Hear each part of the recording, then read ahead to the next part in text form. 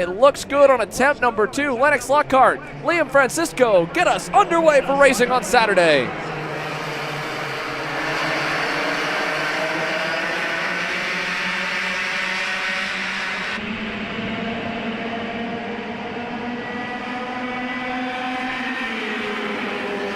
Working our way down the hill now. Dutch Westbrook not wasting any time already in a turn number 8. Able to get his nose clear on Lennox Lockhart, side by side further back, and your reigning IAME Grand National Champion to the lead of this one early here, Xander. Dutch Westbrook puts the number 1 plate out in front, and now he's going to get a bigger gap. How about the start as well for Slate Harrell from row 4 here, half a lap in, is already up to second. And your front row now are fighting with him for that spot as he went a little wide out of that infield hairpin turn 2. And now it's Francisco versus Lockhart for third. Lennox should have the edge, and he'll keep that spot as they exit 4 and go door to door into turn 5. Caden Cladera as well with a great start from row 5 up into position number 5 now as we trail through with everyone still going all the way back to Bayer or Wiley Lee there in the number 11 Bennick, 19 on the circuit, and they've all made it for the most part a full lap around as they wrap through turn 8. Everybody's been able to go through here, and again further back, Lockhart, Francisco, single file, and it looked like Katowski was in a battle there with potentially Stoffel. They were going side by side up front as well. Lockhart looking to go back on Francisco, can't get through. Hudson Howard on Cladera, he's clear. To the inside for Brody Stoffel. Moves 1-2 punch for the JHDD crew up another position as Cladera drops back 2 in just as many corners. Liam Astalis would love to join his teammates up there. And speaking of the JHDD crew, they've got Mason Brody at the bottom of the pylon trying to climb his way up. Astalis now by Cladera. Brody with a backup motor. So Mason Brody to the tail, charging up the board. And speaking of Brody Brown, that left side pod looked a little low going through the original turn 2, turn 6 on this layout. We'll have to keep tabs on the Bennick driver, and just inside the top 10, if he doesn't have potentially a part working its way loose, they could sideline his second heat race. Yeah, Brown's just further back, almost on the edge of the top 10, currently sits 10th, and we'll see what it looks like as well when he crosses the stripe this time by. There's a good look at the Bennick. It does look low, but I will tell you this, Xander, on grid, those the Bennick side pods I think look lower than any other Kart out there, so I'm not sure that's just standard. You do see a little bit of contact, a little bit of damage on the left-hand side, but I think that might be normal to what I've seen with Dutch Westbrook, with how low their side pods really usually run. Yeah, I mean, you can see the right side's definitely low, but the left side, the back, there's 2 bolts that hold them onto the bars, and it looks like it's just starting to drag, if nothing else, and that'll, of course, hurt him in a lot of the corners on this layout with a lot of high-load right-handers, like right here. Still the original turn 4 at full speed. Turn 8 on this course. Hudson Howard making a pass as we go to put 4 laps in the books, and we've had a lead change. Slate Harrell now to the top of the pylon. Dutch Westbrook back to second. Liam Francisco sits third. Lennox Lockhart fourth, and they've got a pretty big break back to Hudson Howard. And another wide moment for Slate Harrell there, missing the exit of turn 2. Opens the door, and Dutch walks right through it.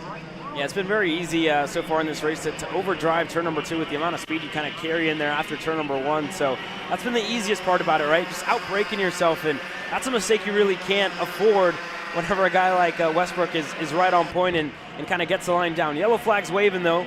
Incident in turn number 8 from what it could be. A couple of drivers collected here, maybe. You see a Marshall down there, yeah, bottom of the screen. Based on the timing chart, it might have been Liani Schiavo. She didn't cross the line last time by. The only driver not to make it to the end of lap number 4. So there's your first group of 4, single file behind Dutch Westbrook. Slate Harrell, little look there. You have to be really on top of it, and indeed, Liani, heavy impact there with the outside tire wall and Scribner barriers. They'll get her moved to the inside in a safer portion of the racetrack. But the 22 will not make it to the checkers. Alessio Tosti and Wiley Lee fading back a bit. They are still running, though, down to 18th. So 18 and 19 remain as we approach the halfway mark with 2 kind of packs forming. Westbrook's group here in the lead. No movement yet. Harrell had a little fade there. I think he was more so just trying to square up on Dutch down the straight. And Hudson Howard commanding the second pack. They were a touch faster last time by, but they need a whole lot more to happen to close a 2-second plus margin. This could help them a little. Liam Francisco and Lennox Lockhart going at it. The 20 takes back third here at the end of the lap to stay there. And Hudson Howard and Jack Katowski, that time, unfortunately, with the leaders single file, they didn't gain. Now they've changed again. Harrell back to the point. Yeah, Slade Harrell not wasting any time to kind of get back up there. Waited behind Dutch Westbrook for a good amount of laps and finally thought it was time. Here's the moves that have been made. 5 spots gained for Slade Harrell after the qualifying. And again, no surprise, right? This kid, local here in North Carolina, will have done this layout, I'm sure, before at the club scene here. So he'll be very used to it. And now side by side further back, Francisco taking advantage, going for second. Lockhart looking to do the same. He's clear for third. We know Dutch Westbrook is no stranger, though, to the format of this event. Last year's winner was incredible to be able to get his first major win here at Trackhouse Motorplex. And that momentum to this year has continued. Take a look at this on the left side from 2024. What a battle to the end for Dutch and Zane Burgess and Francisco as well. Yeah, and Jaden Francisco, that is, right? So Liam Francisco's cousin, older cousin, if you will, was in that battle there against Dutch Westbrook. Zane Burgess, again, now with Parolin this year, moving up to Mini. And Dutch, just a really good job for him. The two that are right next to him really fought all the way to the end. And, again, this move that's coming up here in a couple of laps was a great move, and I think we're seeing that more often than not, right? When you have drivers go to the low side, kind of like what we saw with Nate Goldstead yesterday, rips the high side, sets up an over-under, takes advantage of the battles that the other drivers are kind of doing, right?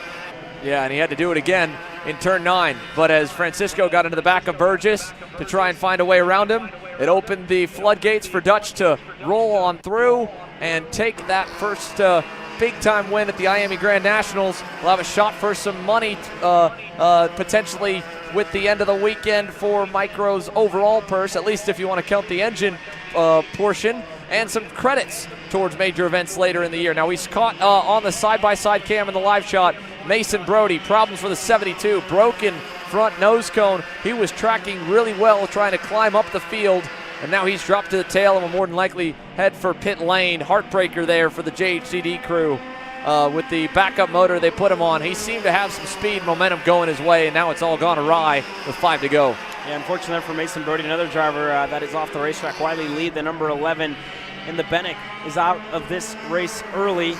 That being said, this time by 4 laps to go here in Microsoft for their second heat, and Lockhart seeing that, wanted to go through on Francisco, able to hold on to it around the outside, dip the tire into the dirt, and looking to hold on for a second. I think he's going to lose it in the end with a better run, a better momentum out of Lockhart as well there around the outside. Oh, and a look there from Dutch didn't pay off in turn 4.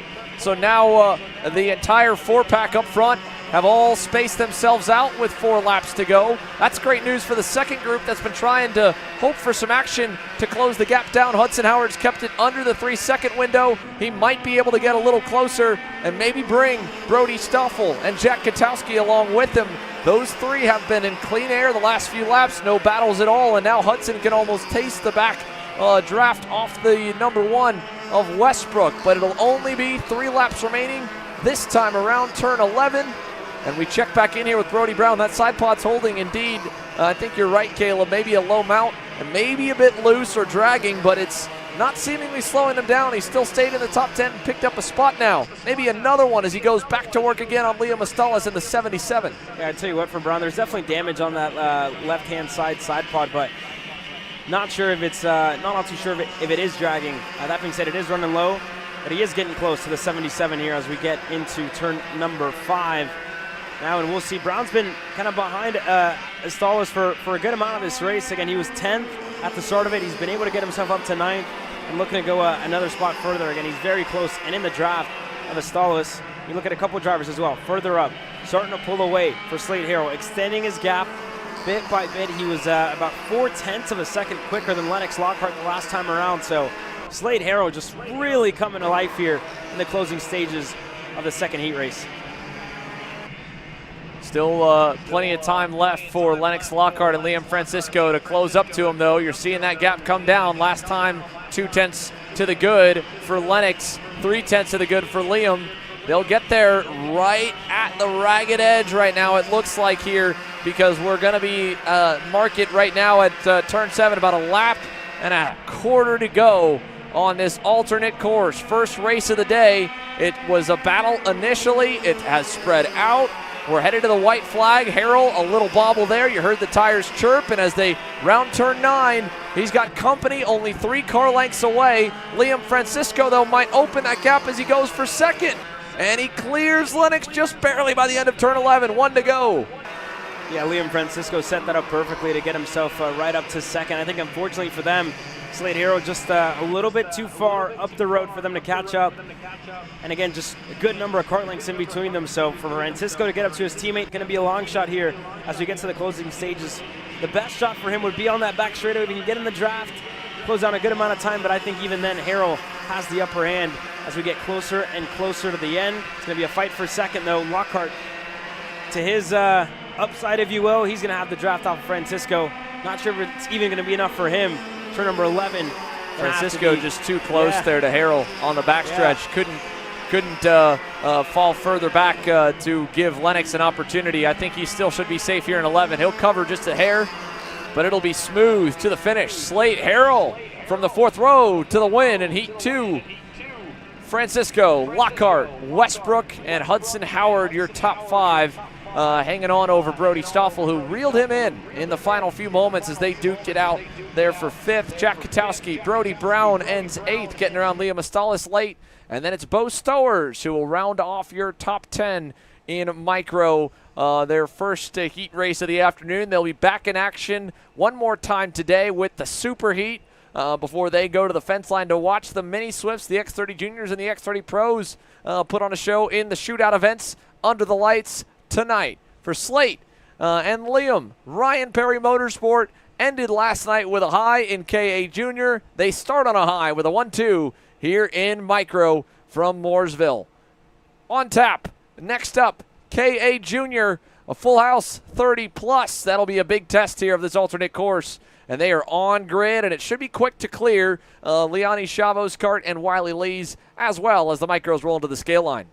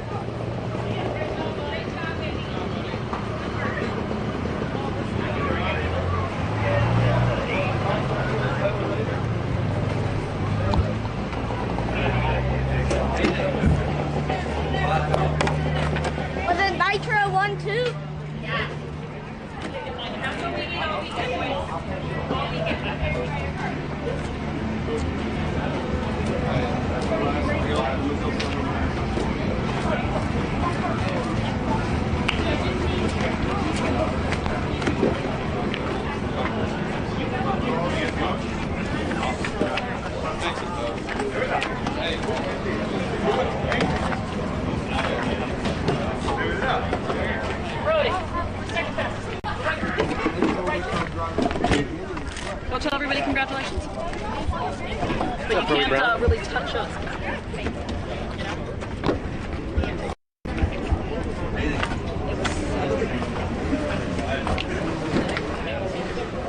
I'll meet you on the other side of Kingston. Ready? Go. You're past. You need to get past the jack pass. We'll get back on that.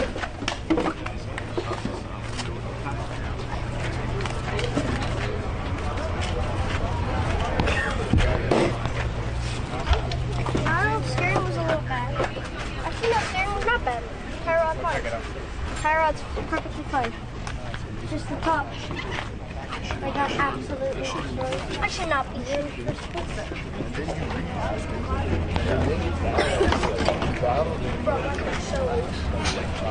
Last 3 laps. Last 3 laps.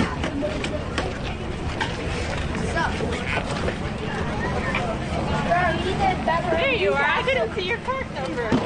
There you go, buddy. You were.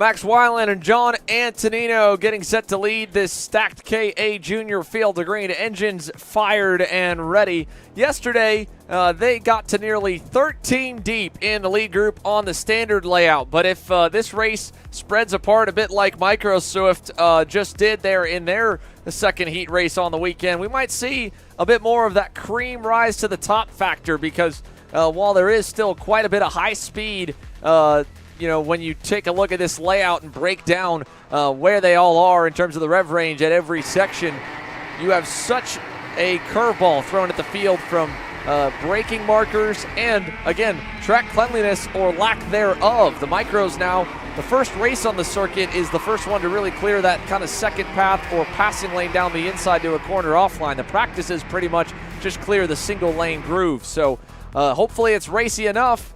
But whether it'll be a lot for the front of the field to handle or if the mid-pack won't be able to get to them remains to be seen. And it's a big one here. This is your first page of 2 with the 30-plus driver field for KA Junior. They're already stacked up at that last corner, and hopefully we'll get them all lined and ready for the start here on the first try by Porter. And stay right on schedule. Even pretty bang on the money with the timetable for the weekend. And the racing's been right there along with it. Antonino on the outside, Weiland on the inside. Green flag for KA.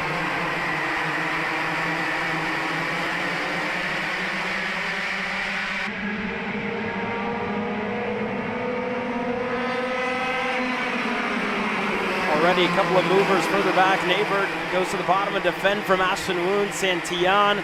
Again, all of them looking to make some passes, but so far so good. Everybody able to make it through, and you see the huge bottleneck as well in that concrete cut through there in what's turn number 9. Everybody just gets stacked up there, Xander.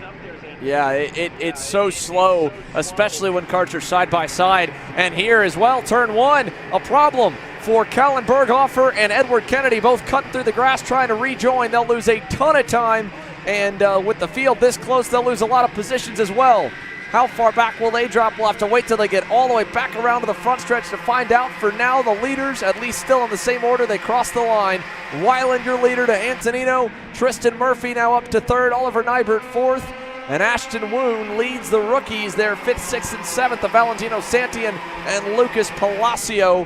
And we've got another one off. This is on the entrance to turn number 5. That's the 844 Holtz DD entry. Nolan Carney.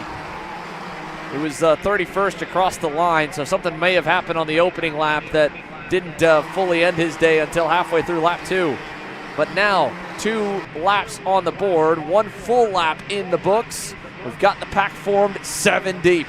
I don't know if this one will spread apart. We'll have to wait for the tires to really get to the right pressure, but let's take a look back here at this moment with Callan and Edward. Contact, end of turn 1. I don't think this will be the last time we'll see moments like this, because again, it's really tough to get fully past someone else in that inside hairpin with how short the brake zone is, how quick the corner is with a wider radius. As contact Oliver Neighbert there, and also at the same point, loss of the left rear tire for the 885 Alexander Savage. Yeah, unfortunately there for Savage, losing a tire, and like you said, right, just very hard to get past, right? The outside in this corner, if you are getting past, turns into the inside in the next one. So we're seeing it here with Tristan Murphy, and that was a deep send out of Palacio, so you're not going to see that same move that we saw with Kennedy, as well with one of the other drivers in that mix, but even then, not as easy to pass around this place in that first corner, again, once you go into turn number 2. That being said, a pass up for the lead. John Antonino takes it away from Max Weiland a couple of laps ago, or I should say a lap ago. Now Antonino gets himself to lead. Neighbert starting to close in 3rd, as well as everybody else starting to stack up. Palacio in 4th, and his gap to Murphy has opened up since being passed. A pass further back as well. Ashton Woon looking to go. Ashton Woon now with Travis Pettit potentially following are going to both split this pack up. And now it's pairs or groups of 4. A 4-pack back to Palacio here in the lead.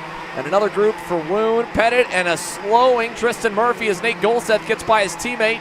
And both of them bogged way down at the exit of 1. And now they're backed up to Jackson Gibson, Max Christia.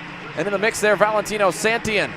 I think that's another factor maybe that might materialize more as we get more races on this layout again, to see where the passing zones hurt the most. And it looks like turn 1 might be one of those, or turn 2 maybe even more so, with the low speed for these KA engines. As at the end of the backstretch here, we're seeing some movement in third and contact as well. Oliver Nybert trying to hang on. Lucas Palacio getting his elbows out, trying to get past him. And now a gap forms up to second. Yeah, very close racing. Nybert going to defend the very next lap, and here's a pass further back. Nico Katowski goes through, and these two are still going at it side by side. Nybert going right back by on Lucas Palacio. First chance he got, turn number 1, and he got clear. Palacio going to still apply the pressure to Nybert here. Lucas Palacio knows he's got speed. He's already picked up spots, and it's a frustrating spot to be in. But he's got to find a way past where Oliver can't instantly answer or cross him over as he did there at the exit of turn number 1. He's going to have help if he goes this time down the backstretch, maybe from Ashton Woon. He'll try it. Won't quite get there. Pulled out of line, had to climb up on the curbing and bail. And the longer he takes to get by Oliver, the more he becomes at risk to getting past himself, because Ashton Woon and Travis Pettit are as fast, if not better, than the leaders right now, and they will not be waiting too long, knowing that it is only halfway left to go here in heat number 2.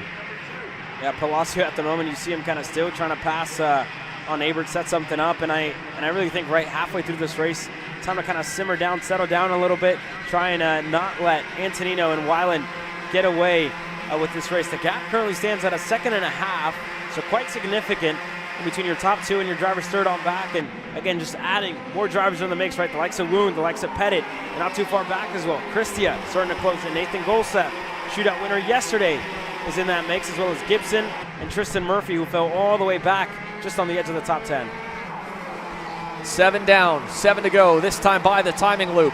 How about some other storylines here unfolding in this heat as the battle continues for Palacio and Nybert. This time he's got an answer in the form of Ashton Woon that sends Oliver Nybert to the runoff and back a few more spots. He'll slot in line ahead of Jackson Gibson, but the drivers having to work their way back from rougher qualifying efforts. Nathan Dupuis is up 6 spots from 17th. Gibson's up 4 from 12th, and from 20th, Vion Bindi on the BJRLN Kart is up to 14th from 20th. That's a 6-spot gain for him as well. So not yet in the double digits, but going in the right direction are more than a few. And there's another one added for Nathan Dupuis as he passes last night's shootout winner in Golseth and moves officially into the top 10. And closer to this fight here that we continue to follow. The unfortunate backward slide for Oliver Nybert is going to lose another one. That's Murphy now going past him in turn 1. Yeah, I mean, and it all started right with all the battling from Palacio. He's going to get another one lost from Nathan Dupuis, who's able to go through. So, again, just a backward slide, right, for Oliver Nybert as this race has kind of gone on. And, again, at some point just has to put a stop to it, try and hold on for whatever he can. His battle further up, Pettit leads Christia, trying to get up to his ex-teammate in Ashton Woon.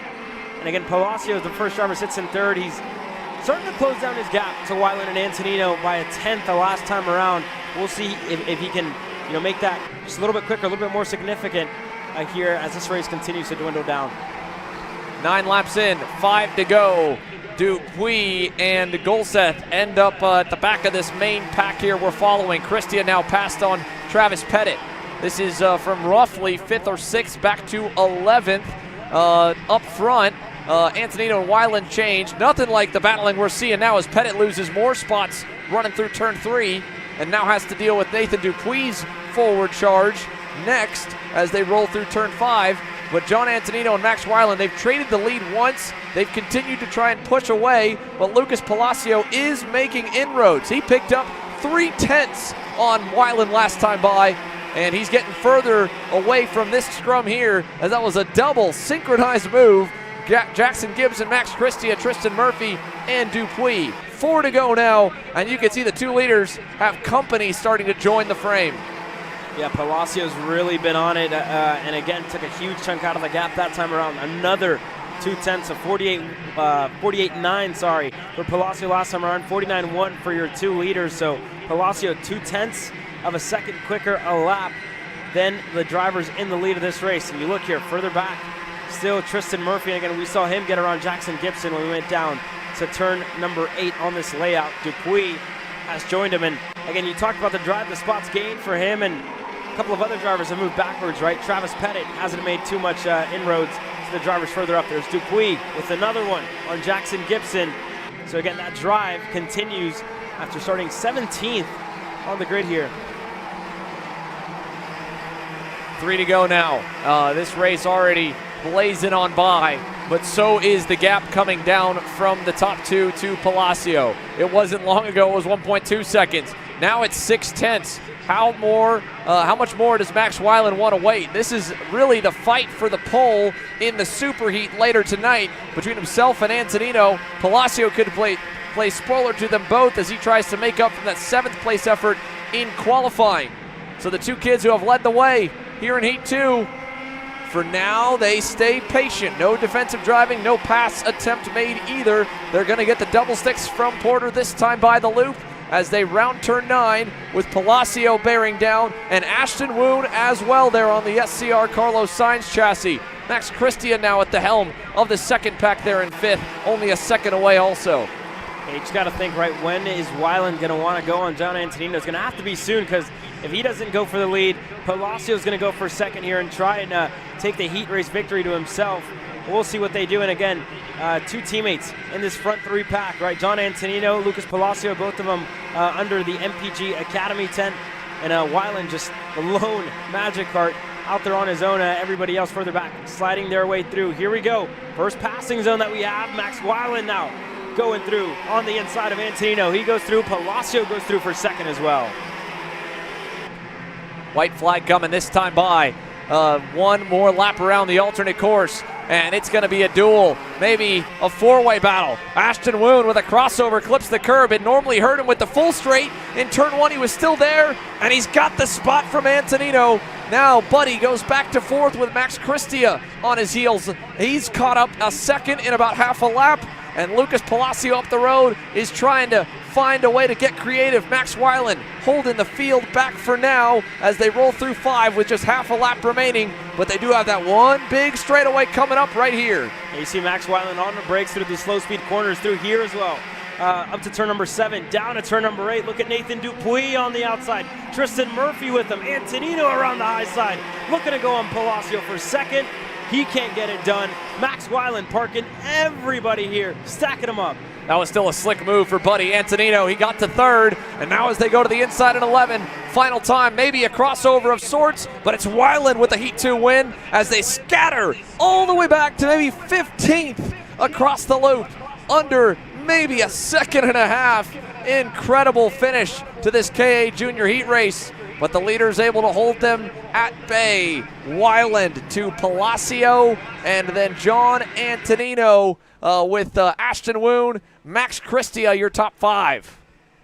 Yeah, what a race up at the front. And again, we had to wait quite a while for that one, right? And then it all just kind of came unglued there as Max Weiland put everybody to the low side, put everybody, put on some defensive moves and was able to keep the win here in heat race number 2. That's a good result out of Max Weiland. Palacio Antonino inside of the top 3 with Ashton Woon and Max Christia, who round up your top 5.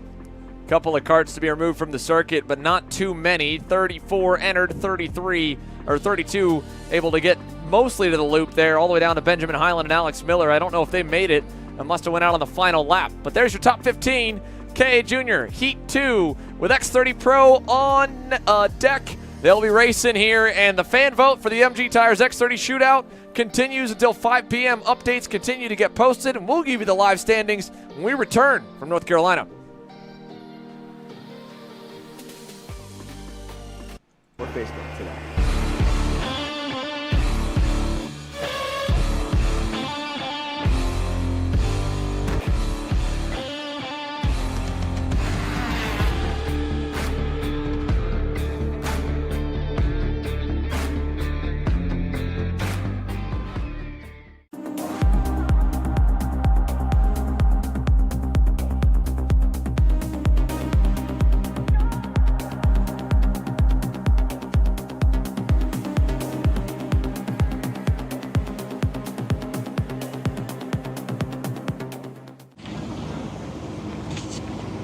What are you doing? It's got my new Greyhound seat. You don't even have a cart.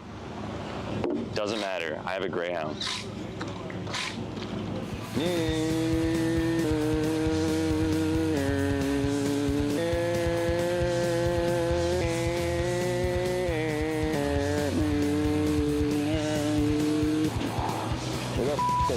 Cuthbertson doesn't even have a go-kart.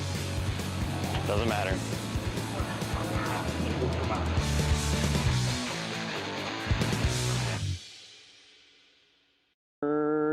Cuthbertson through on Turney. Turney in the dirt. Cat food marketing. $9.99 a month. Dude, Caleb, wake up. Dude, we're live in 5 minutes. Let's go. Come on. What are you doing? Dude, I'm so sorry. Xander had me in a cat food marketing meeting till like 2 a.m. last night. Come on, man. Do you have anything I can drink? Dude, I got the perfect thing for you. Perico. It's a healthy energy drink alternative.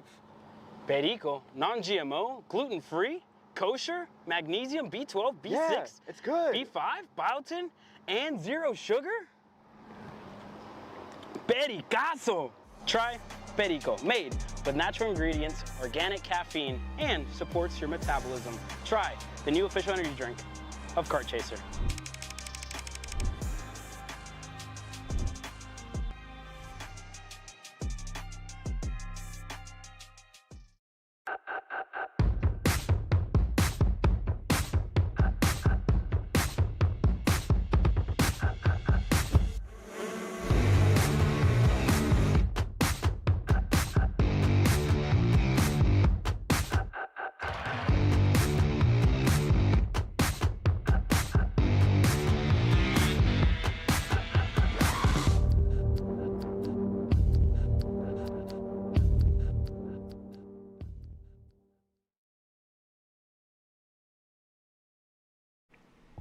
Welcome back, ladies and gentlemen, to Trackhouse Motorplex. X30 Pro's ready for their second heat race, but tonight they've got added sessions with the MG Tires X30 Pro Shootout.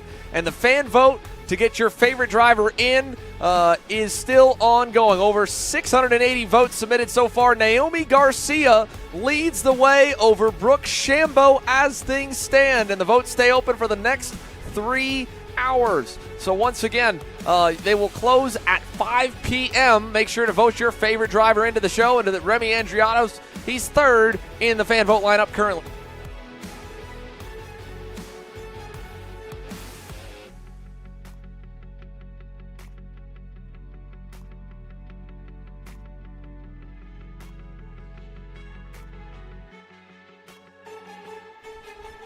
Again, here's a look at Remy Andrados, the Burrell Art Trinity Karting Group machine. Those three drivers well close to each other there on the racetrack. We'll keep an eye on them. And again, don't forget to vote on our official Facebook page. Make sure to go over there and take a look at that, and we'll look at how our Pro X30s will start this race. Paulie Massimino, and again, look back at the day he's had yesterday, still looking to race his way on merit into the shootout after a DNF yesterday has put him on the back foot here in heat race number 2. Going to need a good showing in the super heat later on tonight on the other side of the dinner break here tonight. That being said, ADT was the fastest yesterday when we went into the qualifying session. And he was the fastest as well at the end of the heat race, able to run away from the rest of the field. Gus Lawrence, the driver, starts alongside Alessandro Di Tullio on row number 1 with Dalton Haynes and Frankie Mossman on row number 2. Caden McQueen, the Brit, is up there. He's going to start alongside Paulie Massimino, Chase Gassi, Lee and Austin Garrison, and off Florida, row number 4. Blake Nash and Finnegan Bailiff on row number 5. Your top 10 starters as we get ready to take the green. Ready for action, 15 laps. ADT on the left in the black and blue Rocket Racing Company entry. Gus Lawrence on the outside for Rollison Performance Group. And I think we're gonna wave him around. So we'll take a moment before we go back racing. Just a couple more moments gives us time to go through the starting order as well. Caleb G, Oliver Hodgson looking for a little more, walked in to the Timmy Tech Comcart 10, and again, he was debriefing there with Tim Schutt. Just trying to find that last little bit that they needed to really get into the top 10 and be competitive here this weekend. Kind of, you know, a track that's now home for Oliver Hodgson here, moving over to North Carolina after living in Phoenix, Arizona for quite some time, being closer here to Tim Schutt and the Timmy Tech Comcart team and the East Coast. It's been home for Oliver, but hasn't treated him all too nicely so far this weekend. Looking for a little more here As we get set to take the green flag, ADT Rocket Racing Company on the inside, Gus Lawrence, Rawlster Performance Group on the outside, green flag in the air. We go racing in X30.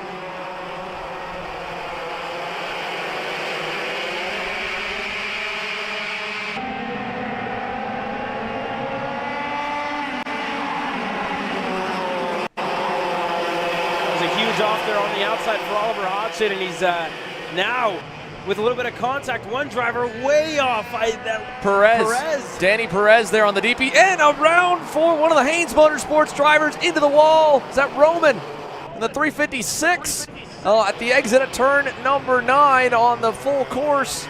And we've got quite a bit down to talk about. More shakeups there. One of the vice race, that might have been Kolar going wide at the end of 1. And Austin, no, the 327, a different one of the SCR machines. That's Max Saga. Spun around in turn 2. Chaos all around here in X30 Pro's second heat race as Gus Lawrence is up and away. He is gone from Alessandro DiTullio and Paulie Massimino. Then it's Haynes, Mossman, McQueen, Blake Nash, and the rest of the top 10 have definitely changed. We'll get the updated lineup when they hit the timing loop. Yeah, DiTullio just had a horrible start. It looked like he just bogged down before the start. Even kind of went on, and Gus Lawrence was able to go around the outside and get clear. Haynes wasn't too happy, and not going to be too happy about this. Side by side, further back, McQueen, Blake Nash, McQueen on the inside, contact in between the two. Nash goes wide, McQueen goes wide as well. Hayden Jones able to take advantage. He slips down the inside. He's got laps on this layout, and look at Austin Garrison. Terrible start for the 329. He picks up a spot there on Stephen Miller and slots right in line right behind Caden McQueen. As they shuffle around, the gap is 1.2 seconds for Lawrence back to DiTullio. And for Gus, this is probably a godsend of a day here. Finally, he gets to a racetrack where it feels like he's not nearly as much at a deficit to the rest of the drivers because it's an alternate course. As we take a look here at the middle of the top 10 and onwards, back to Kolar from that moment earlier. You saw Finnegan Bailiff flurrying on by. He just lost a couple spots in 11, and he is trapped now 4th in this group, all behind Blake Nash. So it's Nash, Caleb Gaffera there, then Oliver Hodgson at the back of it, and it's Chase Cassiat-Lee who leads the 5-pack. This is 6th to 10th currently, headed through turn number 5. Yeah, Chase Cassiat-Lee just stacking them up there into turn number 2.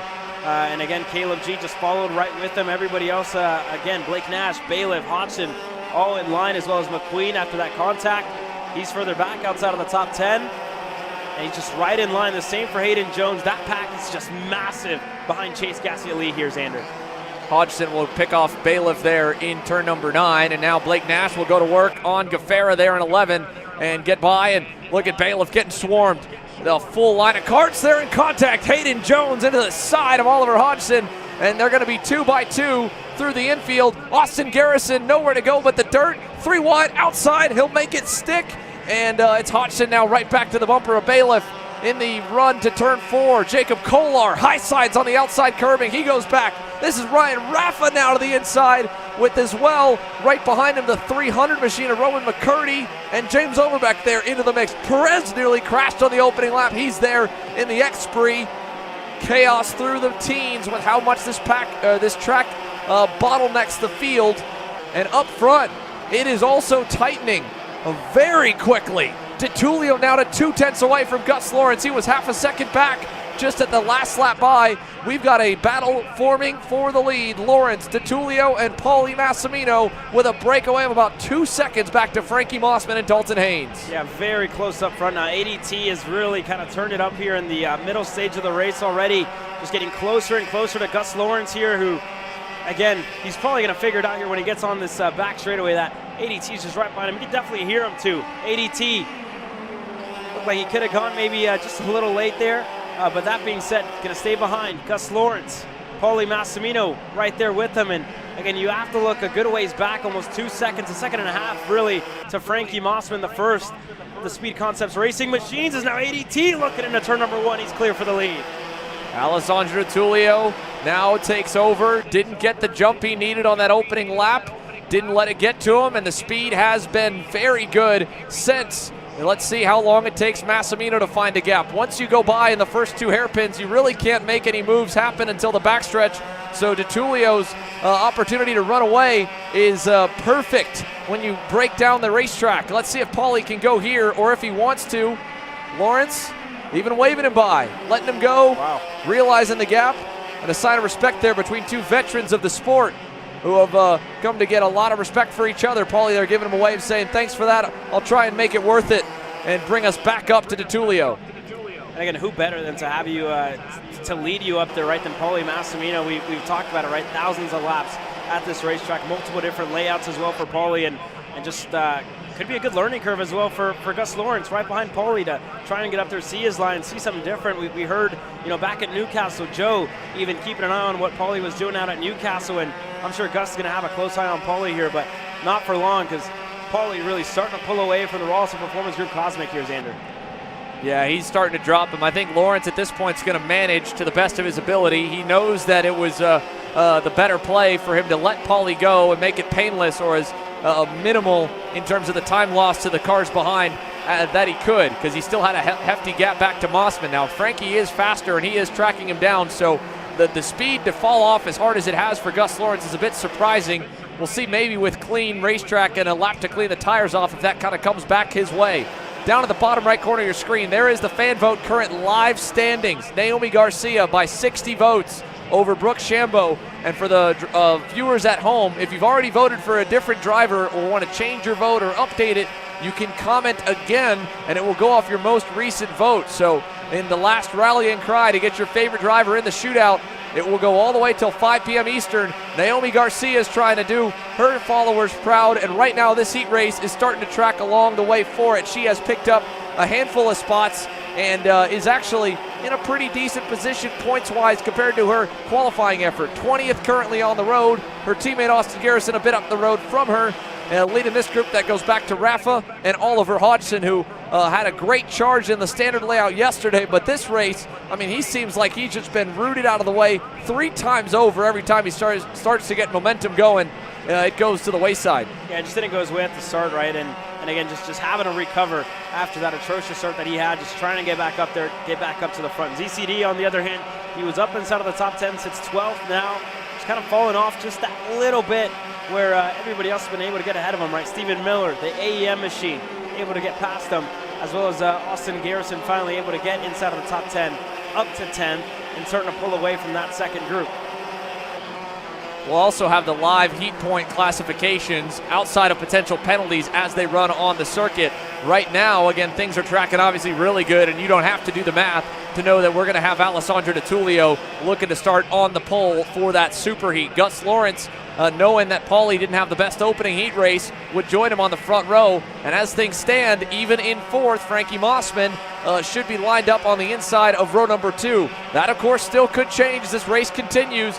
But as they run, that right there will be your starting top 3 for the superheat later tonight. And again, still plenty of laps to go. 5 remaining. It'll be 4 at the line. DeTulio's lead to Massimino is slowly growing. It was a quarter of a tenth last time by the stripe. 46.8 for him. He just dropped down to a 46.73. Massimino to a 46.88. As we follow now with Naomi Garcia and Davin Roberts just in front of her. Haley, what do you have on the young man who just turned into a middle schooler over the summer? Yeah, Davin had to start to the rear due to an engine malfunction after the warm-up. He felt like he had just lost all of his pace that he had yesterday, and so before this heat, he took a new motor. So there you go, another engine change here. Many drivers trying to make the most of the build-up days here at the IAME Grand National Championships and even take that back of the grid penalty in the heats, because you only have to do it for the primary session. You don't have to go to the back for both. So for Davin Roberts charging up the field from the rear, he's now got to 21st. He won't have much time left to make up any more spots, as here we follow Shambo and Perez outside the top 20. And back inside the top 10 we go to McQueen and Blake Nash. This is one of the highest running battles at the moment. And there may be one kind of looming again for second, with Lawrence only 0.6 away from Massimino, but this is really tighter than that. And so that's where we've got our eyes locked. Gaffera to Garrison, There's a look at the gap there, P1 to P2 to P3, about a 2-second spread, and they have gapped everybody else by a lot. Yeah, the top three just, able to pull away from the rest of the field, and that just goes into the hard work they've kind of put in at the start of the weekend, right? You talk about Thursday, they were able to test that layout in the morning, and they've been able to kind of fine-tune that as well. They've been talking about the different layouts as well, just lacking a little bit grip on this layout specifically. When I spoke to Austin, when I spoke to ADT, and to Paulie as well, right? All of them just looking for a little bit more, and as well last night, Alessandro D'Atulio posted they were cutting an axle last night as well, right? Just looking for a little bit more grip. And the grip's going to come down tremendously now that we're going the opposite direction in half the turn. So you're laying down rubber in a totally different way. This is going to be a vastly different circuit when they hit the racetrack again for the SuperHeat tonight. But one driver who seems to have mastered it here amongst the top 10 that we haven't touched on is the kid that just got to 4th a couple moments ago, Chase Gassiet-Lee. What a turnaround here for Saturday after a bummer run yesterday. Couldn't really kind of get into the spotlight. He's actually the fastest car on the circuit right now next to D'Atulio, and if not beating him on some of the laps. He's gone by Mossman. It's put him now 4th. That's going to be a big improvement for him on the potential heat race lineup, so hopefully Chase Gassiet-Lee can maximize what he's got at the moment and bring it home with a top 5 run in Heat 2. Start a little bit prettier for that SuperHeat race later on tonight. Yeah, this is good driving out of the rookie driver to get himself up there, and as well for Alessandro D'Atulio, right? Feeling under the weather at the start of the weekend, and to turn around and to have a dominating race like this, just unheard of, Xander. Makes it easy to keep the confidence growing. The Rocket Racing Company sweeps the heat races in X30 Pro. D'Atulio, your Heat 2 winner, to Massimino and Lawrence. Chase Gassiet-Lee, Frankie Mossman, your top 5. Blake Nash McQueen, and then check out this group. Dalton Haynes holding the pack at bay to the end. That pack formed in a hurry as Haynes started to park it and try to hang on. He does successfully there for the 8th spot. Then ending up in 9th, Stephen Miller on the AEM karting entry, and then Austin Garrison concludes your top 10 as they cross the line. Zachary Clayman DeMello, 11th. Caleb Gaffera, 12th. Hayden Jones, 13th. Oliver Hodgson and Ryan Raffa, your top 15 from the second heat race for the X30 Pro drivers. Finnegan Bailiff fades down to the 16th spot. Overbeck, Kolar, Sangera, Roman McCurdy, and Naomi Garcia. She may be needing to lean on that fan vote. The same for Brooke Shambo, who's only about 50 votes behind as of the last tally. 21st and 25th for the young ladies here from the second heat race. For D'Atulio and Rocket Racing Company, though, this is as perfect as you can script it to try and go for a $5,000 haul tonight and maybe another one tomorrow afternoon.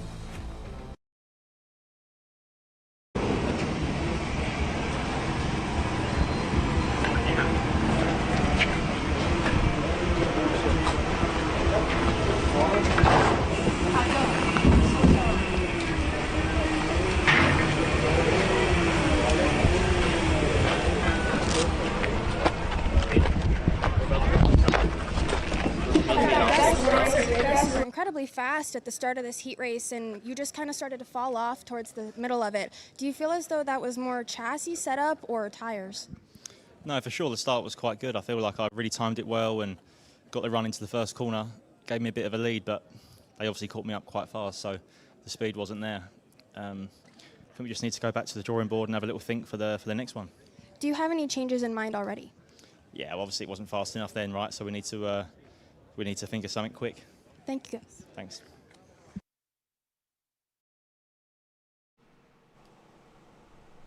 Let's take a look at the heat race points tally here, folks, of where we think they could potentially line up for their SuperHeat. And we'll have that for some of the other divisions coming up as well. I'm sure plenty are trying to get the math out. Obviously, we know that Alessandro D'Atulio will lead us to green later on tonight, and Gus Lawrence on the outside of the front row. Caden McQueen with that heavy charge towards the end, and Frankie Mossman falling back to 5th. Flips the second row, so it'll be a Brit 2-3 on the lineup. Mossman 4th. Austin Garrison on the tiebreaker from qualifying will actually end up just behind there, I believe, in 5th. And then it'll be Dalton Haynes, and Stephen Miller there in 7th, if all is correct. Then Gassiet Lee, Oliver Hodgson, and Caleb Gaffera potentially your first 5 rows. Again, that could still change. There's still potential penalties and pushbacks of the like that could shift the lineup from what we've got on your screen. And the same goes again for all divisions that will show with both the on-track results and, from what we can tell, doing the math on the points. So with that, one driver that knows he needs a lot of them is the kid starting on the inside here in Mini Swift. Liam Nachawati, a heartbreaking end to yesterday afternoon, but that's okay. Saturday's a new day. He had speed, of course, though, to kick off Friday. Fastest in qualifying with Jay Howard Driver Development alongside Maxwell Macha in the Paralyn. This kid, we'll have to check how good he's been on the full stat sheet, but I don't feel like he started outside the top 2 rows at any event of the summer, Caleb. Just super quick off the truck. Yeah, Maxwell Macha's been super impressive last couple of weeks, as well last couple of events that we've had. And again, keep it on him. He was able to win yesterday. We'll see if he can go back-to-back today, and Blake Hunt giving him the last little bit here before they get going. Jaden Francisco watching cousin Liam out on track earlier on today. He's looking to get himself up front, maybe come away with the win here in this one for Jaden. Alongside him is going to be the Rooter Timmy Tech Kart of Cade Wolf, who gets set to go green from row number 2. Wolf and his teammate Holden Myers look quick. They are on the outside of those couple rows, and to the inside of Holden will be Zane Burgess. First weekend with Paralyn, and a 1-2 already in the books from heat number 1, working with Macha to the end of the race. This will be a little bit tougher, though. The teamwork aspect didn't seem to be nearly as critical in heat 1 or heat 2 for Micro Swift, first race of the day.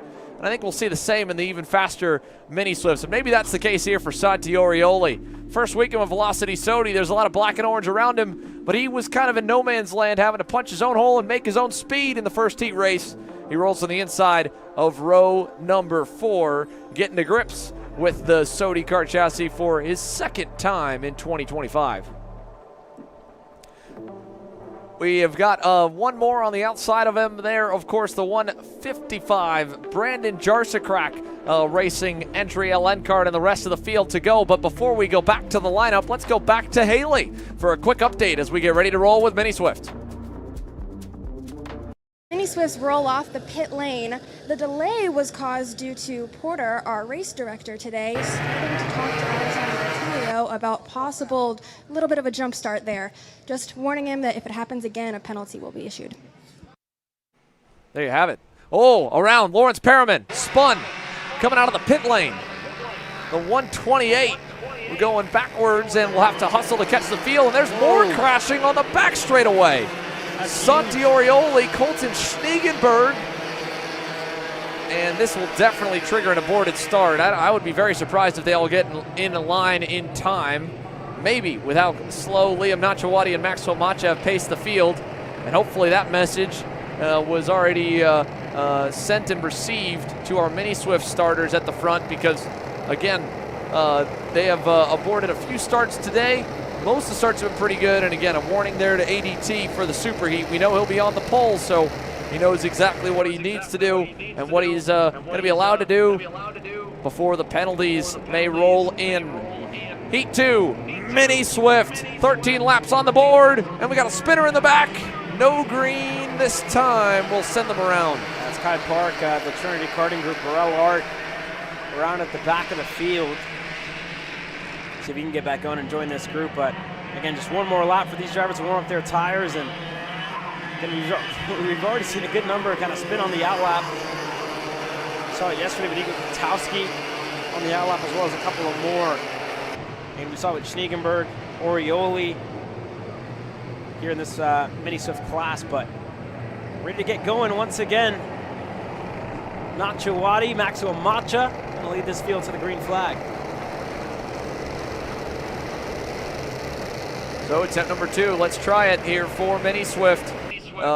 There is a look down the front stretch. Porter trying to let him know, hey, you've got your start box way down by turn number 1 on the standard course in turn 5 on the alt track. This looks good, and it will get the green.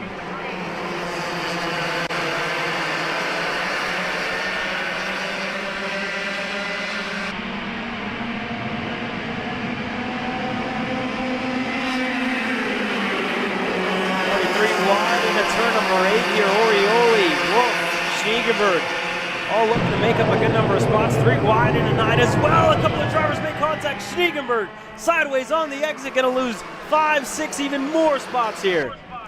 Oh, man. Already a spin on the outlap, and now a big moment here on lap 1, or half of lap 1, as there's 2 more collided. Isaac Carvalho potentially one of them, and the other would be Ruben Greer on the RPM Nitro kart. So we're down 2. They might be able to get back going again with how much time they have before the field returns to that section. But Liam Nachawati is hustling to get there as he tries to break away and make it where no one can play a factor in his day today. He needs a maximum points haul here in Heat 2 and hopefully some mixing up of the front of the pack to give him the best potential starting spot in the SuperHeat. But they just lined up and destroyed the gap that he built on the backstretch, and we're back to nose-to-tail action again here in Mini. 1, 2, 3, 4, and you can almost mark it at 6. Back to Cade Wolf there in the 154. Yeah, Holden Myers, his teammate, not too far back as Zane Burgess with a deep lunge into turn number 1, side by side for second. Nachawati looking to hold on, and Francisco trying to pass for second. He got passed for third there by Maxwell Macha, as now they're all going to stack up. Cade Wolf well into the mix, Santi Orioli in it as well. Holden Myers on the rear bumper, and Cameron Johnson, the first of the Nash Motorsports machines, getting up to this front group. Macha through for second, Nachawati, Francisco side by side for third. Down the back straightaway, single file here for the first 4, and a look for 4th from Wolf. Wasn't quite there, so he stays back. Now he looks in 9, and he gets it, and he'll bring Orioli with him. So that will give the leaders some breathing room up front.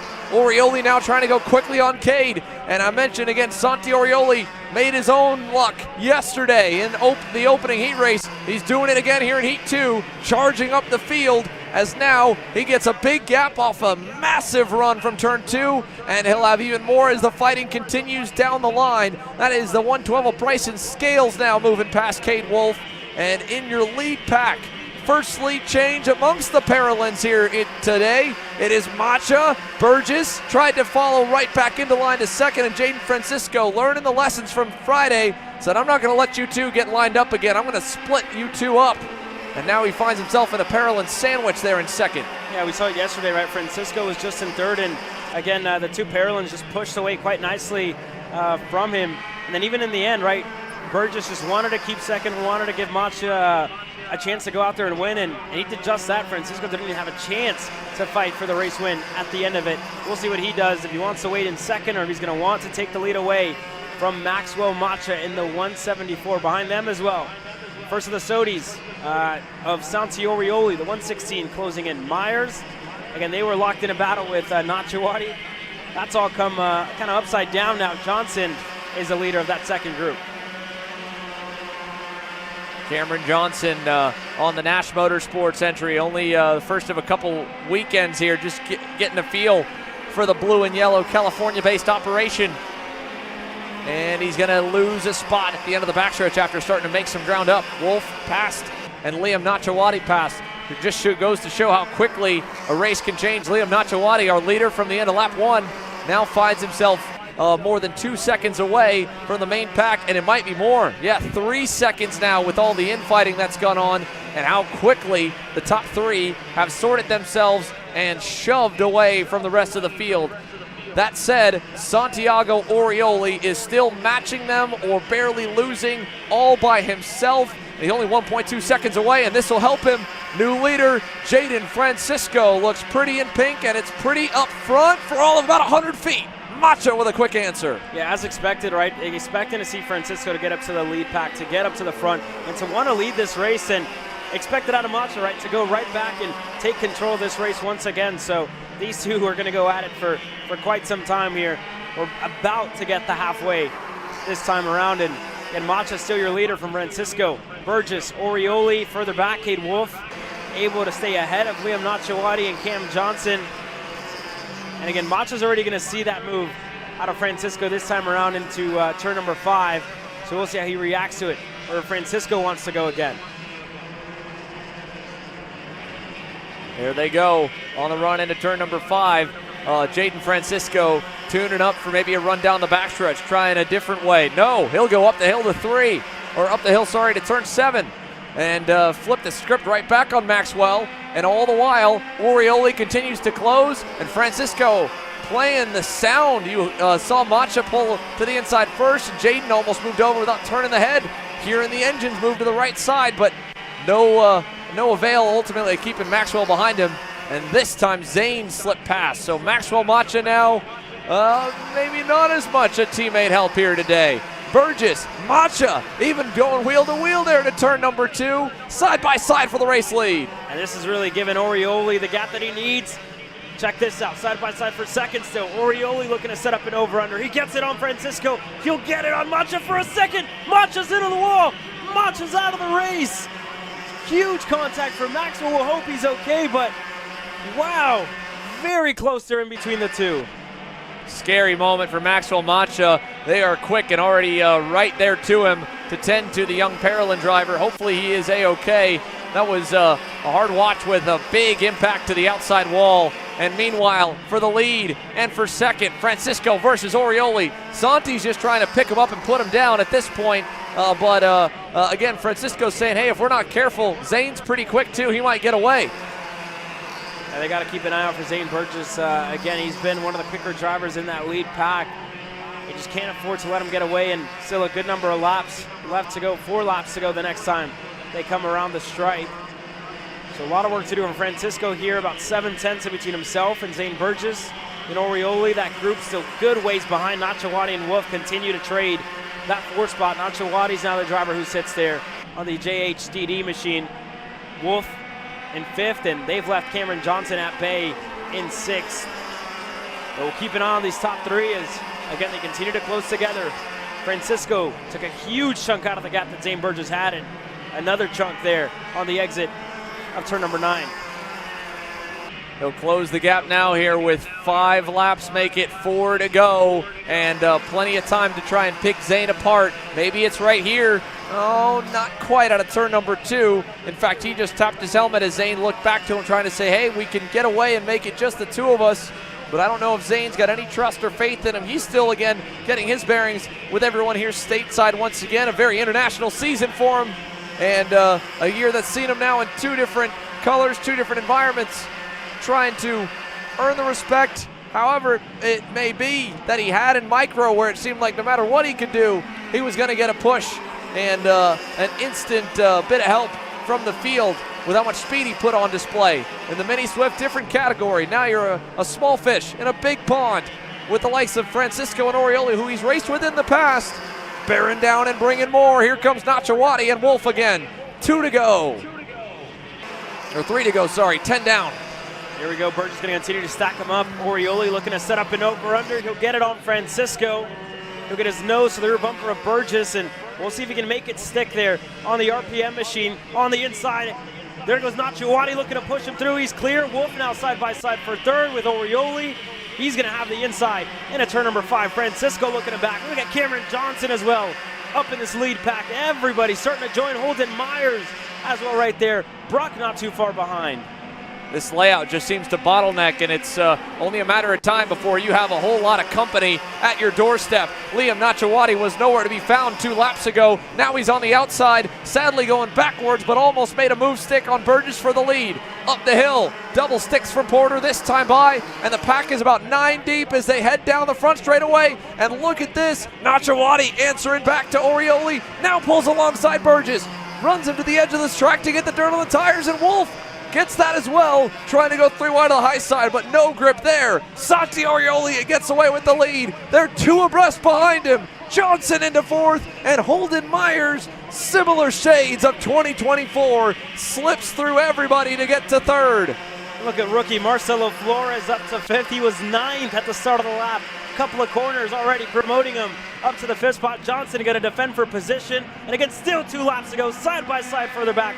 Nachawati, Flores, a little contact on the straightaway, and Holden Myers around the outside on Burgess. He's through for 2nd. Holden Myers is picking him up and putting him down right at the right time here in Heat 2. White flag this time by. Look how many now join the pack. Lawrence Perriman is in it. Bryson Scales, Gabriel Souza. There's more on the way as Myers takes the lead.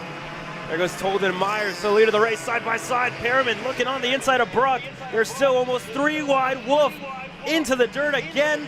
Last lap, white flag in the air last time around, and everybody's still looking for positions. Francisco lost a handful as Orioli and Burgess fight for second. Now the gap forms. Holden Myers picked him apart, and he's going to have one big straightaway to worry about, and that'll be it. And he won't have to worry. Side by side, Burgess through for second. Here comes Marcelo to the inside for third. Side by side, and he gets it from Orioli. One more major pass zone to go as they get through 9. A bumper there. Orioli forces his way back by. Cameron Johnson now side by side for third. He'll try to find a gap back in line for fourth, and it's Holden Myers stealing one in Heat 2. Oh, contact Colton Schniegenberg into the grass. Big moment at the end of that one, and that could have gotten very scary, Caleb, as he nearly rolled right back into the racing line in turn number 1. Goodness. What a race. Towards the end of it, right, we had to wait a good bit for it to get to the level that it did, but I mean, look at the gap there on the right-hand side, just very, very close in between everybody. I mean, Holden Myers able to pull away from the rest of the field, but from Zane Burgess on back, I mean, side by side, almost 3 wide across the finish line for a good number of drivers. Flores with Johnson and more, and again, drivers just getting themselves into the mix, right? Johnson started that race in 12th. He got up to 4th. Flores started in 16th. 11 spots gained for Marcelo Flores to get himself up to the top 5. And Francisco, right, started 3rd, fell back to 6th, dropped 3 spots. But what a race. Nacho Wally led, Francisco led. We saw Cade Wolf up there finish 9th. What a race, start to finish. Yeah, it just, the fact that we didn't have more crashing there at the end up until that final run down the straight is insane. And how about this run? Holden Myers from nowhere to everywhere to the top of the leaderboard. Last year's Grand National champion, Mini Swift, is your Heat 2 winner. And we'll send it down to you, Haley. I've got Holden Myers here. Holden, tell me about that pass into turn 11. How did you decide that that was the time to go for the win? I could feel like I didn't really have the pace, and I just had to go for it because I knew they were going to race if I got a little bit of a gap. Just had to push and keep working. You're currently our reigning champion here in the Mini Swift class. How confident are you that we're going to see you on the top step again this year? I'm pretty confident, but just got to play it right and see what I can do. Thank you, Holden. Thank you.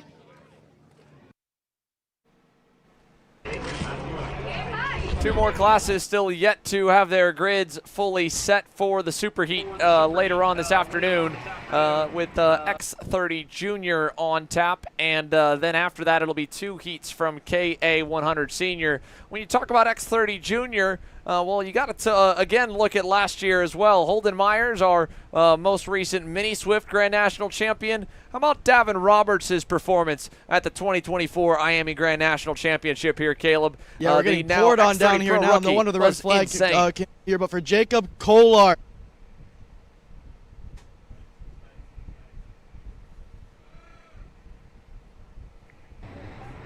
apologies there. We'll pull that in a moment here for Davin Roberts, his moment from 2024. Still, though, again, X30 Jr with a new script to be written for 2025. They're on tap and ready for heat number 2. K100 Sr with 2 groups as well. Let's take a look back at that 2024 X30 Jr main event and the battle is that Davin had to fight through to get that Grand National Championship trophy 1 year ago. And again, it was a huge fight, right? Drivers like Enzo Vidmontien, Alexander Vanchev, who's now moving up to the senior class. And you look back at last year, right? He was with the Sodi team, and Davin Roberts just picking them apart one by one, making moves around the outside a lot like we're seeing this year, right? Diving tires into the dirt. And Peyton Westcott, the young lady, she was in that mix as well. And when contact kind of ensued for Vanchev and for Ty Fisher, Roberts able to get up to 3rd. And again, it just wasn't easy for Davin throughout that race, but this kind of just shows you X30 Jr and what we're going to see later on today as well, Xander. Yeah, it's going to be a lot of drivers, I think, probably more even than last year's main event in the mix. And you could see how deep the field got at certain points with just consistent passes for the lead and through the entire group. But all the while they were able to just, at the moment that they would think the leader would get away, keep them within their sights. And for Davin, a photo finish with Alexander Vanchev to score the win in spectacular fashion. Heat 2 for this year's X30 Junior class now getting set to go. Let's bring you the lineup for the last time they'll be lined in this order. It's going to be Lucas Palacio on the inside of row number 1. Ashton Woon will be on the outside alongside Max Weiland and Tristan Murphy. John Antonino and Nathan Golseth on row number 3. Then you go back to Bashi Jimenez and Parker Ives on row number 4. Row 5 on the inside, Jude Thurmalaswamy and Isaac Malquit. Row 6, Royce Vega and Jackson Gibson. Edward Kennedy and rookie Enzo Di Gennaro on his first start in X30 Junior starts on row number 7. Arthur Barb and Nico Katowski on row number 8. Travis Pettit and William Beater on row number 9. Row 10, concluding your top 20 starters here. Jose Alejandro Helfin on the inside, Indy Anderson on the outside. Achilles Sapirko and Meyer Lewis make up row number 11. And your final 2 starters, Maddox Ruiz and Nathan Dupuis. 14 laps now to 15 with the X30 Juniors. So 15 laps for them around this alternate course. Many of these drivers have gotten some laps on it in K Junior already today. Let's see if they can put them to good use and drive to the likes of Palacio on the inside and Woon on the outside. We're green.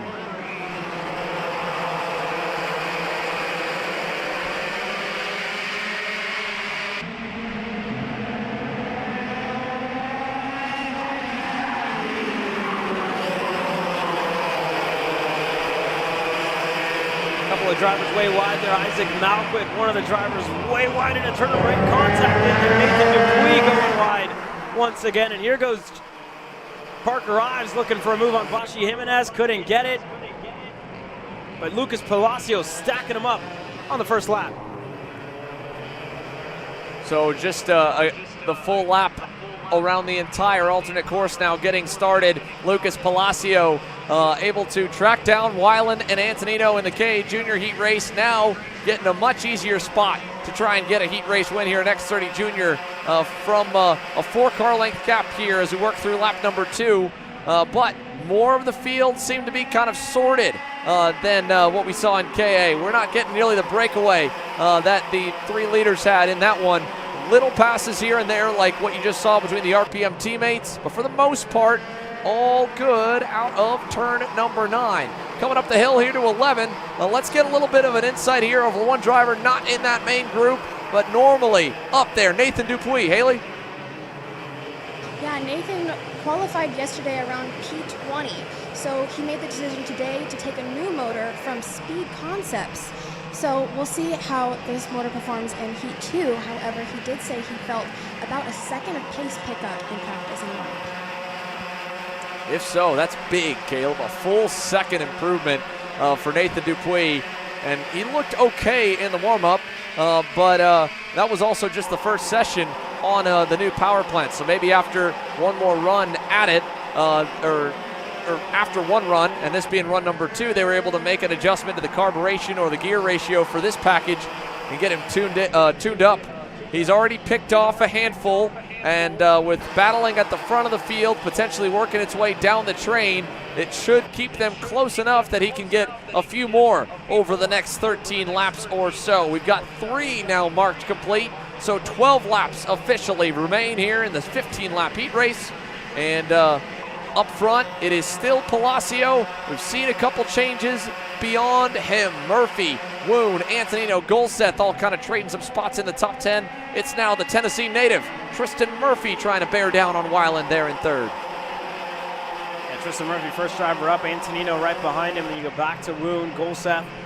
Everybody single file line as it stands, a kart length in between all of them. And again, we've kind of seen this trend, right? First couple of laps, we see the separation, and then towards the end, it kind of gets a lot closer together once we see that defensive action, once we see the passes start. So don't be surprised if we get to the end of the race, and again, this field gets very, very stacked up towards the end of it. At the moment, Palacio just in control, right? Keeping Weiland at bay, and that's just, they've been setting in the same lap times, right? 48.1s for the pair of them, just being really consistent at the moment. That's the name of the game. 48.1s for almost everybody inside of the top 5. Back to John Antonino. It's still such an early read, though, on the times, right? While it shows they're working lap number 5, it's still only lap number 4 at full length with the halfway through the circuit finish or start line that we use. And with it being 15 laps, I mean, you think some drivers are looking to peak around lap 8, lap 9. Gus Lawrence didn't look good at all after the early gap that he had, but he kind of picked up pace towards the end. Paulie Massimino looked as strong as the Tullio in that X30 Pro Heat, and it kind of tapered off when the race spread out in the final 5 laps or so, and Tullio opened the gap to more than a second. For X30 Jr, I don't think we'll see them spread apart that much, but I don't know if now's the right time to really pinpoint who we think looks good and maybe who we think needs a little more speed to contend in the SuperHeat tonight. And beyond that, I mean, we're not even really seeing much movement in your top 10 altogether. So maybe they're all about evenly matched because they've spread apart, obviously, from the first lap of going side by side and the like. But we're hunting for battles through the field, and they're not too many. 1 or 2 position changes here and there as we put now 6 laps marked complete. This is Ashton Woon to Nathan Golset and then Juther Malaswamy in the 791. There are again some movers from further in the pack like Travis Pettit. Mind you, he had an engine change yesterday, so he had to start yesterday's heat from the rear in KA Jr. I believe in X30 Jr, also a bit of a rougher run. 18th though on the grid, already up to 11th for the 729. And beyond him, picking up spots, we talked about Dupuis. He's only got to 20th so far, and ahead of him, Jose Helfand's picked up a couple, but we're really seeing everyone stay in lockstep. And again, it's no different at the front. Palacio is still your leader, as he was from corner 1 on lap 1, now with 7 complete. And again, we had a close look there on Travis Pettit. He's already up to 11th in this race. Started 18th, 7 spots gained for Travis. And again, we heard from Haley yesterday at Motorswap for Travis Pettit yesterday after the qualifying session. So he's having to work his way back from that. He's up to 11th in this race. Everybody else further up as Palacio now starts to pull away, extends his gap to about half a second over Max Weiland, Tristan Murphy, and John Antonino, that second train. So Palacio looking quite good here, just past the halfway point. And again, just too early to call, right? We have to see the last couple laps, a lot of racing to go. And everybody else still stacked up. Golset, Malaswamy, Jimenez, Ives, Gibson. That's the rest of your top 10. And as it stands, that's another 10th. Palacio, just that little bit quicker here halfway through this race. 6.5 laps or so remain. Let's look at the lap time specifically here even deeper on. With Travis Pettit and Isaac Malkwit starting to really make some hay further back at 11th and 12th, they should be catching, and in fact they have already gotten to Jackson Gibson and gotten by him for that 10th spot, at least in Travis's sake. Let's see if Isaac Malkwit can do the same here for 11th. He'll have a good run down the backstretch, turn 7, turn 8, inside, look in, and by.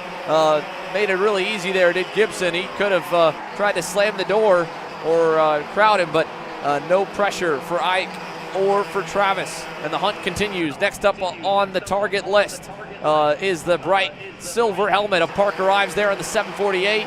And Bashi Jimenez.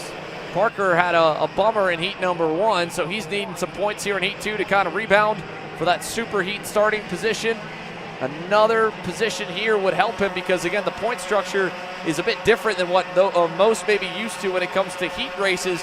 It's 50 points and on down in increments of 2 or 3 and then eventually down to 1 through the grid. 100 points down the SuperHeat. There's no championship, but again, that's the important part of thinking about how you calculate the lineup, is the fact that it's a bit different than what we're used to, maybe with a 0 point for a win and a 2 for second, a 3 for third, and onwards. So that move there might have been a 2-point gain for Parker. That could be 1, maybe 2, maybe 3 spots with tiebreakers. And it'll be the same movement here for Pettit as he gets by Bashi. And now here comes fellow LN Kart, but this time with Mike Doty racing to the BJR driver's bumper. Malkwit over to 4. As we look back with the lead, Weiland, Murphy, They started to pull away from John Antonino here. In lap time specifically, Weiland, again, just that 10th up on Murphy. And again, a 10th up as well on John Antonino. Ashton Woon, about 2/10 down on those three drivers, 3/10 down on Lucas Palacio. So those gaps, you're starting to see them on the racetrack start to form. And for Palacio, again, a lot of laps around this place, and I would assume a lot of laps with multiple different layouts as well. Local to North Carolina, he's going to be good at a place like this. So Palacio just continuing to keep his gap consistent over the Magic Kart driver. 3 laps to go again at the line. Like you said, the gap just barely coming down. They have opened it, though, from Antonino onwards. It was a 10th improvement there for Buddy back to Ashton Woon. Nathan Golset, the half-tenth away. For any other progress in the field, it's, again, still pretty static. Nothing changing there. This is probably going to be the bigger group on the racetrack, and the movers being Travis Pettit and Isaac Malquit here in this heat race. They look exceptionally strong, and will be 2 drivers to keep your eyes on in that super heat, depending where they kind of rinse out off the 2 heat race results. Malquit, big run, turn 11. I don't think he'll be able to do it in 1, but he might be able to try something in turn 2. Let's see if he's close enough. Not quite. But it's been just Pettit by a driver in 1 corner, and Malquit about a half lap later or less by the same. Here we are through 4, maybe down the backstretch of the run to turn number 8. He can put some heat on Parker and continue his forward drive. Further back from them, Jimenez is hanging tough with them, as is Jackson Gibson. They're not falling away. And the field spread physically is big here, Caleb, but it's not much lap time-wise at this point. I mean, you do have a bit of separation with the leaders, Palacio and Weiland. I mean, they're in the mid-47s, but the majority of the field's in the high 47-second bracket and the 48s. So with Malquit now by, and he and Travis Pettit tracking in that kind of mid to high 47 seconds, they're borderline as fast as the top 3, but when you're going offline to make passes, you're kind of going to dirtier parts of the circuit, especially on those concrete runoffs and cut-throughs that are used on this course. And you're learning. They are going to come away with so much more intel than someone like Lucas Palacio, who has led this race for every single turn. He doesn't exactly know if he's got any weaknesses or strengths compared to the others. Those drivers, Travis Pettit, Isaac Malquit, they'll have a lot of information to tell their mechanics and coaches, and I'm sure the same from the fence line. Maybe there's something here to take away for second on this final lap, more than intel. Max Weiland has faded, and Tristan Murphy is close to be able to put the heat back on again. Yeah, that'll be one of our closest battles. 2 kart lengths in between Tristan Murphy and Max Weiland. And again, speaking of a couple of drivers, again, those concrete runoffs just a lot bumpier, right, than the normal asphalt. Just saying it adds a little bit of a physical factor to it for some of the smaller drivers, like your Parker Ives or, you know, like your Enzo Di Gennaro's kind of racing for the first time, or rookies in the X30 Jr class, just trying to get to grips with the power plant, different powers, and so on and so forth. But that being said, last lap underway. Lucas Palacio hasn't taken a look back since the start. Perfect race, perfect execution, our first one of the weekend. Green to checker every corner. Lucas Palacio dominates heat 2. Max Weiland, Tristan Murphy, John Antonino, Ashton Woon, your top 5. Back to Golset there, Malaswamy, Pettit, Malquit, Jimenez, your top 10. We'll take a quick commercial break, folks. 2 more heat races remain before a short break in the action. Super heats on tap, but first we've got 2 more heat races for KA Sr in the standard lineup. The class split in half that we won't see all together till tomorrow. That doesn't mean they won't put on a show for you, even with only 25 of them on circuit. They're ready when we return.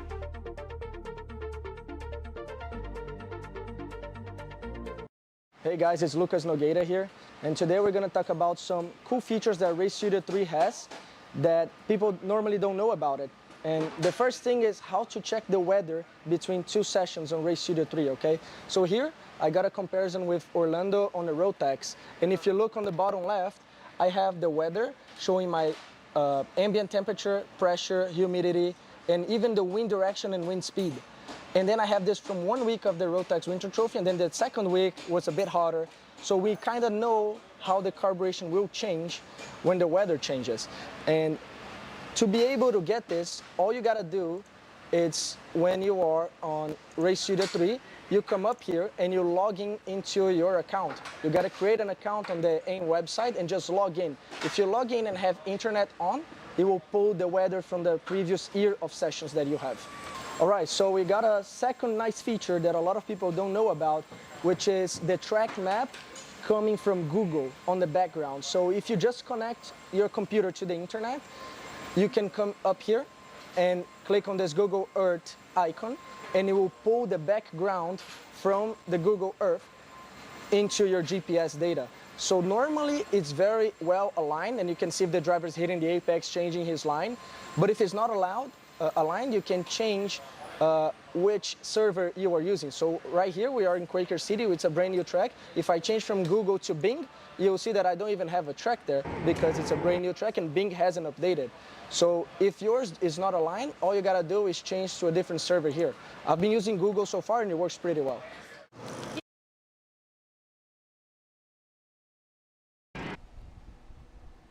Well, it's time to go racing for the first of our heat races here in KA Senior. Finnegan Bailiff late to the grid, but Zachary Clayman DeMello and Connor Ferris gonna lead us to the green flag. And we got it. We're racing in KA Senior.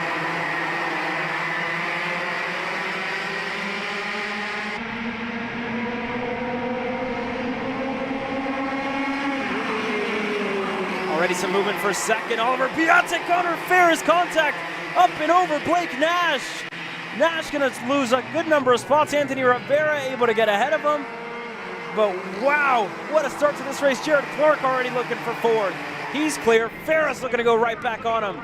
Not gonna be able to go through, but side by side, bumper to bumper. The majority of drivers able to make it through. One driver way off the racetrack, one of the Rylands Racing BJR drivers, goes off able to rejoin. Connor Ferris out here, Heat 2, Group B for KA 100 Senior. And here's a look at it. Well, this is live on the left side. Contact there on the side of Blake Nash. Blake was kind of on the other end of this in qualifying, and the turn 4 section has continued to prove troublesome for many as KA Senior gets underway for their 14-lapper here with Zachary Clayman DeMello now cycling to the top. Timing and scoring right now, very active here, monitoring quite a few penalties over the last couple of races and getting everything sorted as quick as they can for the overall SuperHeat lineup. But it's ZCD who leads the way here, working through the 14-lapper over Oliver Piatek, Caleb Gaffera, Jared Clark. And they'll get more information up to date here with Ferris still managing with that destroyed side pod right now. As long as it's still on, it's okay. The question is if there were anything else that bent on that TFR Kart Republic. Yeah, and you see it there, that side pod just mangled, kind of bent upwards as he's going to fall under fire to Brandon Lemke, who's the driver that's right behind him. We'll see how long it takes Lemke, turn number 11, maybe. No, going to wait in line. Blake Nash, again, driver Ferris had contact, which is right behind him. We'll go back to Lucas Zabo, driver right behind him, to Anthony Rivera and more. Just all falling into line, but your top 5, already some significant separation in between them. Just a couple of kart lengths in between everybody as Ferris still looking to hold on.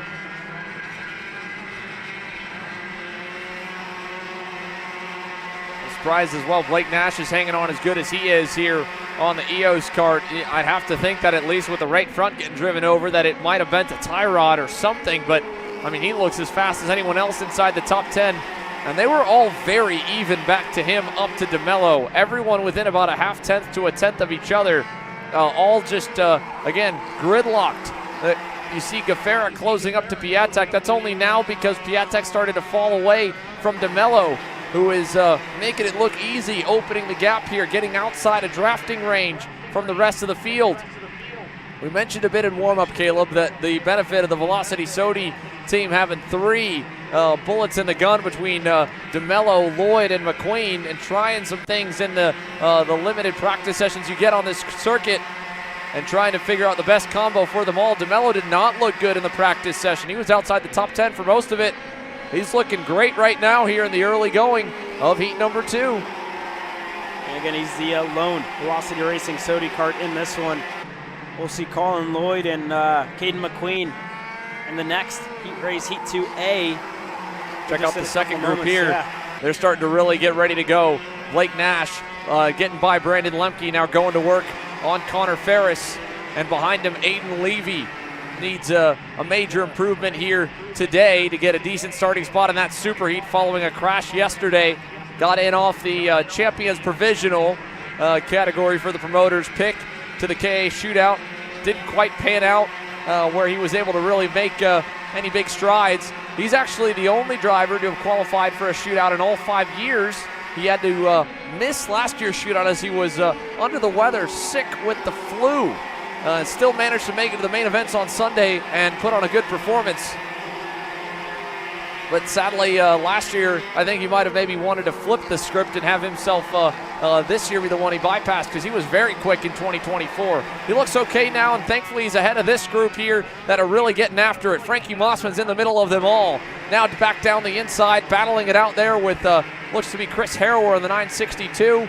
Mick Gabriel in the mix. Remember, Mick had to start from the rear following the crash in qualifying. He had an incredible charge on the standard course that seems to be a little bit racier than this switchback division that seems to spread the field out and really let the drivers show their individual pace off more. But he is still moving the chains. Picked up a number of spots already, working the back of Mossman, and not far up the road to that next group if he can keep that forward momentum going on the AEM Tony Kart. And he'll have plenty of laps still left to go. 7 down, 7 remain here this time by. Passes up ahead there. That's Rivera. A little narrow coming out ahead of Bailiff, but they were already in line, I believe. And Bailiff now to the inside in turn 1 as the battle rages on here. That'll back them up to Mossman's group. And up front, DeMello still holds over Piatek and Gaffera. No changes there. You're not missing nothing as we watch the midfield. But if anything, we are missing maybe the gap shrinking. DeMello was opening it. He did open it a little last time, but not by much. So I think at this point of the race, we might get a little bit of a better read of who's got something. Blake Nash looked good in those first few laps. Not as good last lap. Connor Ferris actually was the best of the top 5, better than the leader, 48.907, with a destroyed left side of the go-kart. You see there, Caleb Gaffera, a little bit of an adjustment to the carburation there for him. And he's able to get going and looking to get by Oliver Piatek as well. One of the drivers that I had my eye on here is Caleb Gaffera, now looking for a move on Piatek. He gets clear into turn number 2, but Frankie Mossman again yesterday, you look at the shootout last night, finished the race with a bent axle and that broken rear bumper bolt, but he was still one of the fastest drivers on the track, and they couldn't get it fixed until today, but he felt confident about it, just had to work his way through the field in this one. We'll keep an eye on Frankie and how his progression continues to go on. He's currently 13th on the racetrack, looking for a little bit more after starting 12th. Single file down to turn number 8 on the circuit. Single through 9. Jared Clark, if he picks up 2 more spots to make up for the DNF in the opening heat, that would put him probably around the 10th to 12th average. That put him around maybe the early 20s. Maybe better here if he can get even further. That's 3rd by his teammate there in Piatek. And he didn't lose too much to Gaffera up the road.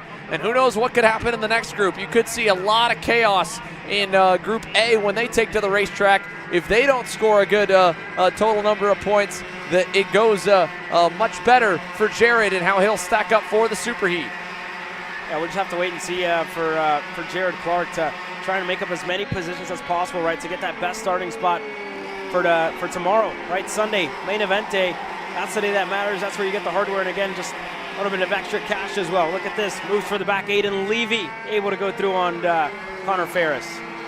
Aiden Levy on the Ryan Perry Motorsport Tony Kart, now into the 8th or 6th, 7th position there as they shuffle. And for Connor Ferris to come away with a top 10 after what could have been a day ender moment there on the opening lap will still be good. And it's impressive with how bent up that go-kart is that he's still wheeling the thing. The steering wheel looks relatively straight, so I don't think anything on the front end assembly was really damaged by it all too much, if at all. Behind him, fellow Kart Republic is starting to join the fray. Enzo Vidmontien went backwards off the start. He's got some really good speed. The SLA kart racing driver, 48.96 last time. That's just as fast as DeMello. The whole top 10, all within about a 10th and a half of each other. but just a single pass costs you so much time in a handful of the passing zones here. As we see Piatek now going back in on Jared Clark for DeMello, even though he's not necessarily been a ton quicker than the field. A couple hundreds here and a couple hundreds there, and then not losing 3/10 or 4/10 in a corner is what has built that margin to 1.7 seconds and counting. This should be an easy cruise to the finish from here, and he could even start to dial it back a bit and bleed down the insurance he's built up over the course of this race. For Blake Nash, though, it's the opposite, trying to eat into the gaps in front of him. With that pass there for third, he's now really close to the BJR duo. He might be able to make something happen before it's over, because we are getting down to it. It'll be the double sticks this time, and that was a decent exit out of 9. Not great, though. Not close enough for anything here in 11. And to your point a little bit here about ZCD, I think the starts are really showing to be important, right? You kind of see the fighting. Second on back, and that gap just opens up, and it becomes really difficult to close it back down. Pass further back. Blake Nash, Jared Clark moves back, and then Brandon Lemke able to go through and split the two of them up. But again, a recovery for Nash. Like we said, the start's just hard to really recover if you don't have a good one. Yeah, it's so tough when the field spreads out like this, because you don't have the ability to get out of a slow corner, because there really isn't any one that leads onto a major straight.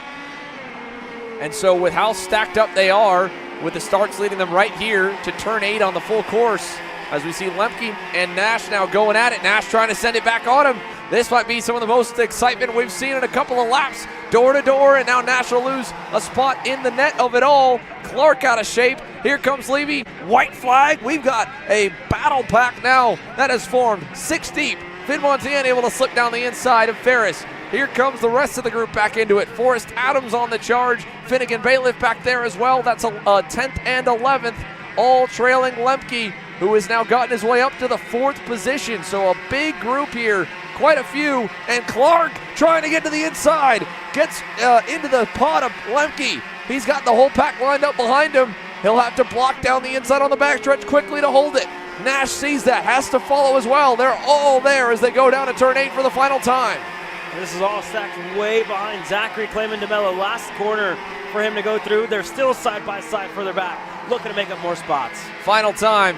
Checkers in the air for DeMello. He'll win the heat race. Gafera second. Piatek third. 4th to Clark as he hangs on off that aggressive move to get by Lemke, who falls to 7th at the checkers behind Aiden Levy and Blake Nash, who ends up closing your top 5. Then Enzo Vidmontian 8th, Ferris 9th, Finn Bailiff gets by Forrest Adams on the final lap. Fast Frankie Mossman, not as fast as he needed to go forward. He ends up back where he started, Pete 12th. Mick Gabriel there, 13th. Luca Brancati, 14th. Chris Harrower rounds your top 15. Only 2 DNFs from that heat race of the 24. Brock Knowles and Brody Nelson. But a picture-perfect heat here for ZCD. And when you're on the fence here as a driver watching your teammate go to the front and dominate like that, yes, Caleb, indeed, that start will be critical with how much they'll bottleneck through turn number 9 specifically. But if I'm Caden McQueen or Colin Lloyd, I'm feeling really good about this heat race here after what I just saw. Gafera again second, Piatek, Clark, Blake Nash on that final lap there, rounding the top 5. And Zachary Clayman DeMello, pretty good over the last 3 race sessions he's done. If you take out the shootout as well when you go on the regular season, a heat win here, a good run in yesterday's heat, and a win at the U.S. Pro Kart Series finale 2 weeks ago in Indiana. Yeah, it's very consistent, right? That Sodi team really found something last weekend, and I think even then on their KA package, quite consistent all year long and as of late. So ZCD just on it right from the start, and we'll send it back down to Haley, who's standing by with Caleb Gafera. I've got Caleb here. Caleb, it's a P2 finish for you in this heat. Is tire management a factor at all for you in today's races? It's pretty hot. I mean, it's pretty hot, but I mean, I'm just on these reds. I mean, you can hustle it pretty hard. They're starting to wear, and everyone's on the same tire. So it's just kind of going to play the game of if there's any DNFs or not. But we're just going to see what we can do and keep going with what we have. It's a new layout for you guys today. Are you a fan of this one? I mean, I've run it a lot in the last year at the clubs. So, I mean, I'm kind of used to it. It's just trying to work with the setup. And, I mean, back home we have a kart that's pretty much dialed for this track, but just trying to work around with the new go-karts and see what we can do. Thank you, Caleb. Thank you.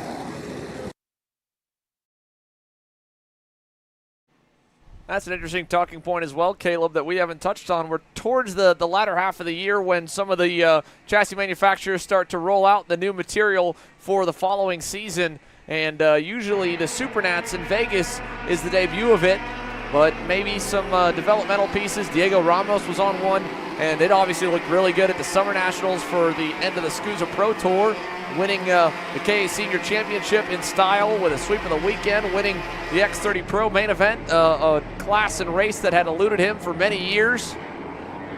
Maybe for some of the OTK machines, some new tubes for this weekend as well. Now we're ready, though, for an all OTK front row, an all BJR front row. They were first and second last night. They start first and second here in this heat race. Paulie Massimino and rookie Cash Perkins. Alessandro DiTullio and Caden McQueen on row 2 as they crawl down the tram lines to go at it. The final group for heat number 2 before a short break in the action.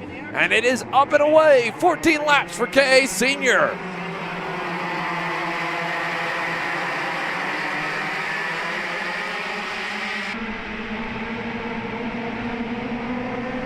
And what a start for Cash.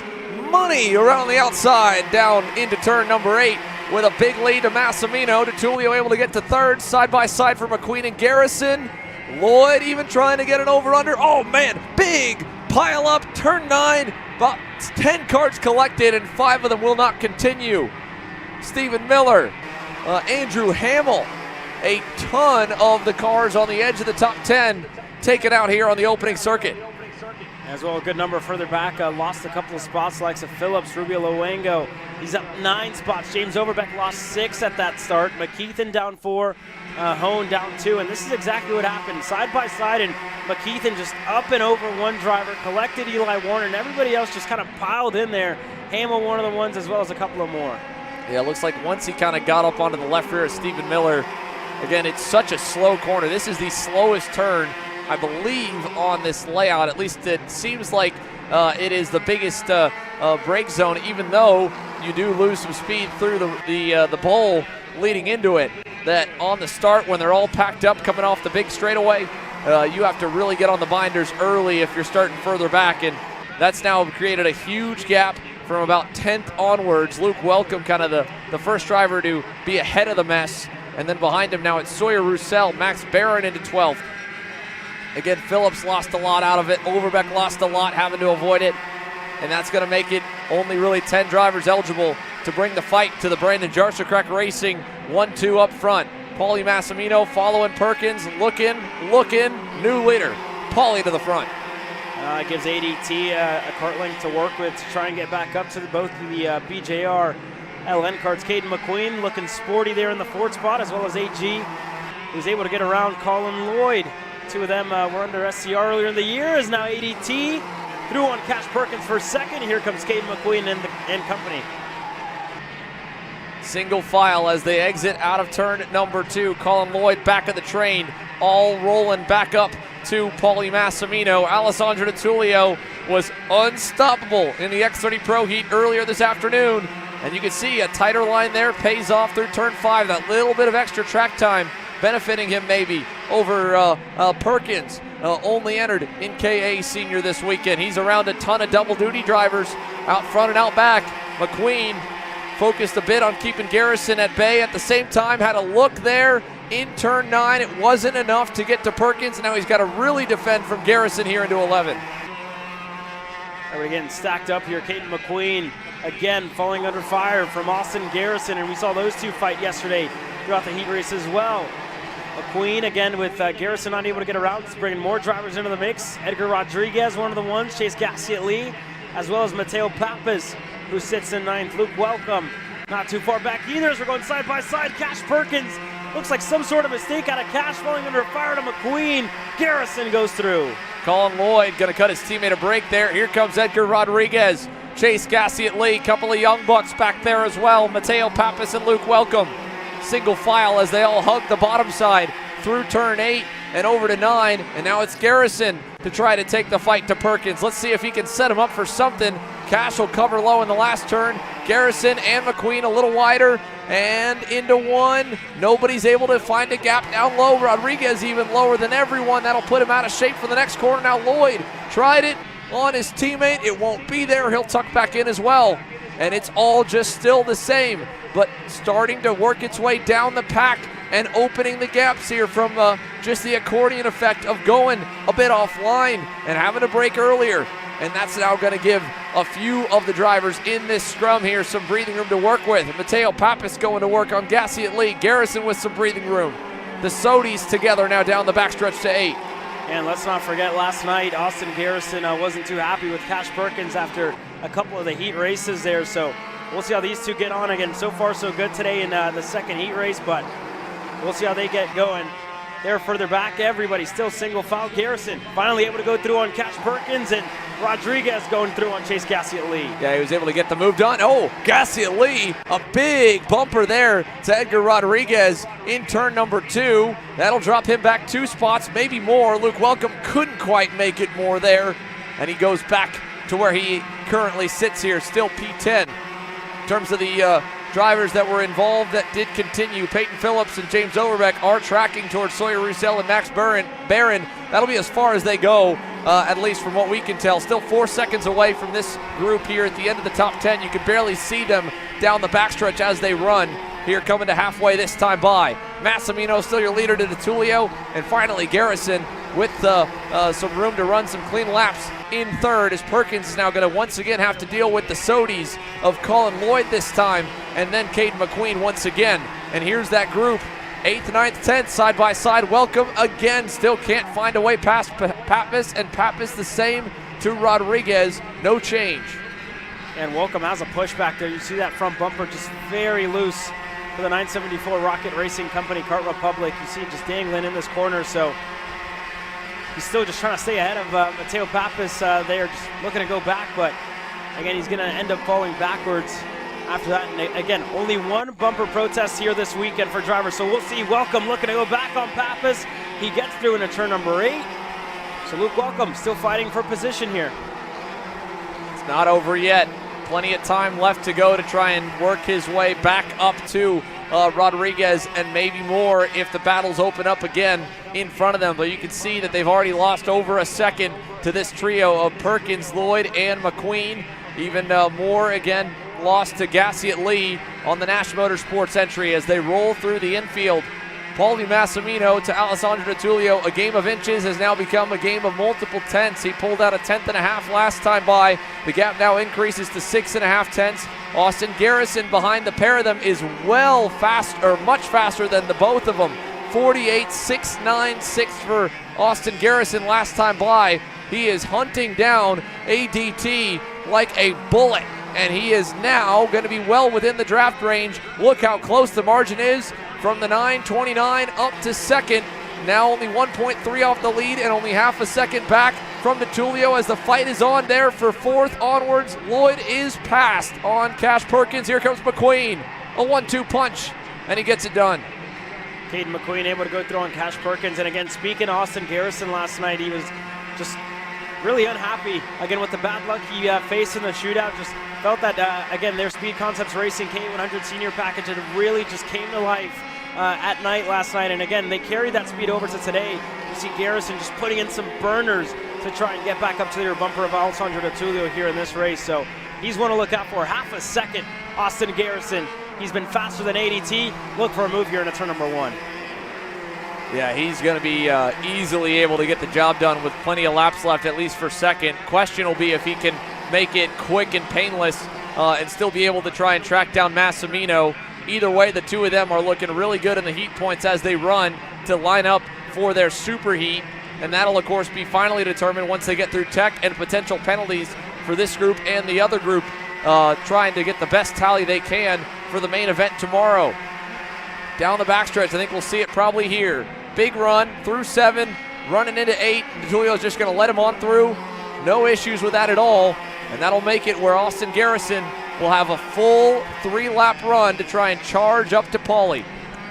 Yeah, we'll look at the gaps here. Garrison's just been 2 tenths of a second. I think even more than that. His last time around, yeah, just about two tenths of a second better than Paulie. Again, that time he had a pass on ADT, so he wasted a little bit of time, but 3 full laps, right, to try and get up to Paulie Massimino. And again, speaking of Paulie last night, he felt that they weren't the fastest out there on the racetrack whenever it came down to KA Sr. He knows that Austin Garrison and the SCR boys just have the upper hand on him, but he's just put himself in better positions throughout the races, right? You talk about qualifying, Paulie was able to out-qualify them and just start at the front and keep his nose clean at the starts especially. And those heat points right now, they're only counting from the opening round. They'll have the official results here to update for Heat 2 on both groups here shortly. So as they stand, again, DeMello with a great run, scoring nicely. Let's see, as we go to 2 to go, how the times and positions will potentially stack up here for your front runners. Yeah, it's getting close here. That last time around, only a 10th for Austin Garrison on Paulie Massimino, who again just been able to keep his gaps consistent, has been able to keep everybody at bay. Just really hasn't had to look back. And again, you look at just KA Sr. in the year he's had so far, just everybody's kind of been chasing BJR and Paulie Massimino. That duo's been very, very good in 100cc package races throughout the year. When you look at PKS, when you look at SCUSA as well. But we haven't seen Austin Garrison. Yeah. That's the variable this weekend. The All-Star event with Austin Garrison pulling double duty for the first time this year.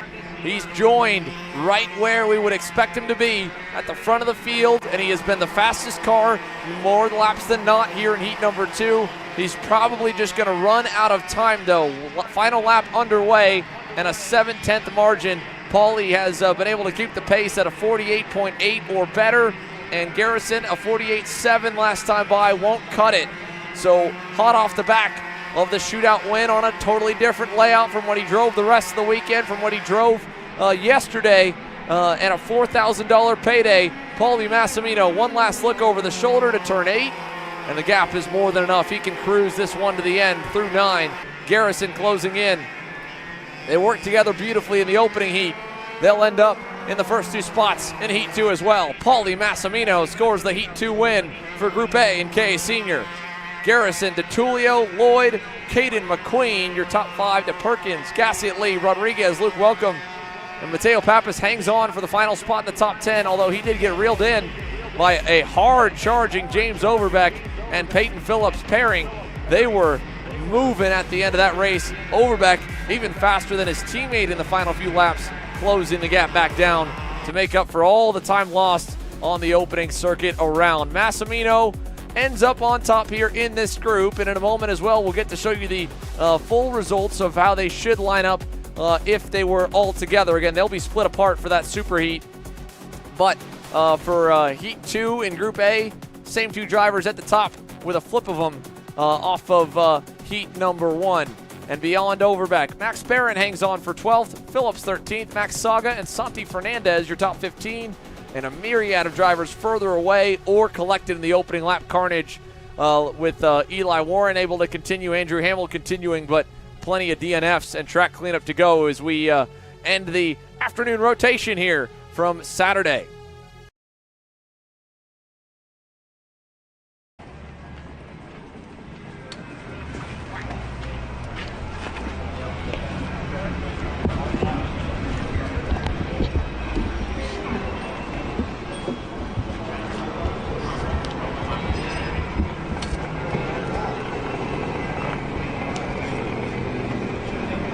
I've got Austin Garrison here. Austin, it's a P2 in this one, but you were faster at least than Paulie. What do you think it's going to take to beat the hometown guy?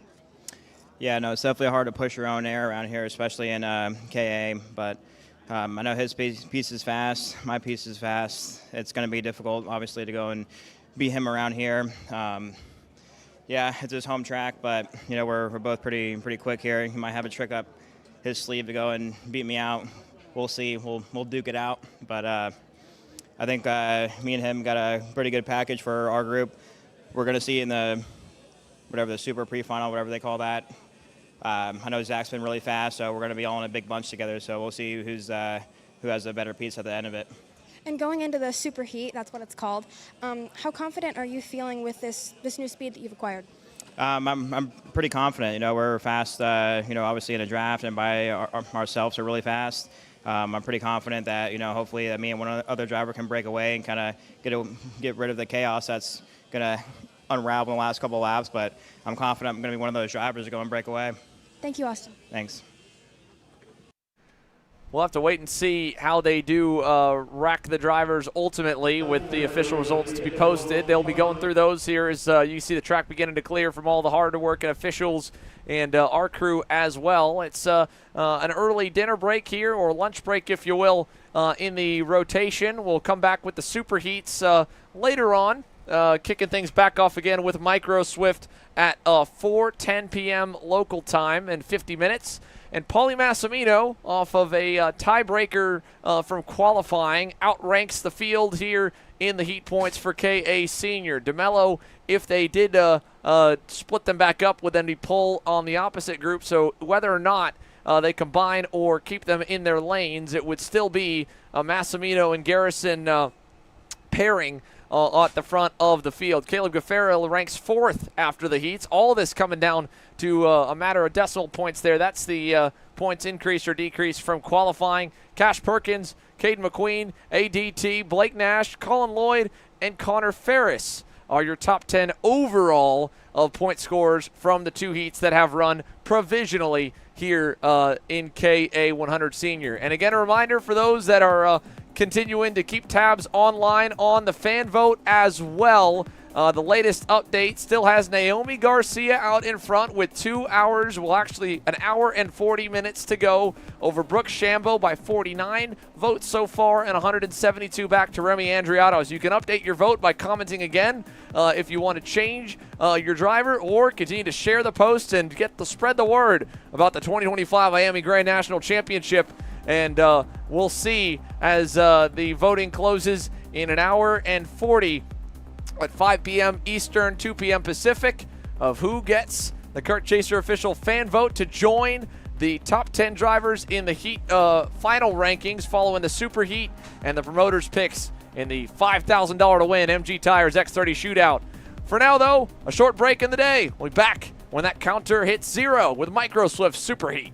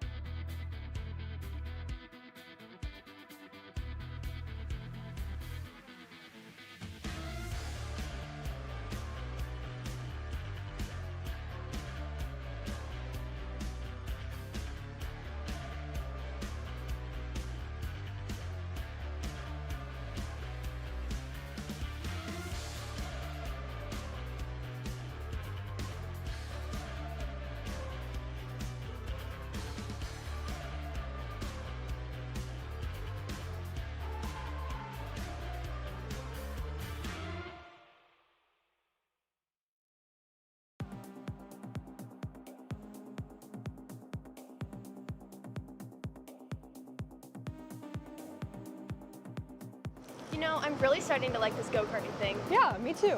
Oh my gosh, can I show you this cute dress I just got? Yes, of course. Oh my goodness, it's so cute. I just love shopping.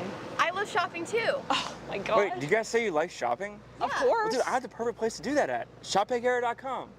At ShopPayCara.com, you can get free shipping on orders $200 or more. You can get anything you want, like MXC rims, gloves, rib vests, shoes, anything that you need, all at ShopPayCara.com.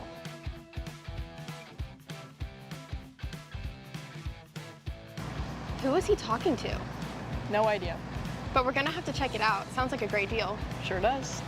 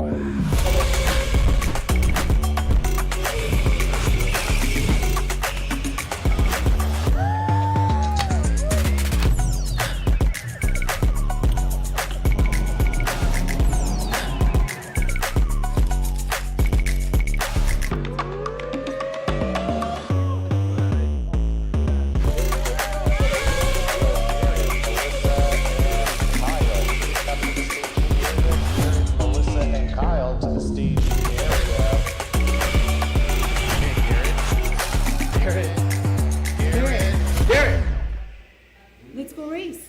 Come on, man. Cat food marketing. $9.99 a month. Dude, Caleb, wake up. Dude, we're live in 5 minutes. Let's go. Come on. What are you doing? Dude, I'm so sorry. Xander had me in a cat food marketing meeting till like 2 a.m. last night. Come on, man. Do you have anything I can drink? Dude, I got the perfect thing for you. Perico. It's a healthy energy drink alternative. Perico, non-GMO, gluten-free, kosher, magnesium, B12, B6, Yeah, it's good. B5, biotin, and zero sugar? Pericazo! Try Perico, made with natural ingredients, organic caffeine, and supports your metabolism. Try the new official energy drink of Kart Chaser.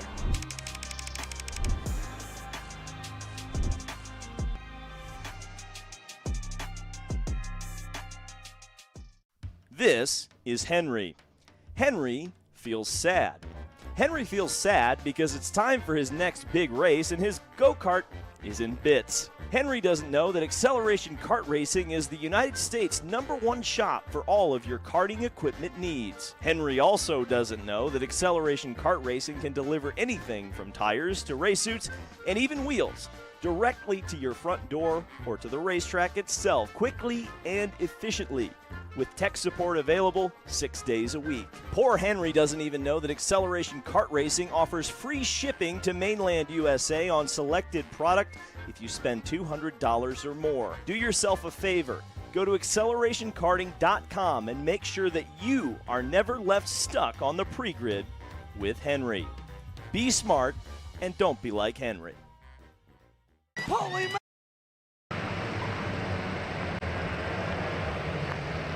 Kart's onto the racetrack for Micro Swift. We're ready for action one more time for the youngest superstars here on Saturday at the IAME Grand National Championship. It's time for the Super Heat.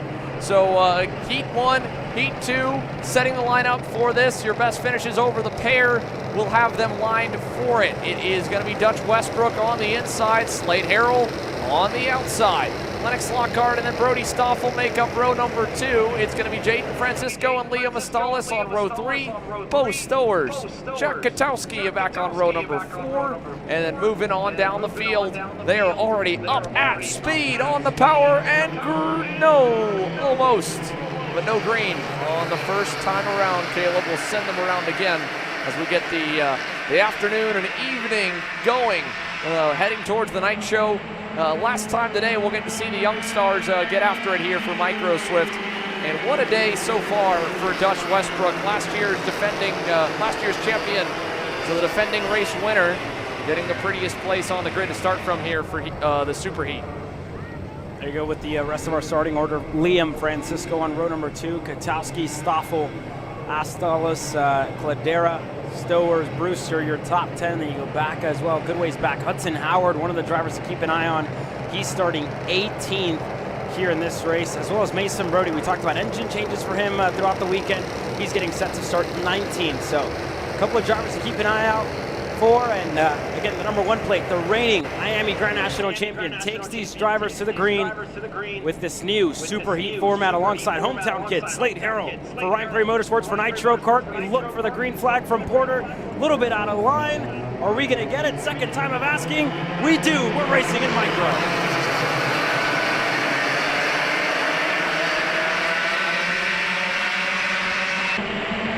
All drivers making it up to full song as they rocket down the back straightaway. Dutch Westbrook, your leader, side by side for 4th.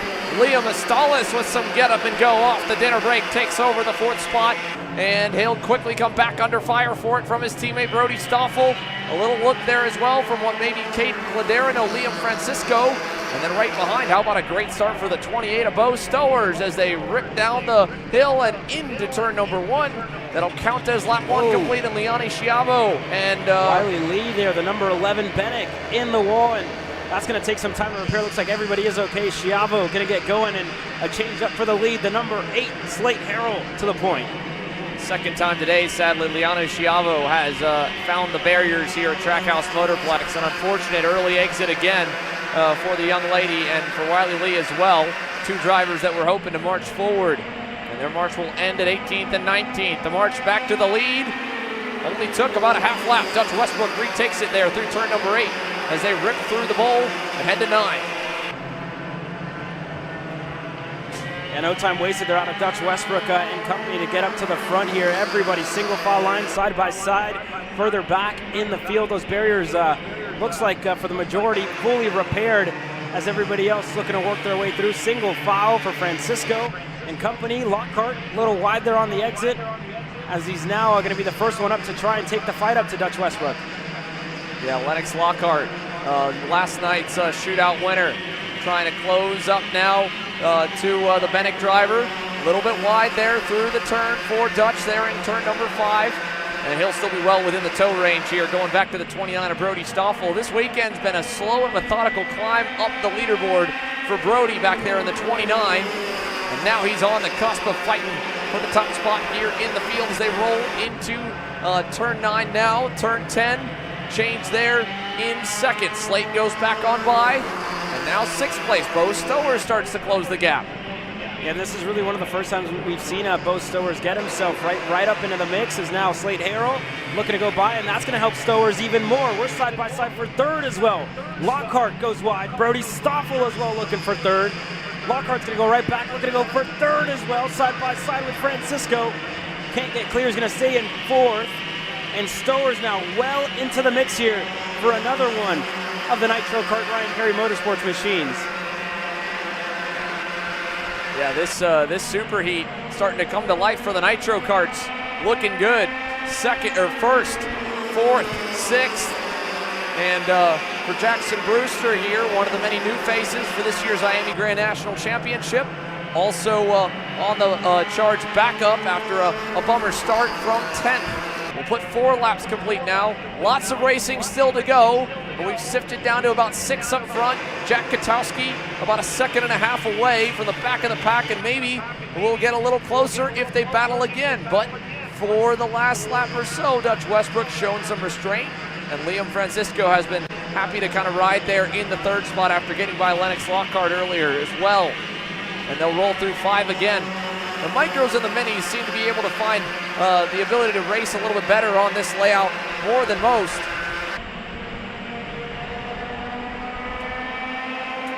Top 3 single file as well for the drivers further back. Stoffel, Lockhart, and Stowers all single file. Francisco first to come out of line, up to 2nd. He's through. Now looking to chase down teammate Slate Harrell, the young Canadian. Getting up there with the North Carolina native as that 2nd group closes in as we get onto the very short front stretch now. They run to turn number 1. Everybody single file. Harrell wide again on the exit of turn number 2. Giving Francisco a good shot as we head into turn number 4. He's going to stay in line for now. And again, we've seen the pace out of Francisco. And again, you look back to when we listened in to Slate Harrell, and whenever he came into the pits at the end of that second heat race, asking if it was a Nitro 1-2, and indeed it was for himself and Liam Francisco. They're looking to keep it up. They're looking to, again, continue that success here in the Superheat to put themselves within a good position to become IAME Grand National Champions as well. Maybe come away with some prizes, as well as a good result for the team under Nitro and Ryan Perry himself. This time by, starting lap number 7, 6 laps down, getting closer and closer to the halfway point as everybody still single file. Francisco losing a little bit of time there on the exit of turn number 2. And again, keep an eye on Dutch Westbrook, looking to set up an over-under, opened up a little too wide as Lockhart sticks a nose down low, looking for third. He's got it. The shootout winner from last night gets himself one spot better. And now Westbrook gonna fall under fire here shortly from a fellow Texan in Brody Stoffel as they get onto the back straightaway. Stoffel not close enough on the back straightaway. Francisco content to push Slate Harrell here on lap number 7. And again, we're still just at that halfway point as it continues. Lockhart looking to split the 2 Nitros into turn number 11. Lockhart is through for second. Westbrook thought about going for third on Francisco, and again, thought better of it. And again, keep an eye on Stowers. The other Ryan Perry Motorsports Nitro kart finds himself 6th and has been really good. Their battles further back. Katowski in 7th, Mason Brody to Brody Brown, Astalis. That's your top 10. They're good ways at bay. At the moment, you look at the gap, Katowski about 3 seconds off from the lead, 2 seconds away from Stowers. But now the team game out of the window as Lockhart looks to the bottom of the racetrack. Help from Francisco in a turn number 8. Lockhart's clear side by side for the 2 Nitros. Harrell able to stay ahead for second.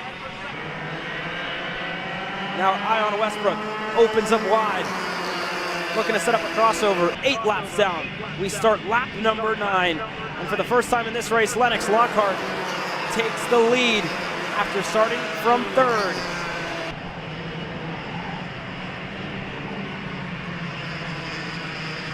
The gap starts to open up here, and it looks like maybe just Harrell Francisco spent a little bit too much time deciding who was going to try and take the fight to Lennox Lockhart as this race continued to go forward. 2 kart lengths in between Lockhart, Harrell.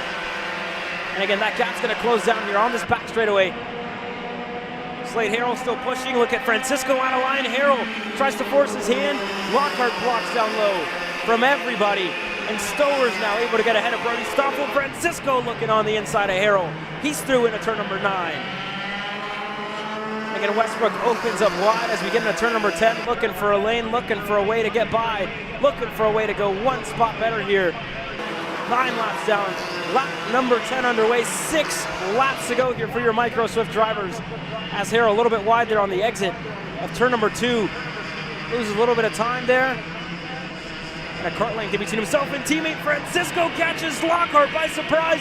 Harrell's out of shape. Stower's going to go by. Stoffel as well. Slate Harrell falls back to 6th in the span of 1 quarter there. A huge bobble out of Harrell is now Westbrook looking on the inside of Stowers. He's through. And a huge breakaway up front for Liam Francisco and Lennox Lockhart. Harrell stops the bleeding. Goes back on Brody Stoffel.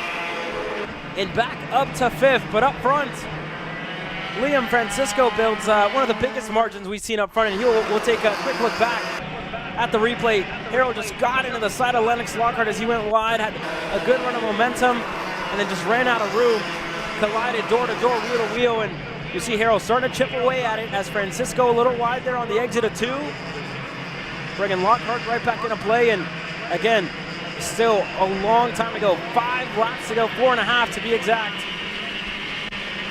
And Harrell with new life after that incident that put him on the back foot.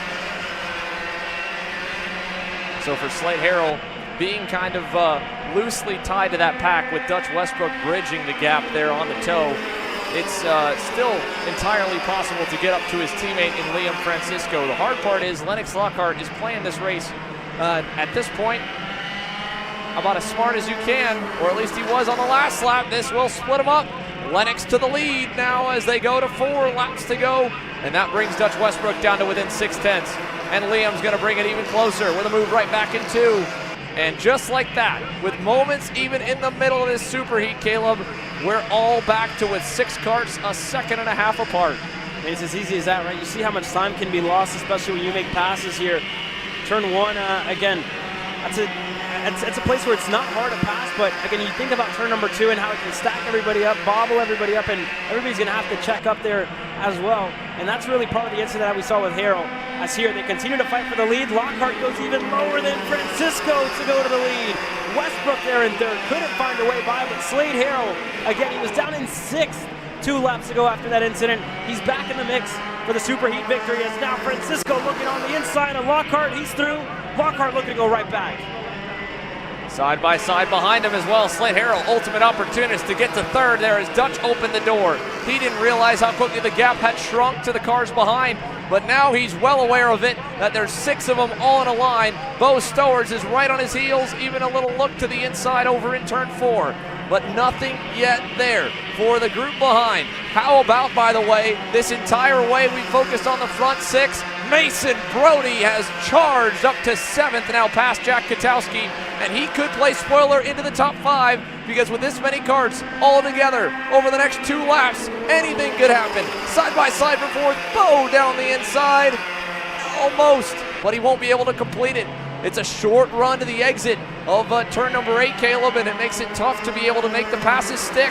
Turn 11, a little different than the dynamic. It's still racing down to turn 1, 2 to go. Slade Harrell back up to 2nd as they're side by side. Francisco goes right back. Westbrook goes through. Issues for both Stowers. Contact with Dutch Westbrook. Stowers into the runoff area. The 28 out of this race early. Had such a good run going. And all within a lap and a half, it explodes, and Bo Stowers drops down. But now Mason Brody will inherit another spot, move him up to 6th, and he's got his teammate well within reach now as Brody Stoffel through that had to make evasive action. He has lost touch with your front, now 4 in the lead, but they'll back up to him in a moment as they go 2 by 2 into turn 8. Coming to the white flag this time. Lennox Lockhart trying to park the bus on the inside. He'll get moved off the lane. And it's now Liam Francisco to the front as they're 3 wide for P2. Lockhart able to get on the inside. Slade Harrell slots back in a line. White flag in the air this time by for Liam Francisco. Harrell looking for 2nd. Gotta be careful with how much they fight because Liam Francisco can absolutely run away with the superheat victory here. A big time gap here for Liam Francisco, but a little bobble there out of turn 4 won't help it. He needs to be able to put a couple really solid corners together. This one, most importantly here on the final lap.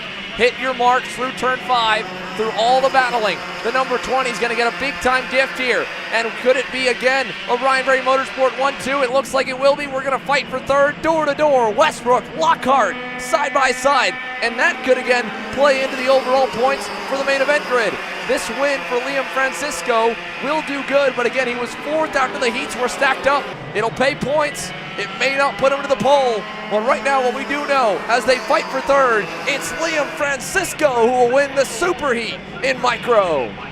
Slade Harrell crossed the line 2nd. Dutch Westbrook reigning champ 3rd. There you see Bo Stowers finally crossing the line. Your top 5 back to Lennox Lockhart. What a race here in Microswift. We got more to come your way. We're live from the 2025 IAME Grand National Championship.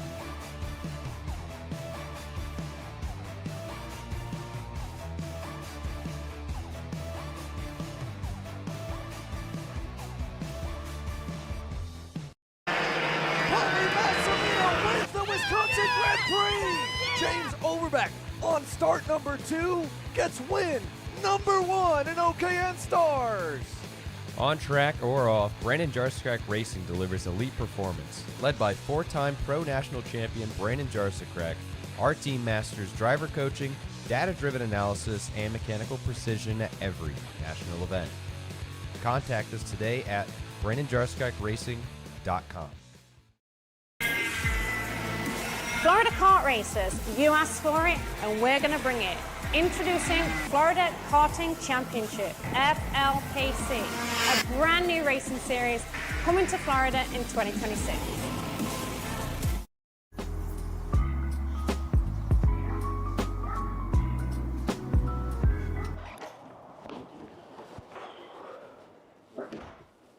Hey, what's up, Caleb?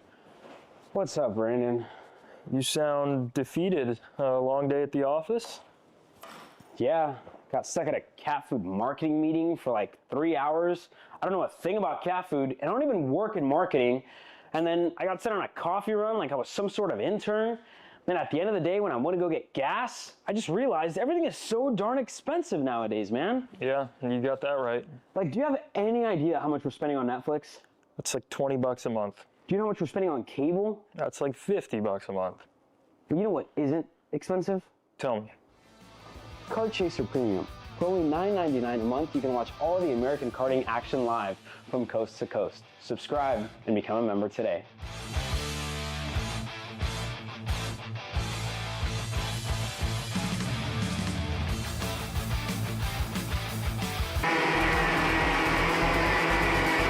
Welcome back, ladies and gentlemen. KA100 Jr SuperHeat on tap now here. Max Weiland on the inside of Lucas Palacio with the heats all scored.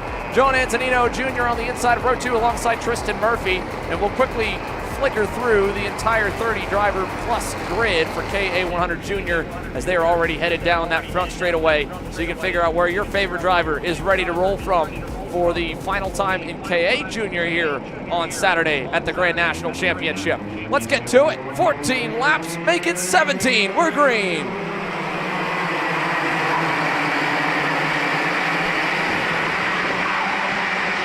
Oh, and big contact off the bat. 3, 4, 5, 6 cars and more going off at the top of the hill there at what was turn 3, now turn 7. And that will make it maybe a little bit easier to get everybody through turn 9. Let's see if we can at least manage this hairpin this time with unfortunately a lot of drivers knocked out of the running right off the rip. And it looks like we do. Palacio leads to the timing loop. Antonino quick to send it on Weiland there for second. Murphy back in fourth. Fifth for Ashton Woon. Oliver Nyberg sits sixth. Christia, Pettit, Golson, Santian.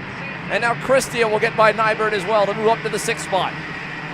And again, that's the first incident we've seen at the starts here in KA Junior. They've kept it relatively clean throughout the weekend, and again, just kind of came unglued there at the start of it.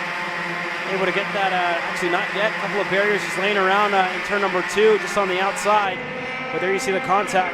There was a lot of carts to clear, to be fair. They were hustling. And I'm sure they'll have it sorted here by the next lap, but again, no different than dirt going on the surface from drivers like this, going side by side, maybe going a little wide, little contact. And then you've got to quickly be ready for anything here to head your way when you're in the front of the field. As we go side by side now with Christia, taking Nyberg on Woon.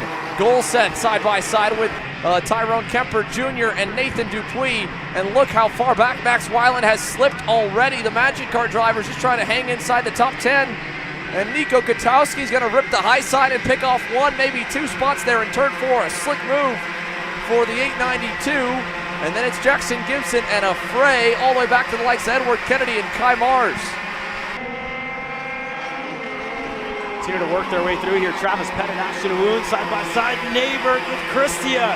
Nyberg able to get through, make the inside stick there. Up another spot. And again, Antonino looking to chase down fellow teammate here this weekend. And Lucas Palacio, the 2 Kart Republics up front to Murphy, to Nyberg now in fourth. Christia to Woon and Pettit. Santillan, Golsev, Kemper Jr. gets into the top 10. How about it for Tyrone?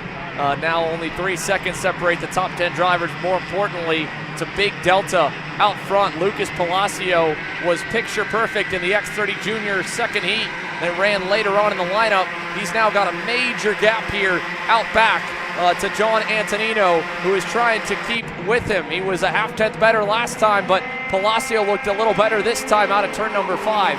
Then it's Tristan Murphy, who's been consistently, it feels like at the start of either junior session, X30 or KA, kind of that 3rd, 2nd, or 4th spot all day long here, Caleb, and then charging towards the front at the end of it. I think he'll be a sleeper pick tomorrow, and not to knock on him, he's got plenty of accolades he's already racked up with the Ryan Perry Motorsport crew, but I don't think he's maybe shown out as the spotlight driver here this weekend yet in either category. He's just been right there, and that's a perfect place to be, and really, in my opinion, a preferred place to be for any given driver. If you dominate a day, you think back to some of the events you've seen this year, right? Ryan Norberg, dominant at Road America for the US Pro Kart Series, under fire, off the rip, in the main event, and it ends up going the way of Paulie Massimino. The same deal just 2 weeks ago for the USPKS finale in both K and X30 Sr, and similar in Junior, where Alexander Vanchev, who's absent this weekend, had been dominant many times early in the weekend and then quickly under pressure at various sessions. But Tristan Murphy could be a threat tomorrow, as could Nathan Dupuis, who's definitely had spotlight time on our cameras, but maybe not at the front of the field, having to charge through from the back of the grid. He's at the back of Kemper Jr., who as well has made up spots over the course of the day and a half of action so far. And Max Weiland, this is as far back as we've seen him here. He has been top 2 almost every lap of every K Junior session. So for Max Weiland, this is new territory. Try and find a way if the Magic Kart can play well in traffic with the gear ratio they've got for him. Let's see, it looks good here. And a move down the inside is completed on Nathan Golseth. And Max Weiland able to get clear. They're now side by side. Nathan Dupuis looking to gain a spot there. Looks like he was able to get it. Now we go back up to the front. Everybody working their way through there. There's a look at Nathan Dupuis, who was able to get around Tyrone Kemper Jr. that lap prior, side by side, further back in the field. But nonetheless, everybody just kind of fighting their footing right now. We're not even halfway yet, and again, you got to think about the action that we've seen up to this point, and the action we're about to see for second place. Tristan Murphy, you talked about him, and again, just slowly, silently working his way up closer and closer to the pointy end of the field. He's getting closer and closer to John Antonino. Going to be his closest shot on the back straightaway, turn number 8. Tristan Murphy to second. Tristan Murphy, last time by 2/10 faster than race leader Lucas Palacio, albeit with a whole lot of tow, but there's also a whole lot of laps left if that pace is even a 0.5 better than the race leader. And the pack behind is also bearing down on Antonino, so he's got to be wary of the likes of Oliver Neighbert, Max Christia, Ashton Woon, Travis Pettit, Valentino Santillan, and Max Weiland. Kart length between Santillan and Travis Pettit as they work their way through that time by. And again, this is, I think, as far back as we've seen Travis Pettit all year in 2025. We're not used to seeing him this far back so far. And again, just shows you how hard the weekend is, right? With the changing layouts, the changing conditions as well throughout the day. Definitely keeps drivers on their toes, and it hasn't been that easy. You called it, right? An all-star race where the best in the country come here to race and for a chance to win some money here this weekend. And now he's having to work his way through this field, and again, just hasn't had the best of luck in this weekend, period. But that being said, these boys gonna have to start to work together a little bit here to try and close down their gap to Lucas Palacio. It's currently at 1.3, so not many passes out of Antonino. He's content to push Tristan Murphy for now. Well, I mean, that's really the best choice he could make, is give Tristan an opportunity to see if that speed that he used to track John down is enough to track down the race leader. But as we say that, Lucas Palacio has found another gear, a 49.1 by himself last time by, and this is probably, little look there for Ashton Moon, but I was going to say this is probably a breath of fresh air for both Antonino and Lucas Palacio. 2 weeks ago in Indiana for the USPKS finale, it was a struggle throughout Friday and Saturday for them, and they are looking a whole lot better here at the home of Kart Republic North America. And now it'll be a Kart Republic 1-2 once again. Antonino gave Murphy a shot. Couple of laps he pushed him, followed him, no gain. And now in fact it's a KR 1-2-3 as Murphy falls to the 4th spot. Max Christia on the charge from 8th on the grid. Now mark him 3rd. And then Neighbert, Woon, and Neighbert, and then we've got, of course, Travis Pettit and Valentino Santillan. Yeah, Neighbert going to fall under fire here from Ashton Woon quite shortly. Himself and Travis Pettit pushing along. Pettit, well, he was going to have a go, and it's turn number 8. Again, just thought better of it back in a line. But this is really that point where you see kind of drivers set their differences aside, try and gain some spots, close down gaps, and we're seeing that here a little bit. But we get corrected there. Ashton Woon going a little defensive from Pettit, and Pettit's not going to wait around behind Woon. Going to go through. Travis is clear. Santillan is clear. Now Max Weiland, the next one up to try and get on the rear bumper of the SCR, Carlos Sainz of Woon. Yeah, you've got kind of two differing strategies, or really two different mindsets at this point in a race, right? If you've started in the first 5 rows, this race is long enough that if you haven't massively gone backwards, you're starting to really think about it and realizing that you've got plenty of laps left, and you're kind of playing, all right, who should lead. Am I a little better as a leader, or is this guy in front of me better in front, and I just am kind of riding in the wake of him. And on the flip side, you have drivers like Travis Pettit, spent the whole weekend fighting to try and get to the front. Nathan Dupuis, no different. Santian, no different. And so they're just trying to take advantage of the fact they've got more laps than what they've had previously and pick up more spots, as Dupuis and Kemper Jr. pick up another one with Ashton Woon falling backwards. For both of those two drivers, Nathan Dupuis from 12th and Tyrone Kemper from 13th, they're now into the top 10, and they are on the cusp of more with Max Weiland up the road. And it just shows you how close this field is, that Weiland is still lapping close to as good as Lucas Palacio, and yet as the position gaps show, he has fallen back 7 spots net and has fallen back a couple further at the worst, and he has barely been able to make up ground back on the rest of the pack. And here's a look down the timing pylon as well. Arthur Barb for Speed Concepts Racing up 13 spots in this race. Kai Mars for Timmy Tech Kart up 10 spots in this race. Kai Mars up to 14th here in this one as he tries to continue to make some headway. And then you see Barb, the SCR, 13 spots. So, again, made the most out of the start. Ashton Woon to the scale line. Big implications here for Ashton as he pulls on to the stage left. That is huge. And the Speed Concepts Racing crew now, their hopes lie on the shoulders of Tyrone Jr. back there in the second pack as Antonino checks back to Max Christia here. Still with lots of laps left. Christia pointing forward, trying to hope that Buddy doesn't defend and back them both up. As again, for Antonino, Christia realizing the same thought that might be crossing John Antonino's mind, and that is we're not going to get to Lucas Palacio. The Williams F1 Academy driver has now opened up the throttle. 2.3 seconds and counting to the next group, second onwards. Here's the middle of the pack fray. Edward Kennedy, Jackson Gibson, Kai Mars, Nico Katowski. That's 12th, 13th, 14th, and 15th. Anthony Lewis is there as well, kind of just a little bit out of frame on the Holtz driver development Gillard. And they are nearly 10 seconds back from the lead, kind of in their own battle and race right now. Side by side up the hill as we go to turn number 3 with 4 laps to go. Haley, what do you have for us on young Ashton Woon and the early exit?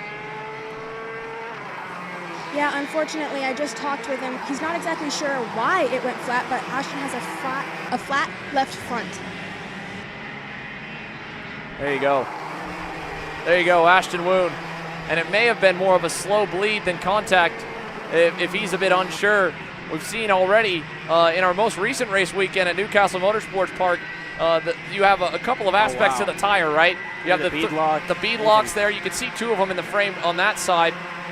And so those 3 screws obviously help seal the holes to keep the air inside. And then there's the actual valve stem itself.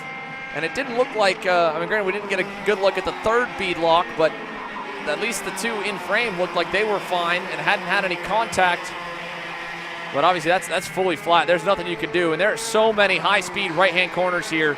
I mean, there was nothing Ashton could do to try and manage that to the end. He would have been riding on the rim for many laps onward and dropping like a rock and being more of a hazard than anything else. So a smart play to just pull in and live to fight another day and hope to rest on your heat points and maybe some more action up front to shake up the point total and scores from this superheat, as 50% of the weight from this result is then weighed and combined with 25% from each of the 2 heat races run so far in the weekend. So for Lucas Palacio from 2nd on the grid, this should pretty much secure a pole for tomorrow's main.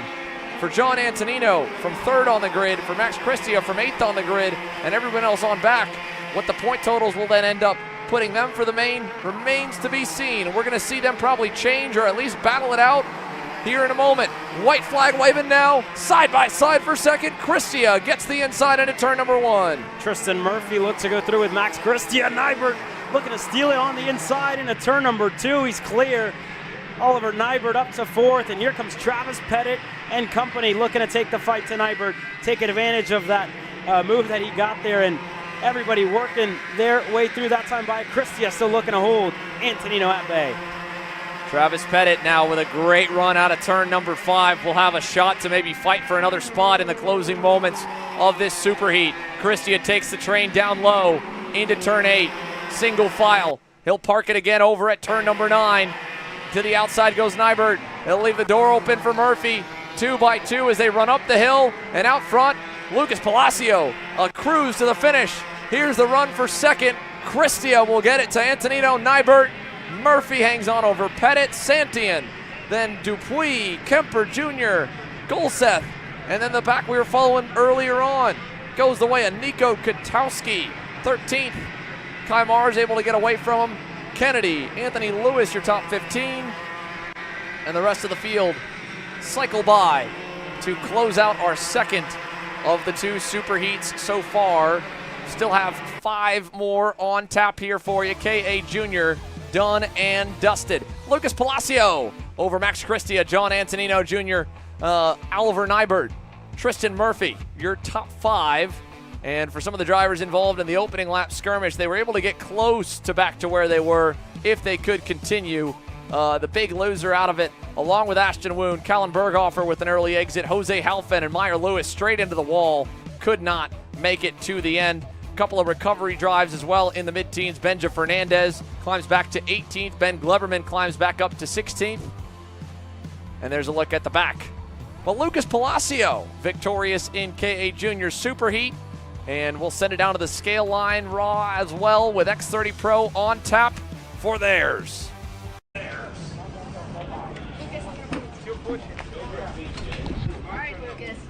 Lucas, that was an absolute flyer of a race for you. You finished with a 5-second gap. What's with the speed that time by?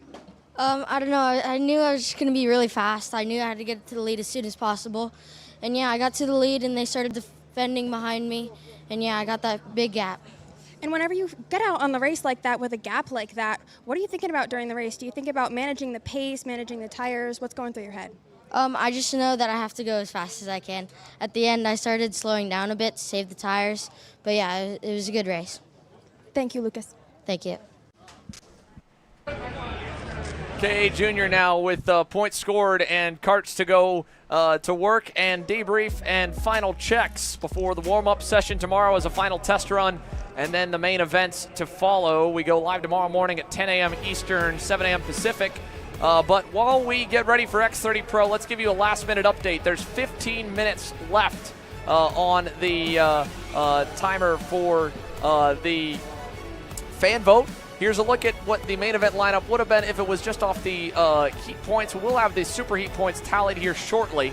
But Max Weiland, of course, led us to green. Lucas Palacio should point out with a 100-point win there in the superheat. And we'll have those more to date as the sessions continue to trudge on. But your update on the fan vote tally, Naomi Garcia leads, albeit not by much. 29 votes over Brooke Shambo, 250 for Naomi, 29 for Brooke. And a little ways back to Remy Andriato. So you can update your vote if you want to send in a last-minute charge to either one of the young ladies that lead the way right now on the Kart Chaser official fan vote to get into the MG Tires X30 Pro Shootout.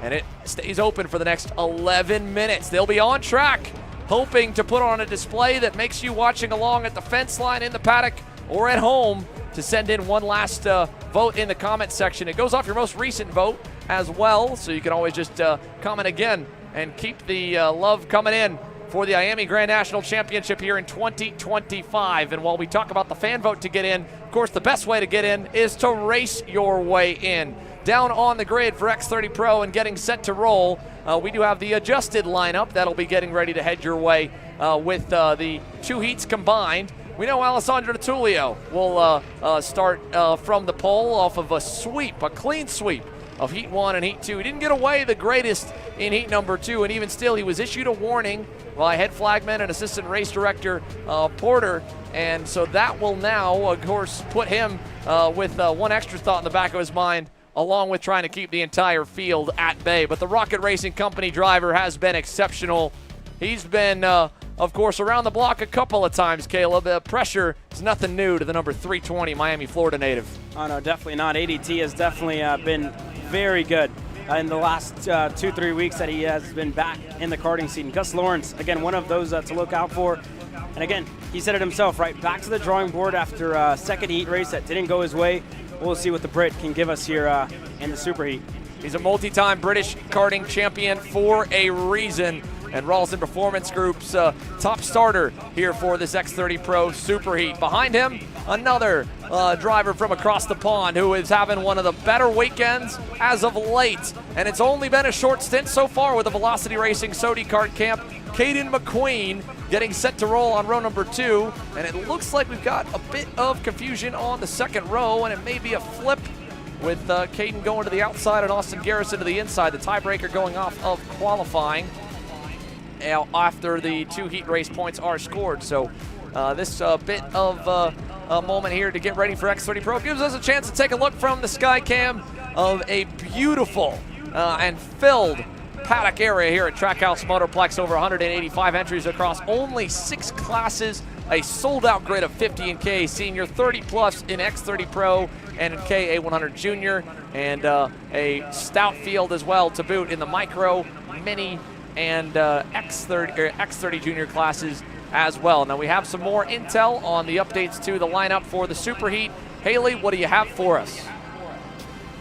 Yeah, Xander, so unfortunately, Dalton Haynes has had all of his heat race points taken from him. As he went to go change his motor before this SuperHeat, he would have been able to keep his points. However, he cut the seal on the motor just a little bit too early before the official was actually able to see it, so they've taken his points, and he will start at the rear of the SuperHeat tonight. The 2023 IAME Grand National Champion Dalton Haynes will have his work cut out for him here in the SuperHeat. And again, it does account for, half the available points of a heat race, but having to start from the rear and again getting a 0 score from Heat 1 and Heat 2 will hurt him. So that makes things very interesting to look towards tomorrow, having a former race winner buried in the field. And we have 2 former IAME Grand National champions on the grid for X30 Pro, both Jacob Kolar with Vice Racing and support from Speed Concepts Racing and Speed Lab Racing Engines.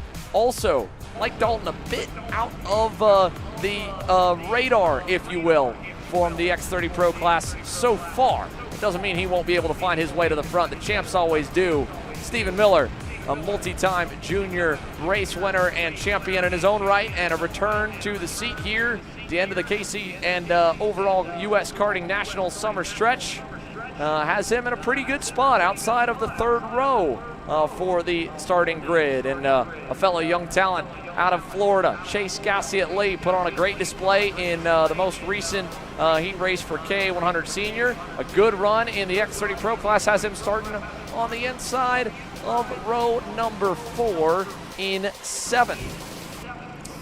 Worked our way through now back alongside him, North Carolina native Hayden Jones, starting alongside Chase Gassiet Lee. And again, Hayden just looking for a little bit more speed here this weekend. We'll see if he can find it in the SuperHeat. Seen speed from the drivers on row number 5 as well, with, of course, Oliver Hodgson there, planted in view and easy to spot from the sky shot.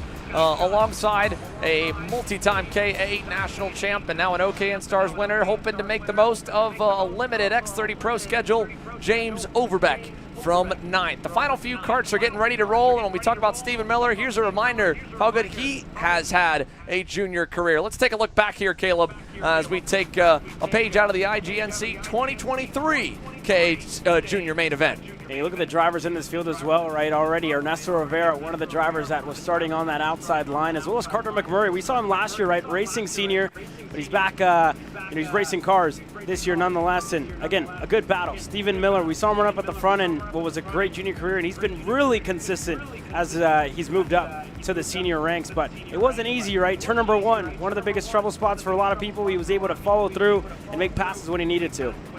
It was a 3-car fight for what it looked like the majority of the way through, but that last turn, many over-unders, and the same at turn number 8, and that was where Stephen was ultimately able to get the better of that lead fray 2 years ago in the KA Junior main event and race away to the Grand National Championship in KA 100 under the tutelage of Chad Dawkin and the Chad Dawkin Racing Kart Republic camp from the 3rd edition of this great American event. And year number 5, beautiful weather, a beautiful turnout at one of the best facilities this country has to offer here at Trackhouse Motorplex. We're getting ready to see another stacked grid take to the racetrack X30 Pro has been given the command to leave the grid. And once again, the top 10 of the drivers from this session and the 2 heats combined will be the first drivers to make their way in on merit to tonight's MG Tires X30 shootout. Dalton Haynes have an uphill battle to try and score enough points to get into the top 10 off merit. He may need to try and hopefully lean on a Champions Provisional if so. The lineup here, you saw your front row, of course, ADT and Gus Lawrence, Garrison, McQueen, Mossman, and Stephen Miller, Chase Gassiet Lee and Hayden Jones, Overbeck, Hodgson, and then back here on row number 6, you'll find last year's winner, Jacob Kolar, rolling from P12 alongside Finn Bailiff. Yeah, Caleb Gaffera and Paulie Massimino starting 14th. So back to Blake Nash and Daniel Perez on row number 8. Rowan McCurdy and young Davin Roberts on row number 9. Naomi Garcia looking for just a few more fan votes, and you'll see why here in a moment. Rolling from 17th on the grid 19th on the grid alongside Ryan Raffa, and beyond her, it'll be Remy Andriatos and ZCD. Brooke Shambo, a close second in the live tally right now, hoping to get her way voted in to the MG Tires X30 shootout as well. Max Saga, Brian Garcia, Camp Chambers, Austin Perrin, Levi Sangera, and 29th on the grid. An uphill battle ahead for Dalton Haynes in the 317 Haynes Motorsports TB card. No green on the first time by, so we'll send them around one more time. Yeah, one more go around for your Pro X30 drivers. And again, just broke the seal a little bit too early there. Got to do that in tech. Unfortunate there for Dalton Haynes. We'll keep an eye on him and try and work his way through the field. And again, doesn't matter where he finishes, right? Lost his points with that DQ. So most likely, from what we're seeing right now, depending on however many points he can accumulate in the Super Heat, he's probably going to be starting at the rear of the field tomorrow as well for the IAME Grand National Championship when we get into the main event action as well. That puts him out of contention for tonight's shootout unless he gets in by a promoter's pick. So a lot of work to do for Dalton Haynes as we look on for the green flag now. ADT on the inside, Gus Lawrence on the outside, green flag in the air. We're racing in Pro X30. Dalton Haynes already right to work on the outside, trying to get a jump on some, but we'll bring him to full song down the backstretch behind DeTulio as they rocket down to turn number 8. Stephen Miller, first driver to look out of line wide, looking to go on Frankie Mossman. Can't make it through. James Overbecker on the outside on Miller, looking to make up a spot. He can't get through either. He's through on Hayden Jones. Side by side, further back in the field, Jacob Kolar looking to rip the high side. Paulie Massimino buried back there as well off the DNF in heat number 1. As good as heat 2 was, he's got a long road ahead, and he's just trying to keep his nose clean here, but he's on the outside in turn 2, fighting with the likes of Danny Perez there in the DPC Orange X-Spree. And look at Dalton. He's already gotten to the bumper of Paulie as he's picked off a number of them here on the opening lap and a half, or half a lap, and maybe full if you want to count it from here. Paulie will get by Perez there. Teammates this weekend here in the Alliance with the Haynes Motorsports boys. So Dalton hopefully won't have too much pressure to get by the 282, and then he and Paulie can try to truck towards the rest of the pack. Still chasing DeTulio, Lawrence, Garrison, but they are close up front, only a car length apart here as we go to put a full lap in and mark it as 2 complete. 16 to go here as they round turn 11. Yeah, looking at the timing pylon there, Caleb Gaffera had an atrocious start. 6 spots lost at the start of that race. He's back just almost near the 20th position at the moment. He is 20th at the moment when he crossed the stripe. So an eye on Caleb Gaffera. We'll see him try and work his way through. But up front, ADT has starting to extend his gap just by a little bit over Gus Lawrence, who's looking sporty at the start of this race. Austin Garrison as well, showing some promising pace here in Pro X30, closing in on Gus Lawrence on the back straightaway. And Garrison hadn't really been able to get up this high with not the best starting position off of qualifying, but now here on the alternate layout, he looks good. And like you said, Gus Lawrence earlier went to work trying to find a little more speed off the back of the Heat 2 result. It looks good early, but this is a lengthy super heat. A lot of time, and it is the 4th heat cycle on these MG yellow tires.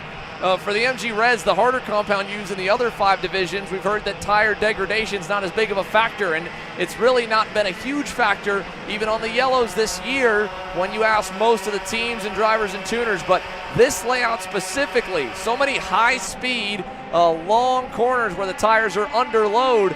I mean, I would think that it's got to be at least a thought in the minds of these drivers through Heat 2, and at this point here, early going in the SuperHeat, to manage and have enough to be able to fight at the end, because there's a lot of points again up for grabs, double the worth of Heat 1 and Heat 2. We got a problem for Stephen Miller. Is that a side pod gone? Almost. No. Well, my mistake. My eyes were deceiving me with that black and chrome kit. But the Coastal Link powered AEM machine is safe and in the top 5 as we see James Overbeck continuing to march up the board with a nice move there on fast Frankie Mossman. Move him to 6th, Mossman 7th, and Finn Bailiff again. Another solid run inside the top 10, currently running 8th for the TKG Beryl Art Squad. And I'll tell you what, whatever changes James Overbeck and Brandon Jarskrak made to that LN cart for James are definitely working here, right? Getting himself into the top 10. That Heat 2 didn't go the way that he would have wanted, and it's looking real sporty here in the SuperHeat to kind of turn things around. And this is where we start to see the gaps open up again. ADT really starting to set in some good lap times. It was 2/10 a couple laps ago. It's now at half a second and extending for Alessandro Tullio over Gus Lawrence. Here's the battle further back. Stephen Miller goes through on Caden McQueen, and now James Overbeck. We've seen him find some pace here in the SuperHeat early on. We'll see if he can go on Caden McQueen as this race goes on, but Garrison, Lawrence, we'll keep an eye on these two because they're getting closer, and that second spot might change hands, as well as spots further back for 5th. Overbeck with a run here to the back of McQueen. Can he keep the forward momentum going for the 348? He's going to try, sending it deep on the brakes and past Caden McQueen on the Velocity Sodi, who quickly goes on defense mode now through 9 from Mossman, and they're going to stack up quickly there off the back of him. Mossman, Bailiff, count in as well. Hodgson, Kolar, Blake Nash down to turn number 1 and turn number 2. All is at bottlenecks through the pack. Let's see if Bailiff, he almost was able to make it happen on Frankie, but he's really trying to protect from Blake, and that's going to bring Gassiet Lee and Massimino and Hayden Jones and Dalton Haynes into the mix. Only back to 15th now for this group. Oliver Hodgson in that mix as well. Paulie Massimino's not too far back, like you said. Hayden Jones really one of the drivers that, again, keeping an eye on. Everybody's still looking for a little more to try and get themselves into the shootout. Paulie in that as well with the DNF in Heat 1. Good result Heat 2. Needs a good points haul here in the SuperHeat to put himself in shootout contention. If not, going to hope to get in off of a promoter's pick here to be a part of that shootout later on tonight. Paulie stuck on the outside. Gassiet Lee looking to go through. Kolar as well. Hayden Jones not too far back. But this group getting stacked up here. Massimino on the inside. Goes through on Kolar finally. Now he's going to try and close in on Chase Gassiet Lee. And again, all this battling is happening while out front. Alessandro Tullio continues to show the way. Nearly 9/10 out from Lawrence and Garrison. The fighting continues here for the drivers trying to march forward. Let's take a look at the progress again. If you measure it, Massimino started 14th. It was just a terrible opening lap, how far back he fell. And now he's just about gotten past neutral. 12th last time by the loop. We'll see where it ends up with still a couple passing zones left in the lap. And of course for Haynes, up from 30 or 29th and still looking to maybe get up to the top 10 potentially by the end. That's Gassiet Lee making the move stick on Bailiff. It opens the door for Paulie and Jacob Kolar and Hayden Jones. And it won't quite be there. Finn's able to hold his own and keep the 305 at bay. Chase Gassiet Lee is still holding on. 3 spots gained from the start. 6 spots gained for Blake Nash, who's a good ways up the road from a fellow Nash Motorsports machine. Here's a look at Dalton Haynes, currently running 15th. 15 spots gained for Dalton. Again, looking to make it more to try and race his way into the shootout on merit. Caleb Gaffera hasn't had too much headway, and again, we talked about his opening lap. Not the best. Dropped a good number of spots, has regained 3. But again, still looking for more for him as well to try and race his way into the shootout as Bailiff gets passed by Hayden Jones that time around. There's a look at all the up and down movement across the board. James Overbeck up 5 and with a big gap now to try and hunt towards the top 3. I don't know if he'll be able to make too much of it, even with halfway left in this one. I mean, you look, it's a 2-second gap to 3 of the best in the division. But this is further proof again of the development that Brandon Jarsikrak and crew have done with the Cincinnati, Ohio native to get him to multiple KA100 Senior National Championships, already an OKN Stars race winner along the likes of Blake Nash there as well. And to only enter in his 3rd start in the X30 Pro division here in 2025 to be hunting towards 3 of the best and running 4th in a grid this stacked to the brim with talent. Oliver Hodgson, himself a former IAME International Final champion. Frankie Mossman's sporting the Rotax Grand Final suit that he's represented Team USA at many years on over. And he has been one of the brightest stars in the last 5 years as well since he moved up to the X30 Pro category. Caden McQueen's record speaks for itself as well in only his first year here racing stateside. And as we rocket down the backstretch, you'll see them all tighten up.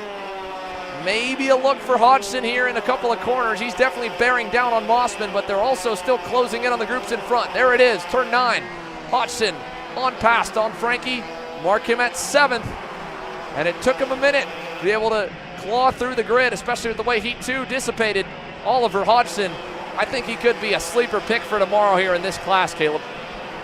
Yeah, Oliver has really been hard at work, right? Walked into the 10 with him last night, and again, they're just looking for a little bit more speed on that Timmy Tech comp kart here this weekend. Just, again, not too sure what the problem was for him yesterday. And again, he's been hard at work, and for him to be outside of the top 10, you know, yesterday Heat 1, and to turn it around today to get himself inside and up to 7th, getting closer and closer to the top 5. This is a good turnaround for Oliver Hodgson. And again, we're so used to seeing him run up at the front, right, in the Pro X30 class, and KA Senior, if you will. And again, just kind of been slowly chipping away at it. It's been hard at work, and you're seeing that start to pay off now as he's looking to go on a fellow countryman in Caden McQueen. Yeah, and it's a testament as well to his abilities to be only competing in this class here this weekend. I believe is the first time we've seen him in the X30 division in 2025. But still, like he never left, like he's been here every single weekend on the tour. And the comp kart driver is now on the cusp of maybe even a run to the top 5. Stephen Miller's only a couple tenths up the road from McQueen. James Overbeck has started to get away.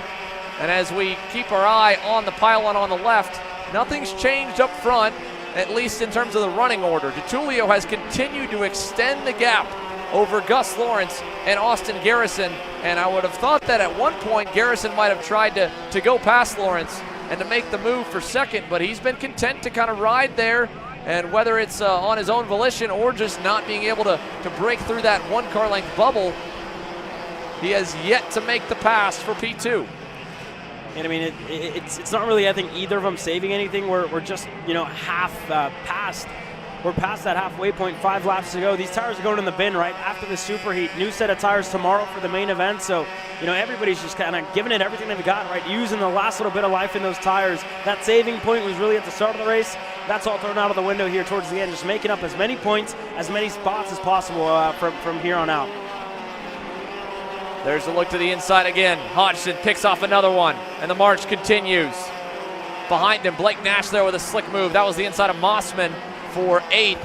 It'll bring Gassiet Lee close on the Nash Motorsports entry, and right behind him there is Massimino, who could be able to take advantage of a couple of spots here in the closing moments. Here he goes to the outside of Mossman, trying to keep the momentum up, but he'll hit the marbles and wash out a bit at turn 2. Now he'll send it on the inside. What a move there in turn 3 for Pauly. Mark him into the top 10 and continuing to close towards the rest of the field in front with plenty of karts still within eyesight. Yeah, Pauly's made some really good clean passes all weekend long, right? Just kind of been sneaky with the way he's been passing. And again, one thing that I've seen really in this race just has been kind of conservative, right? Hasn't really been forcing moves, has kind of been patient, working his way through the field, and again, just doesn't want another result like he had in heat race number 1. Can't afford another result like that, right? If he wants to be in contention tomorrow for the IAME Grand National Championship. Tomorrow's the day that matters. Again, think about the shootout tonight, and still many chances for him to get in, different ways for him to get in as well. So he'll hope and that he'll get one of those promoters picks nonetheless. But again, just been very methodical in the way that he's been working his way through the field, has been patient, hasn't really forced his hand all too much, wanting to keep himself out of trouble. As we look on, Hodgson still behind Caden McQueen. The two of them have kind of been going back and forth with their spots, and you look back to Hayden Jones, who's now outside of the top 10, with Finnegan Bailiff right behind him.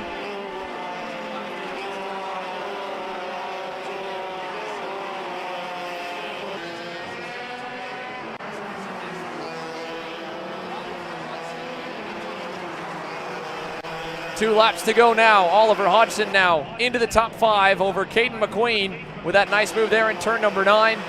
Blake Nash to the inside of Stephen Miller, former teammates. And here's his current teammate, Chase Gassiet Lee, giving him a little love to shove him back forward out of turn 2. This will be a looming battle to keep tabs on, with Massimino lurking in the distance back there in 10th. Yeah, both of them going through. Again, Nash just has tried it in the turn number 2 a couple of times there. Hasn't been able to get it done, and Stevens has also been good about just closing the door there, as well, not giving him a shot. Going to fade to the middle of the racetrack. Keep Blake Nash behind, but again, we're getting close to the end. Nash now looking to respond into turn number 9. Blake Nash able to get clear. Hodgson gets through as well. Chase Cassiet Lee around the outside on both of them, looking to make up another spot. He's through on Stephen Miller. Nice move. Now Paulie to the inside on Steven, trying to keep it going. He'll be alongside and on the outside now. Takes a look back. Little gap to Kolar. And the run to turn 4 goes. Miller's obviously going to be well out of shape for the next couple turns. Massimino's going to try and maybe catch him by surprise here. And he does. What a nice move there into turn number 5. Paulie Massimino picks up another spot, move him to 9th. Miller back to 10th. Gassiet Lee and Nash now up the board as well, as Alessandro DiTullio cruises to the line, and a picture-perfect weekend continues for Rocket Racing Company. SuperHeat winner, ADT, Lawrence Garrison. James Overbeck 4th. An incredible march forward for Oliver Hodgson to 5th. And to the line, look at this! Side by side, Miller, Massimino. Paulie will hold them off and hang on to 9th over the likes of Jacob Kolar, Frankie Mossman, Hayden Jones, Caleb Gaffaro. Finn Bailiff ends up 15th as the rest of the field crosses on by. Alessandro DiTullio, a shot across the bow to the rest of the field. That's big. Look at the margin there. Like you said, the tires are going in the bin. They weren't holding back at all in the last few laps. No need. And he just smoked him. 4 seconds and counting to Gus Lawrence and Austin Garrison. And again, you got to think, right, arguably the top 3 drivers, pretty equal, but I really think that's just chassis setup, right? With Alessandro DiTullio, where he has the upper hand, the adjustments he's made, all 3 of them on OTKs, and DiTullio just fine-tuning his Rocket Racing Company LN Kart. He'll roll under the scale line, and we'll get to hear from him along with some of the top finishers as we tally the marks up. Try to get a read on the unofficial results here from the potential main event grid before anything else is factored in. And the final fan vote tally will be tallied up here momentarily as well as voting concludes for the Kart Chaser fan vote to tonight's MG Tires X30 Pro Shootout. We know we're seeing LA in it, and the likes of Austin Garrison, Gus Lawrence, they'll for sure be in as well. James Overbeck should be looking good also with the run. Here's a look at the live vote. One more run through just to double check the tally, but Naomi Garcia still with the lead over Brooke Shambo, and the last few votes are getting counted as we speak. Overbeck, Hodgson with that run should easily punch his way through along with Caden McQueen. It'll be a bit of a toss-up for Blake Nash. Paulie Massimino, a former winner, should get in potentially, but we'll hear from more as we go down to the scales to Kyle and ADT. Ale, dominant heat. One heat, another heat down, another heat closer to $5,000. Talk me through it. Yeah, it's been the 3 heats were really good. First one we struggled a little bit with the chassis towards the end, but obviously we changed the layout now for today. But yeah, it seems to be going fast, and I just got to finish the job tomorrow. So you're going into the X30 show tonight. What did you learn last night that you can take into tonight? Go out with big balls, because I went out the first heat. I only did the shootout once, but it was raining, and I only did quali, and then my engine blew up in the final, so I didn't really get to experience the racing in the shootout. So I went out in the first heat yesterday and got sent back pretty far back. So heat 2, I got the memo and started sending it. So yeah, I think that's the same thing today. It's gonna be like that. Thank you. Back to you guys in the booth. Here we go, racing again, SuperHeat style. Mini Swift underway as they rocket down to the original turn 1 and go up through turn 7 on this layout. Full speed down the backstretch. Zane Burgess, your leader, as he takes them into the bowl. Around the outside, Kate Wolf looking to make a move on Cameron Johnson. Looks like he's going to get through. Johnson stuck now on the outside as Holden Myers looks to go through as well. Both of the Timmy Tech Home Carts go through. And look at Lawrence Perriman on the inside of Johnson. He's through everybody, pushing and shoving, looking to find a little bit of space on the racetrack. First lap in the books for the Mini Swifts. And here's a look at it with 15 laps on the board. Burgess fighting off. Cade Wolf there sends the Timmy Tech Comp Cart back to second. right to the front bumper of his teammate as they roll through the infield and head for turn number 5. The number 100 out in front off 2 very consistent runs in the heats, and already the top 3 are breaking away. Look at the fight behind them. Lawrence Perriman crossed the line 5th, and Jaden Francisco 3rd. And as they've shaken out, those 2 have at least gotten a little gap now as they fight for P6. Look at this, Marcelo Flores to the inside of Cameron Johnson. He'll bring our outside pole sitter from qualifying, Maxwell Macha, past, and now Maxwell quickly goes right by him as well to move into P6 on his own. And a big train all the way through turn number 11, maybe 8 or 9 of them, as we put 2 full laps complete here with the alternate course. Johnson back. Oh, contact Marcelo Flores and Johnson. Cameron clipped the curb on the entry to the corner, and Marcelo's going to pay the bigger price of it as they both go down the board. Yeah, Johnson just hit that curb on the inside of turn number 2, launched him right into Marcelo Flores, and the 2 of them lost a good amount of time. Pasha Ali now on the Ryan Perry Motorsports Nitro Kart right behind him as Schneegenberg looking to work his way through.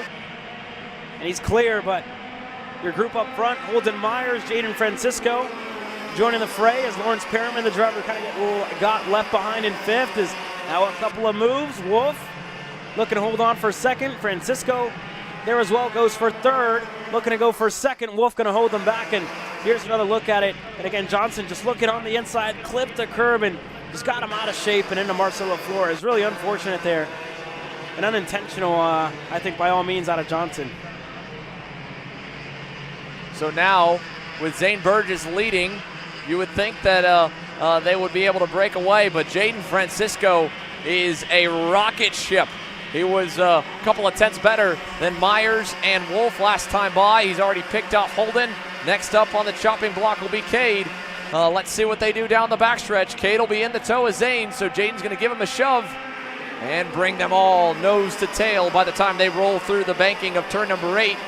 And no changes here in 9. Plenty of time still to go, though. Again, this distance here, long laps around for the Mini Swifts. But we won't waste too much. New leader, Cade Wolf, now at the end of lap number 4. Moves further back. Maxwell Macha looking to go on Lawrence Perriman. Macha is able to get through for the 5th spot. So that's a good recovery from Maxwell. And again, look back to heat race number 2.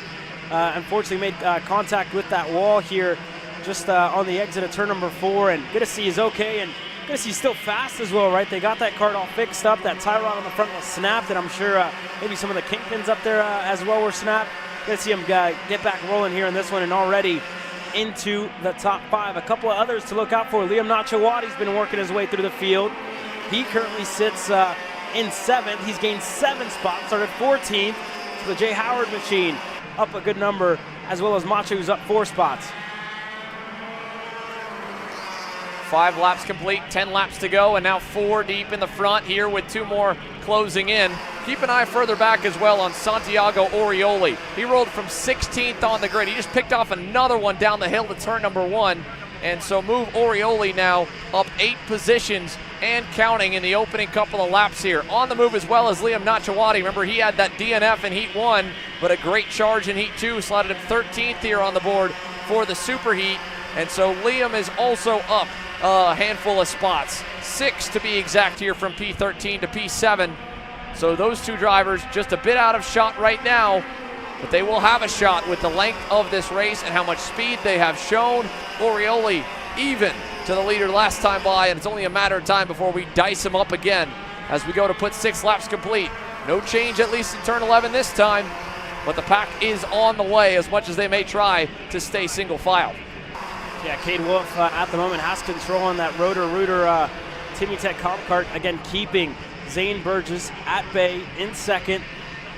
Again, Zane, we saw it a lot in his Microsoft career, right? He's always happy to kind of be in 2nd, to push along for a good bit. And when you get to those last 2 laps, again, he won't hesitate to go for the lead, to take control. And again, out of the young drivers, he was probably the best in Microsoft defending. But now he's not going to see this coming. Francisco out of nose down low on Burgess. And he lost a good amount of time, just a little bit of a half move there out of Francisco. And again, further back, Wilton Myers, Maxwell Macha. Myers has lost touch with that backpack, and Macha not going to waste any time, going to go through into turn number 9. Maxwell Macha, last time by a blistering 51.63. half a tenth better than the race leader, this time having to make a pass, still with a 51.56. And now they're going to dice it up for the lead. 2 wide for second. Wolf a little wide out of the hairpin of turn 2. No change overall as Burgess completes the crossover, but that was enough to, again, back them a little closer to the 174. Zane's teammate there in Maxwell, and you can see the gap visually coming down there from P4 to the trio out front. Myers still well within ear range and shot there of the top 4. And then Liam Nachawati, who has now climbed his way to 6th on the Jay Howard Kart Republic. So another spot up for Liam. He's gone by Lawrence Perriman. Another pass this time, another crossover again. This time it won't work for Zane. It will stick for Jaden until we get down to turn 1 if they dice it up again. Now 8 complete, 7 to go on the 15-lap superheat, and Maxwell is there. Yeah, I think Zane's not going to have any other choice than to sit behind Jaden Francisco for a little while until they get back up to the rear bumper of Cade Wolf, who again has shown really good pace up front, has been really controlling of it as well. And Burgess, I think more than anything, right? You saw Francisco try to pass him about 2 laps in a row. I think that could have probably been a signal maybe to go for the lead, and a little mistake out of him out of turn number 5. I think teammate Maxwell Macho, we'll see what he does once we get to the back straight if they want to switch positions. And there you go, St. Burgess pointed him by. Maxwell, unfortunately, just not close enough to get around him. But they're pushing each other forward. And again, this is huge as well, right? You got the team game 3 and 4, and then 2 drivers just kind of fighting on their own. And now that switch finally going to happen. Burgess not going to fight it too much. Macho going to try and get them up there to the front. Maxwell Macho, only a car length back from Francisco, and not too far away to Nachawati, who has now gotten to and past Holden Myers. And this will bring him even closer to the front. Jaden Francisco to the lead, with now maybe 5 or 6 car lengths back from Zane Burgess. The gap continues to close. Yeah, further back, Liam Nachawati, we talked about him gaining spots, and again, the fighting up front has picked up a little bit, so you're starting to see Liam Nachawati in the 180 start to close down his gap. He was able to get ahead of Holden Myers and Lawrence Perriman a lap ago. Perriman now looking to go on Myers. Perriman is clear, getting himself back up to the 6th spot. But again, keep an eye. More and more drivers starting to get closer. Orioli wants to keep an eye on Bruck, as well as Scales. Again, all of them well within a shot to try and get there towards the end. So keep an eye on the second group, and we'll see what happens towards the end. Macha's up 6 spots, so a good drive forward. 8 spots for Nachawati once he got to 5th. Yeah, check out all the up and down movements. Sadly, while we focused up front, it's been a bummer run for Lucas Bertagna. Down 10 spots, obviously, running at the tail end of the field behind Kai Johnson and Kai Park. Other than that, a few movers here. Colton Schneegenberg had that scary moment in Heat 2. Now back up the board a little bit from 23rd to 16th. His teammate here, Francisco, back down to 3rd as another move happens up at the front. Cade Wolf still the leader this time by. We're going to hit the loop to see just 4 laps remaining, and another lead change to boot. New leader, Maxwell Macha, to the point in the 174. And now look at Zane Burgess looking to go for 3rd. Wolf looking to stop the bleeding. They're going to slide in line. Burgess looking to set up that over-under. Going to have the inside line once we get to the left-hander. Wolf, elbows out racing, holds on to the spot, but again, now you see the separation once again. Francisco Macha able to pull away. Burgess looking to go back on Wolf, and I think he's going to slow it down just a little bit to try and put himself within a shot for a superheat victory here. They're going to try and close in to Francisco and Macha, who are going to start to fight any moment now as Francisco checks the gaps. Burgess on the inside, turn number 8, he's clear for 3rd. And the gap opens to the top 2 of Maxwell Macha, of course, out in front of Jaden Francisco. Liam Nachawati, the impressive charge through the field. The speed started to fade just a little bit in comparison to the top 2. His run up to 5th has been nothing short of impressive, but it may not get too much higher now with only 2.5 laps remaining and about a 1.5 seconds plus 4 go-karts standing in the way of him and being the first to the checkered flag. Orioli as well made it up to 8th. He has kind of sat there since. He got to the bumper, Holden Myers by the end of the last lap. Lawrence Perriman's a couple car lengths up from him as well. But our focus remains here. Maxwell Macha, Jaden Francisco, happy to work together. And no defensive driving at all from the leader. No attempt from second. and that will build on the 1 second margin from last time by. Double sticks in the air though, so we don't know how long the alliance will last. As things stand, it is working. 2 to go. 2 to go that time by, and again, they're going to need, everybody else is going to need Matcha and Francisco to fight a little bit more so they can get themselves within a shot. Even then, Francisco lost a little bit of time on the exit of turn number 2. So wait and see. Again, the backstretch, one of the biggest passing zones so far this weekend. That's the first one to keep an eye on for Francisco to look to go for the lead of this race. And again, Burgess leading Cade Wolf up there, as well as Liam Nachawati, who is still well within a shot. Again, once these leaders start to fight, Perriman not too far behind either as they work their way onto the backstretch. Matcha fades to the middle of the racetrack, starting to defend from Jaden Francisco. Maxwell Matcha on the 174 up the hill, headed to the white flag. Like you said, a little bit low at the end of the main straight. The biggest one on the alternate course, and now low on the run to turn number 1. He knows it's time to go at it. Hopefully it doesn't pinch the momentum too hard here in 2. Jaden should get close, but not enough as Maxwell uses the runoff to his advantage there at the exit. And he holds. And behind him, they are fighting quite a bit there for third. Zane Burgess is trying to keep that spot away from Cade Wolf. And it's still holding for now, and it's also keeping them away from the back of Jaden Francisco. It'll be between these two, it looks like, as they run down the backstretch for the final time, side by side behind them for third. Matcha goes to the bottom of the racetrack. Francisco to the high side, looking to go around. Not close enough. Gonna try and set up an over-under. Maybe. Here we go. Turn number 9. Outside, inside, nothing there. Up the hill, final time. Got to close the door to the inside. Francisco sets the crossover up. It'll be close. Down to the line. Matcha by 0.02 of a second. Maxwell hangs on over Jaden Francisco for the Superheat win in Mini Swift to Burgess, Wolf, and Nachawati. Then Lawrence Perriman. Santi Orioli gets 7th away from Holden Myers at the end. Colton Bruck and Bryson Scales, your top 10 from the Mini Swift Superheat. That's 4 now in the books with 3 to go with X30 Jr on tap, and then the double for KA 100 Sr. We'll take a break, folks. We'll be back with more from Trackhouse.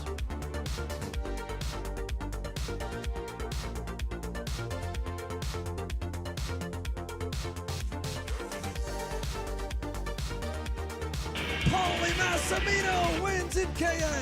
Paulie Massimino is a winner in OKN Stars. Take your driving to the next level with one-on-one coaching from 2024 OKN Stars champion Paulie Massimino. Kart rental options are available if you'd like to keep yours at home, and drivers in all classes are welcome, from Briggs 206 to Mini to KA100 and X30. With in-depth data analysis, onboard video footage review, and lead follow on-track sessions, each private coaching session will see you end as a more complete driver than when you started.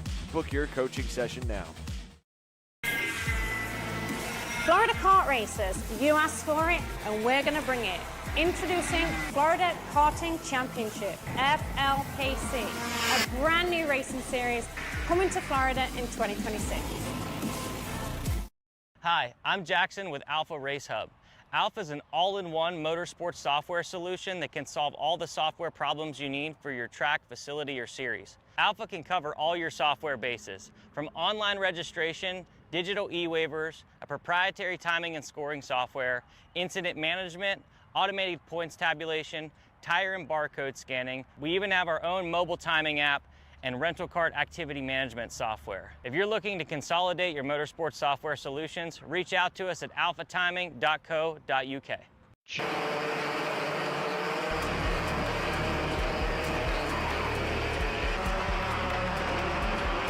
One full outlap here for X30 Jr before their Superheat gets underway. Let's take you through the lineup as they get set for it. Lucas Palacio will start on the inside of Matt Max Weiland on row number 1, with Tristan Murphy and John Antonino on row 2. Ashton Woon and Nathan Golseth will start on row 3 with Bashi Jimenez and Juther Malaswamy on row 4. Jackson Gibson and Royce Vega back on row number 5. Edward Kennedy and Arthur Barb on row 6. Indy Anderson, Nico Katowski, Pettit, a driver to watch back in 15th alongside De Janeiro in his X30 Jr debut. Nathan Dupuis, Jose Halfin, Achilles Sapirko, Isaac Malquit, And the final couple rows, Maddox Ruiz, Meyer Lewis, Parker Ives, and William Vitor to the tail. 24 drivers for X30 Jr. looking for action, looking for the green. We've got it.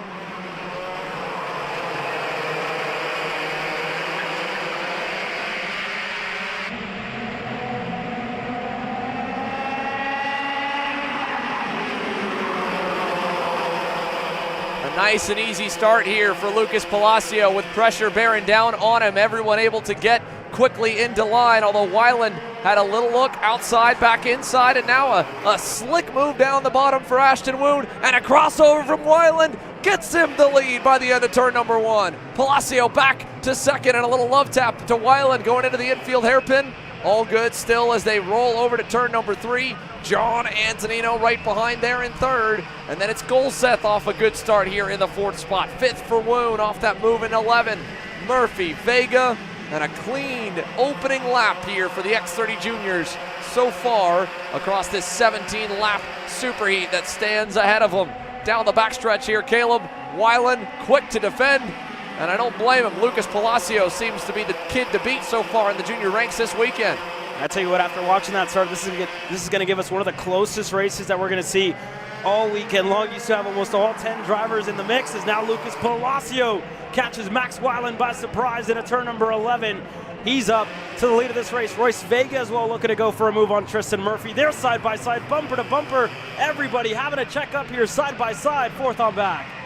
Yeah, contact there for the Magic Card. He even got up onto the tire for a moment of Palacio as that has stacked everyone up.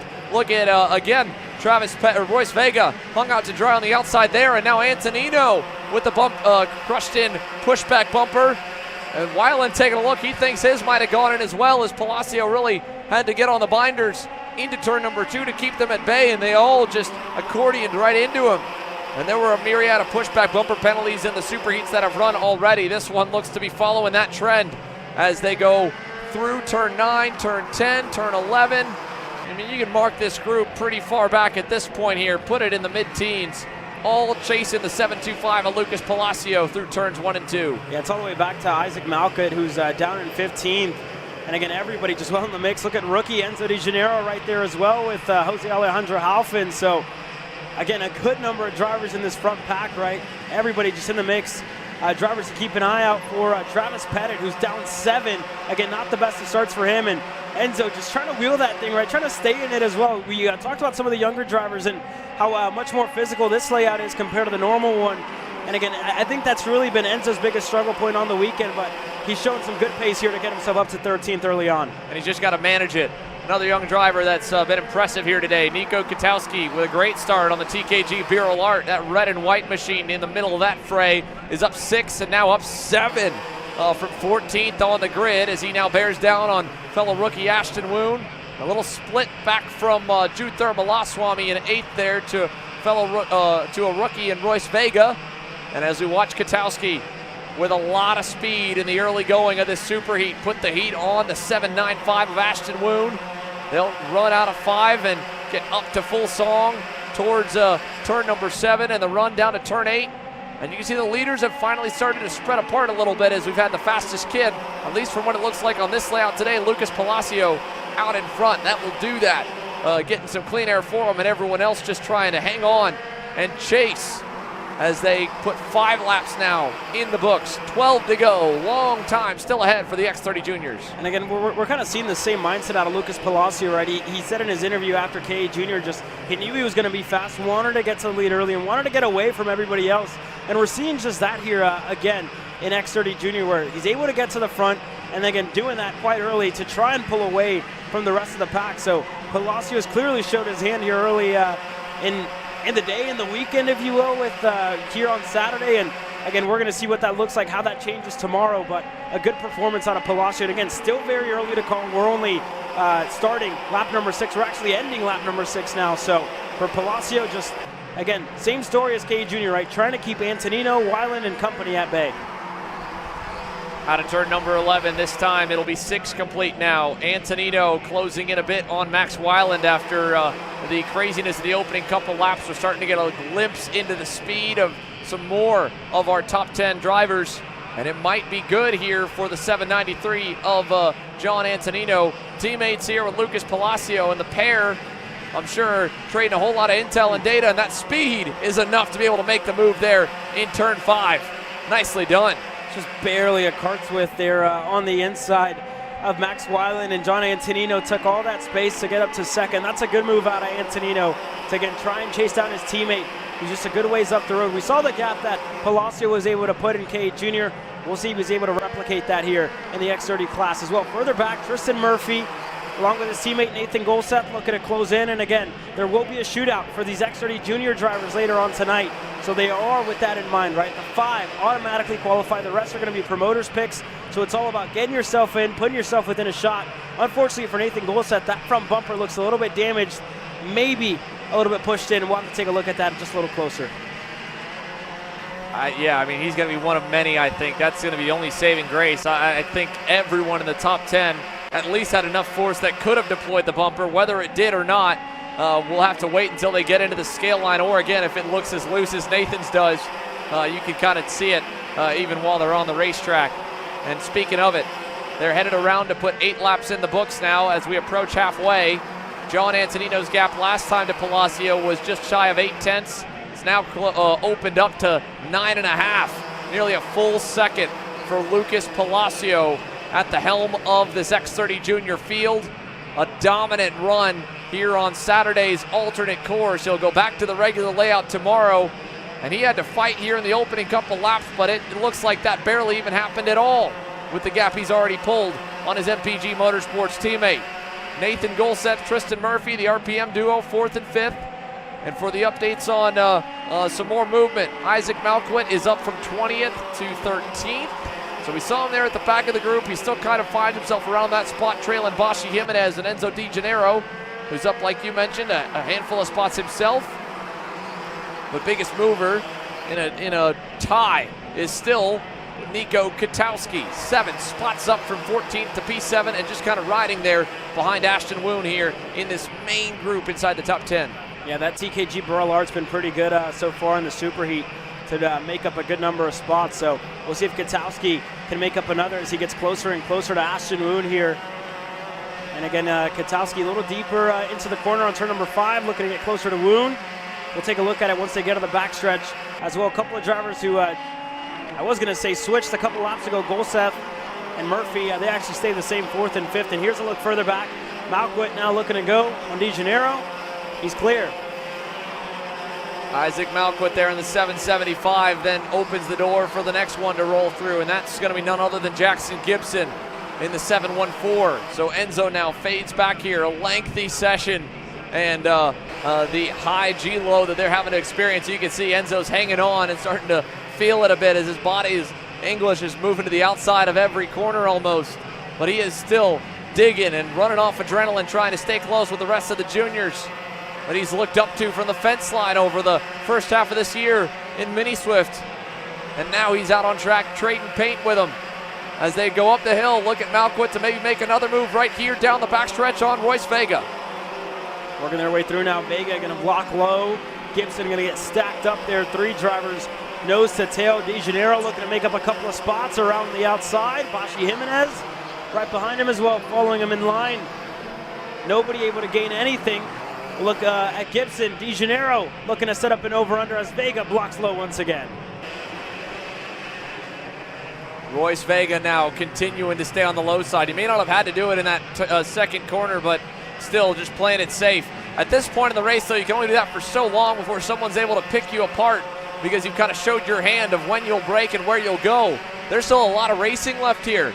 And as they roll through turn number 5, they're losing valuable seconds a lap to the pack out front, already up and over 3 seconds and counting to the next car, which would be Edward Kennedy in 9th. And for Isaac Malquit, how patient do you stay here behind the back of Royce Vega before you really make some more desperate level moves? Maybe you get creative like Travis, who goes around the outside of Jackson Gibson and takes the spot away in turn 9. Looking to go on Di Janeiro, who went wide, looking to get 2 spots in the process inside of Malquit. Brushes the brake slots back in the line. Vega, the driver, not going side by side with teammate Travis Pettit. Di Janeiro trying that over-under once again. Can't get through, but Jackson Gibson had a nose low on Royce Vega. He wasn't able to get by. He was able to get by. My apologies there. Jackson Gibson made up another spot. These drivers just elbows out racing. And look at the pack as well. Jose Alejandro Halfin further back. Nathan Dupuis, William Veeder, Parker Ives, and more all starting to work their way up to this group. Down the run towards turn number 4, side by side here to the high side for the 736 of Jose Alejandro Halfin. Single file into turn number 9. A change move there, and then up the hill. About 7 or 8 of them here in this mid-pack fray. Nathan Dupuis to the inside. 4 to go. Look at them scattered across the racetrack as they rush down the hill, down to turn number 1. The 705 Abashi Jimenez further back than most of this race where he's gotten to ride.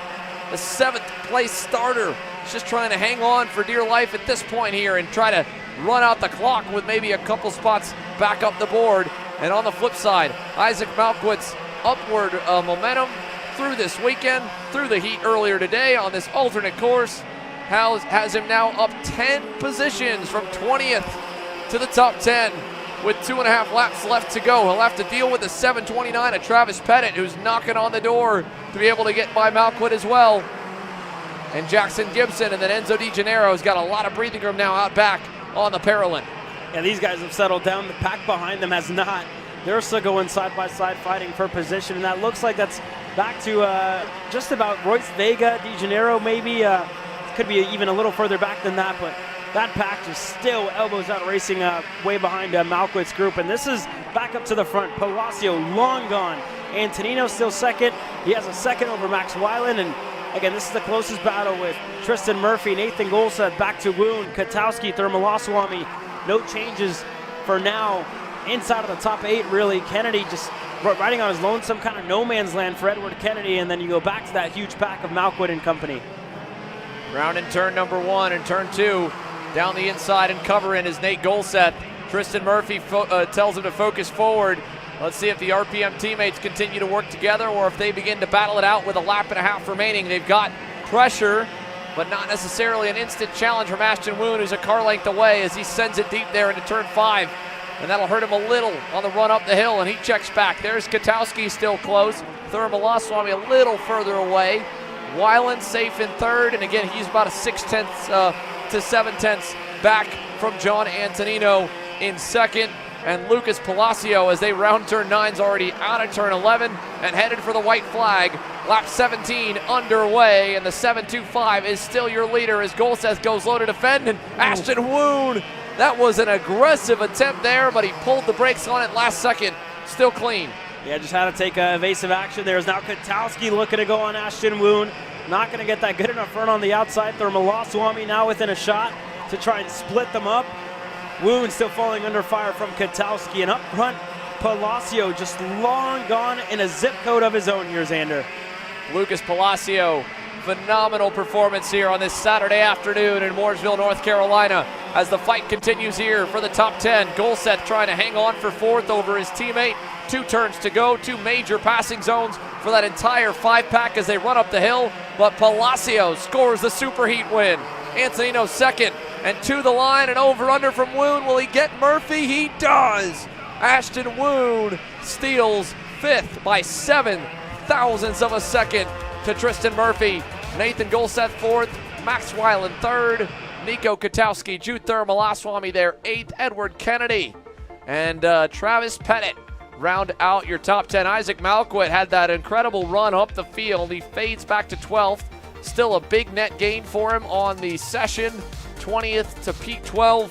Enzo Di Gennaro, Arthur Barb, Indy Anderson, your top 15 here as X30 Jr.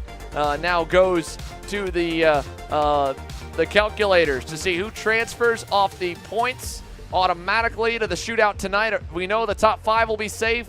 How much further we go? Well, that's up, of course, to the promoter himself, Eric, and the IAME East crew of who they'd like to join. The mini Swift drivers as well in those fast driver shootouts. The undercard to the $5,000 to win X30 Pro shootout tonight, presented by MG Tires. Lucas Palacio, though, dominates his superheats, and he'll get to start from a very pretty spot tomorrow afternoon in X30 Jr. ahead of Antonino, Weiland, and crew, with 2 more superheat sessions to run here this afternoon.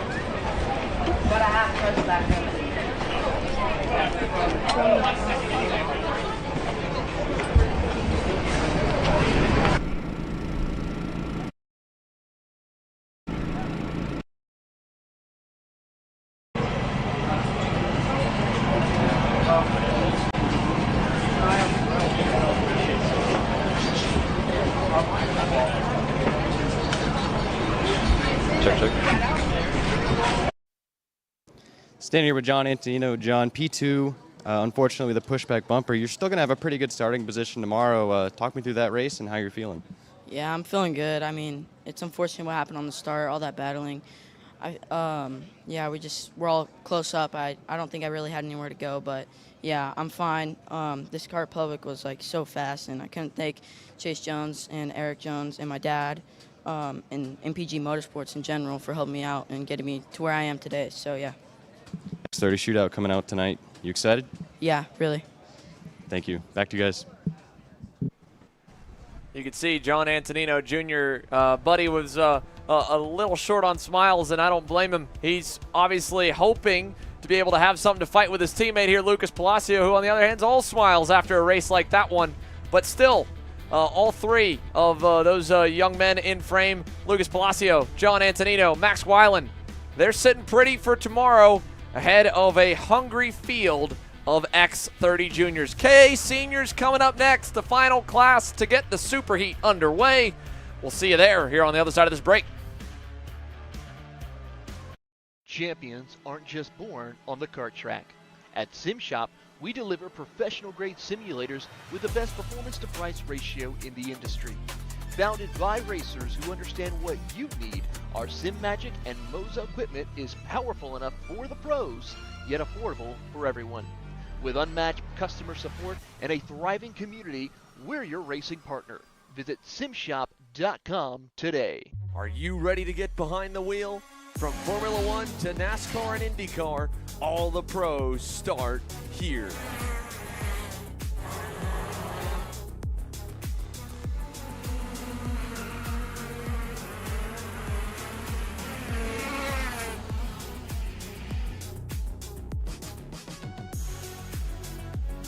For more information, check us out online at mcckarting.com or call us and go racing today. Are you stuck with your kart racing? Not sure the ideal kart setup? Or going to a track for the first time? Well, Kart Class has the answers for you. Our online portal has a wealth of experience and knowledge to help your kart racing. From kart setup advice to track guides that are targeted specifically to your circuit, or the driver coaching aspect with mindset, racecraft and driving techniques. If you want to take your karting to the next level, visit us at kartclass.com.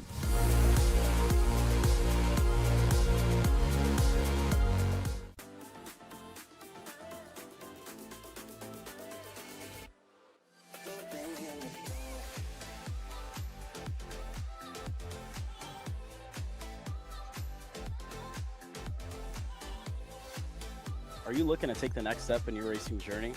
Well, look no further than PitFit. With 2 locations in Charlotte, North Carolina and Indianapolis, Indiana, PitFit trains drivers all the way from grassroots level karting to IndyCar and NASCAR, with top-of-the-line personalized coaching to improve physical and cognitive fitness. For more information on programs, check out PitFit on Instagram or Facebook today.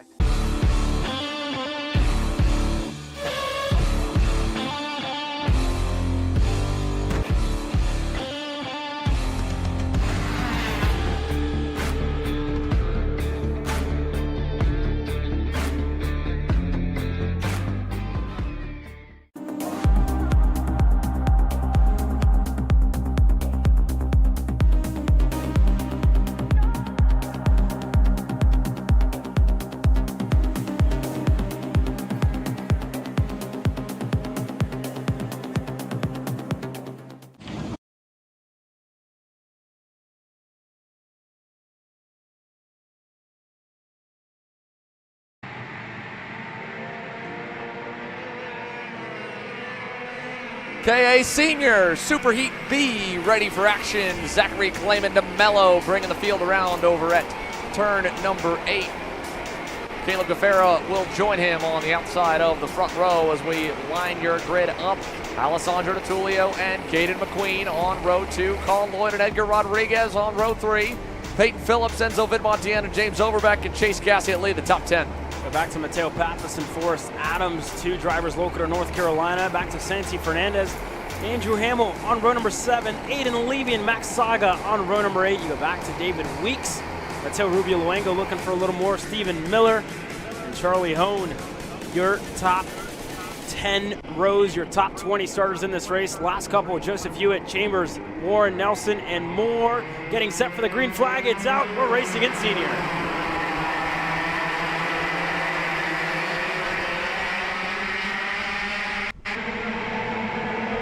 Oh, big off. ADT mowing the lawn outside of turn 7. Everyone else is good through the first couple of corners, but the Rocket Racing Company of Kart taking evasive action as it's DeMello who leads to Gaffera and McQueen. Rookie Enzo Vidmontien trying to hold off Colin Lloyd as the re-racked SuperHeats now have a few new faces racing amongst them, each other through turn 1 and now to turn 2. Oh, and a bumper from Enzo right off the rip to send Lloyd into the weeds. And now they're 3 wide. Peyton Phillips going to pick them both apart, and he'll take 4th happily away. Edgar Rodriguez right in that mix, as well as James Overbeck, who's getting pressure from Chase Gassiet Lee. The same for him on Mateo Pappas with a move on the inside of turn number 5. He's clear. Hamill just had to check up there a little bit as Gassiet Lee was looking to slot back in a line, and you see your top 3 starting to break away from the rest of the field here, Xander. Yeah, they've got a bit of a gap right now, right? This is all helping from just one pass, but look at this. We might have one for the lead here soon enough. Caleb Gaffera really closed up to DeMello at the end of turn number 9. Now as they run to 1, he stays in tow. Nothing here yet, but Caden McQueen's also closing the gap up. Taking a look here to the replay, side-by-side moment of the start. Ooh. On top of the rear bumper of Caden McQueen. Nothing ADT could do. Ale was a passenger once he was up in the air. And where did he slide back to? Way back down to 19th as of last time by the loop. We'll have to keep an eye on the Miami, Florida native and how far up the board he can charge. With still a lot of laps to go, but the top 3 are not racing. They're trying to build a massive gap that's already up to over a second to Peyton Phillips. Yeah, that was a weird one for sure. As now Caden McQueen looking on the inside of Caleb Gaffera. McQueen able to get clear, and it's a Velocity Racing Sodi 1-2 for McQueen and Zachary Clayman DeMello up front. Lots of good drive out of these 2 drivers up front, and Colin Lloyd not too far back either, so I'm sure team manager Ruben is going to be happy to see all 3 of his drivers inside of the top 10 and even inside of the top 5 at this point in the race. Yeah, this is a great showing for the black and orange crew. And for Caleb Gaffera, this has got to feel eerily similar to the last time he was here, running right behind the Brandon Jarsicrack Racing duo.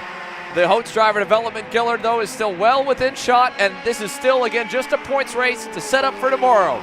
3rd at the moment would give him a nice haul. It wouldn't put him on the pole or the front row, depending on how things shake out in the next SuperHeat, but this is going to be valuable intel as, again, some of these drivers haven't been on track since Thursday together if they weren't on with the shootout last night. So what do you learn from cars you haven't been around? Maybe the track was a little bit different back and forth to the back-to-back sessions. More importantly, drivers that were kind of buried in the field and then working their way up the grid altogether haven't had the chance to show their cards yet. You're going to see that now, as we've got the best drivers from Heat 1 and Heat 2 finishing result-wise lined up at the front of both of these grids. And it's been DeMello all day, in his sessions at least, picking up time and putting a whopping on the field in Heat 2 for the K Sr B group. Now leading the B SuperHeat, trying to maximize the points haul and put the heat on Paulie Massimino and Austin Garrison, who will get ready to lead the field of green in SuperHeat A.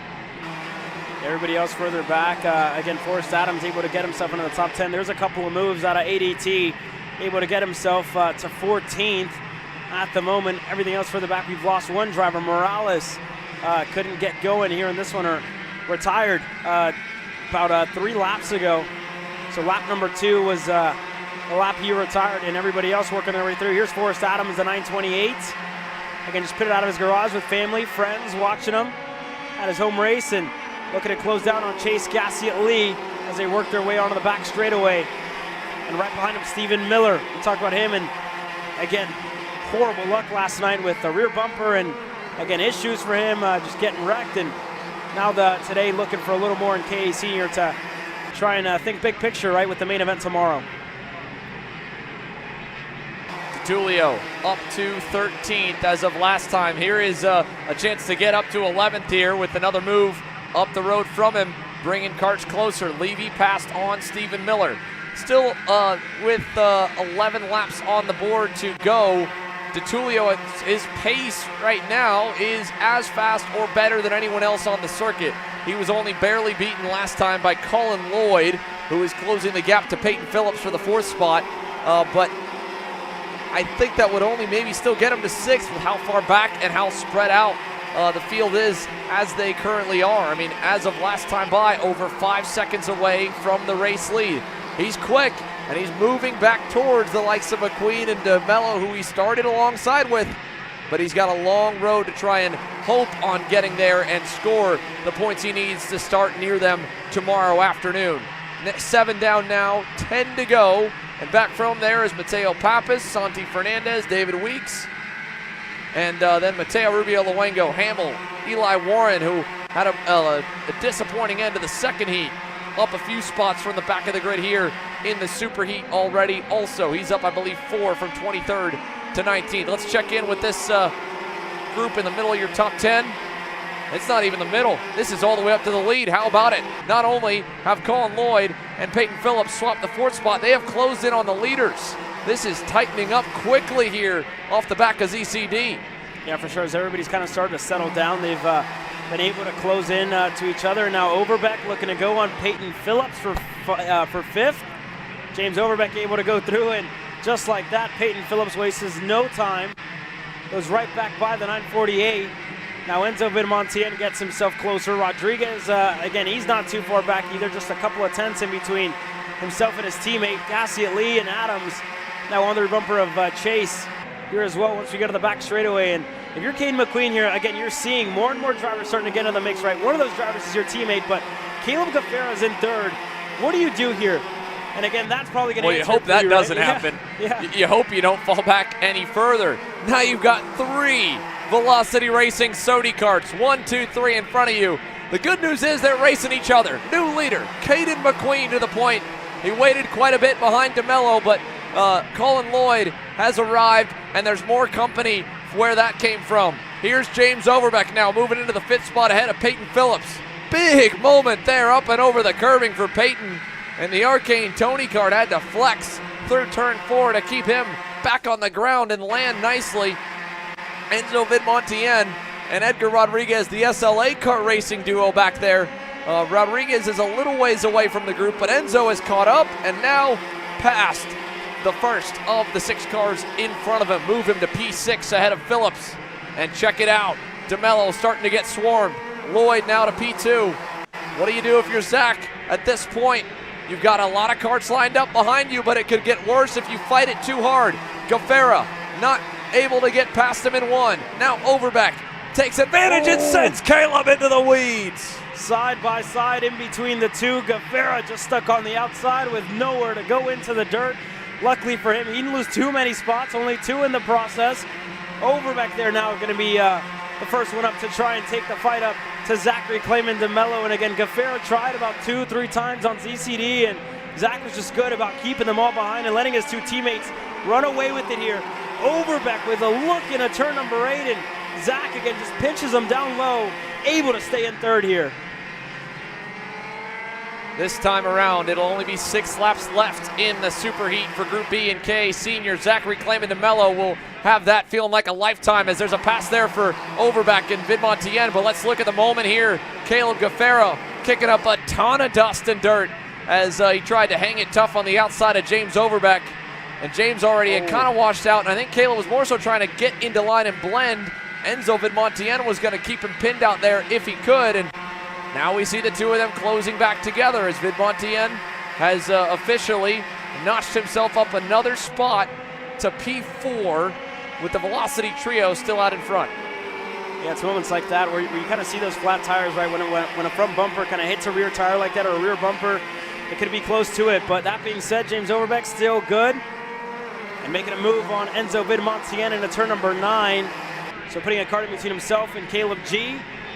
And Overbeck going to slide to the bottom, going to fend off from the SLA Racing Kart Republic, and everybody else behind getting stacked up. Forrest Adams, Edgar Rodriguez, and more starting to work their way through. ADT back into the mix here. Yeah, DeTulio from the grass now to the top 10, potentially. Chase Gassiet Lee's going to have to deal with him here in a moment as we work through lap 13. There's a look at him, the 920 right on the cusp of the fellow Floridian there for the 10th position. They're a little ways from the main pack here that has now had 2 more young drivers join the fray. Edgar Rodriguez and Forrest Adams is there also on the BJR LN kart there, the 928. This time around, 4 to go, and a lot of shakeups here continue as we roll down the hill, still with Caden McQueen leading the way. And as well, ZCD has opened up his gap by about a second and growing with this group that, again, continues to fight, right, with James Overbeck at the helm of it. So those 3 Velocity Racing Sodies have really just extended their gap by a huge margin. And that's huge for the team, right? We've touched on it already this weekend, right? Developing their engine program, and it's working out nicely for them to be 1, 2, 3 on the racetrack. This is huge for that team and the development they've had in 2025. There's a move further back, Forrest Adams on Peyton Phillips into turn number 8. Adams able to get clear with his sights set now on Caleb Gaffera, promote him up to 7th. Forrest Adams from 12th on the grid now to maybe more if he can stay ahead of trouble. Edgar Rodriguez with an aggressive send that ultimately ends up paving a way for Alessandro DeTulio to make up more ground. He gets both Rodriguez and Phillips, move him to 8th now on the circuit. Adams 7th, and they'll roll this time to the double sticks, and it'll be almost back to neutral for Alessandro DeTulio. He rolled from 3rd. This will still hurt a little bit in the point score overall, but every spot matters essentially double with the field split in half. You cannot rest for an inch, and you know how much this could sway the lineup for tomorrow's main event. We know 3 drivers that are going to start really good in it, though, with the way this race has played. Caden McQueen, Colin Lloyd, Zachary Clayman-DeMello, now a full 2.5 clear of the battles behind them that have subsided for the moment for James Overbeck, and for the moment as well for Enzo Vidmontien, but he doesn't have a ton of space back to Caleb Gaffera, who would love to take that final spot in the top 5 back away for himself. He's got a lap and a half to try and track him down. Yeah, everybody else still working their way through. There's Overbeck to Vidmontien to Gaffera to Adams. Everybody just single file line and up front with 2 laps to go. McQueen got to the lead, didn't look back since on teammate Zachary Clayman-DeMello, fell back to 3rd. And Lloyd able to get himself into the mix as well in 2nd. Again, the only driver out of these 3 that hasn't had a win on U.S. soil for the Sodi team has been Caden McQueen. It's looking good for a heat race victory as we get into the last lap, but again, you think big picture once again. McQueen with his eyes set on the prize in KA Senior for tomorrow, looking to put himself with the best starting spot out of the 3 Sodis. Maybe. ZCD entered this one here with the highest point score, 2nd overall, just off a tiebreaker to Massimino. McQueen in the end of the top 10 along with Lloyd. They were 10th and 8th. But this will, like you said, give a max score out of the Superheat, weighed twice as much as a regular heat race. And as McQueen looks back, he'll just, to be safe, cover low from Colin Lloyd, who doesn't seem to be in any hurry, try and force the issue. And this will be a very happy Velocity Racing camp to see this sight out of turn 11. A 1-2-3 result. Caden McQueen wins SuperHeat Group B. Overbeck will close the rest of the top 5 ahead of Vidmontien for 4th and 5th. And beyond them, Caleb Gaffera, Forrest Adams, Alessandro DeTulio, Edgar Rodriguez, and Peyton Phillips as the rest of the pack flurries on by to close out the first half of the KA Senior Fields points scored to set the grid for tomorrow. Look at that. Haven't had a 1-2-3 in a minute. Yeah. And it looks good, I'm sure, if you're a fan of the black and orange over Overbeck, with a lot of his teammates coming up in the next group. the likes of Paulie Massimino and Cash Perkins, the 1-2 punch from last night's K shootout. And for BJR, a 4th and a 7th for Overbeck and Adams is still pretty solid. On the other half here, we were able to get most of our finishers to the line. The only one unable to make it, David Morales, went out on lap number 3.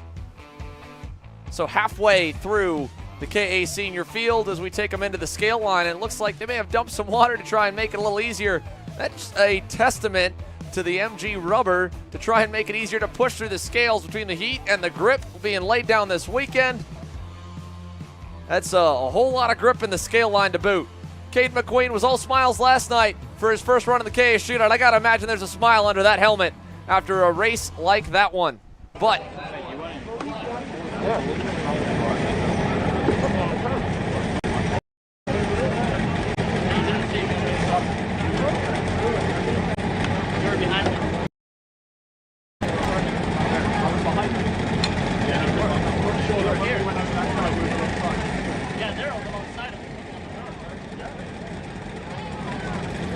Caden, talk me through that race. Yeah, it was good. You know, we had a good start. He seems to think that I cleaned him off the track, but for me, he wasn't there. I gave him enough room. It was halfway around the corner where I felt him touch me. For me, that's his fault. You know, he hit the curb. He should have backed out of it. But anyway, yeah, no, good race. It's good to see that the Sodi boys had a 1-2-3 then.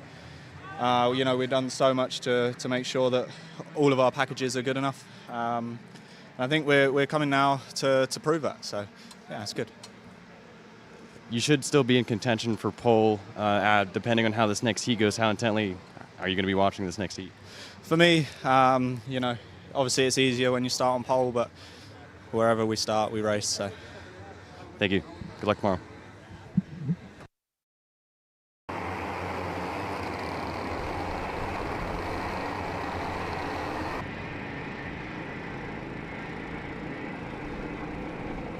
getting ready for action for SuperHeat A, KA100 Senior. Paulie Massimino on the inside, Austin Garrison on the outside. 17 laps on the board for them, our last SuperHeat of the night, and we're green.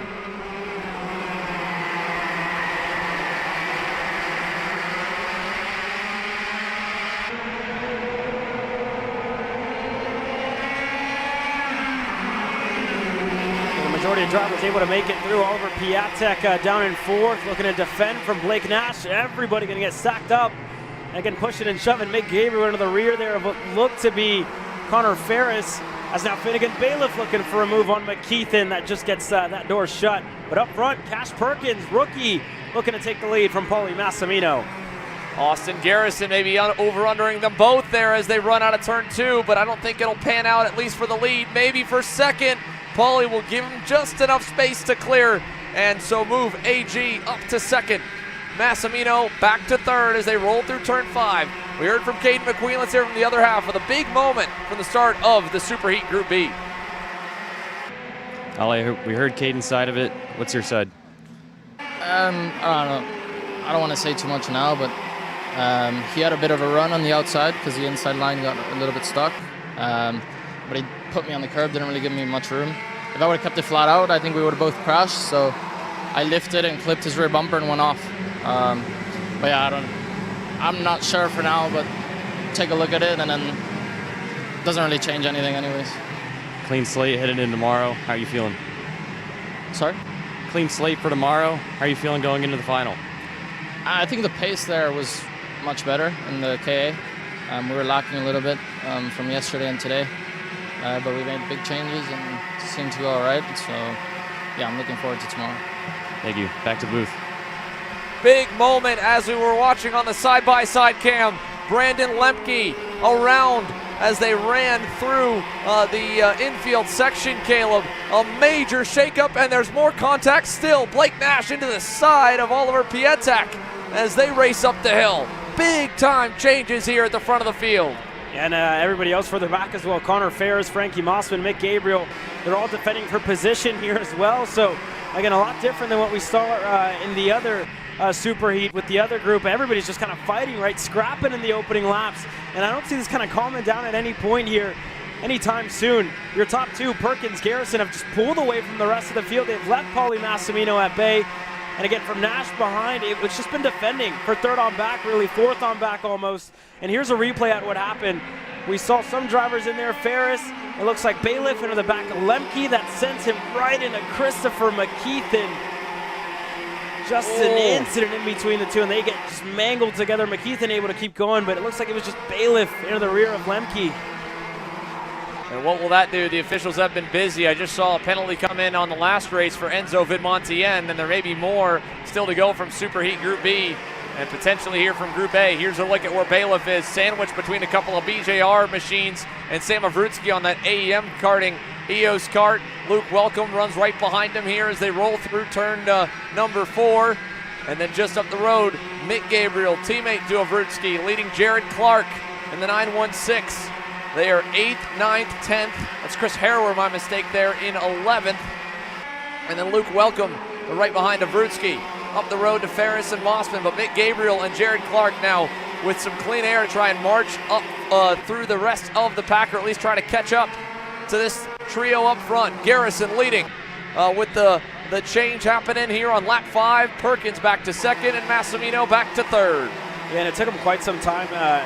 I'm assuming Garrison and Perkins fought for a good bit there because Paulie, again, his gap was about 0.8 of a second, and it closed right down where, again, Paulie's just not too far behind from Cash Perkins now.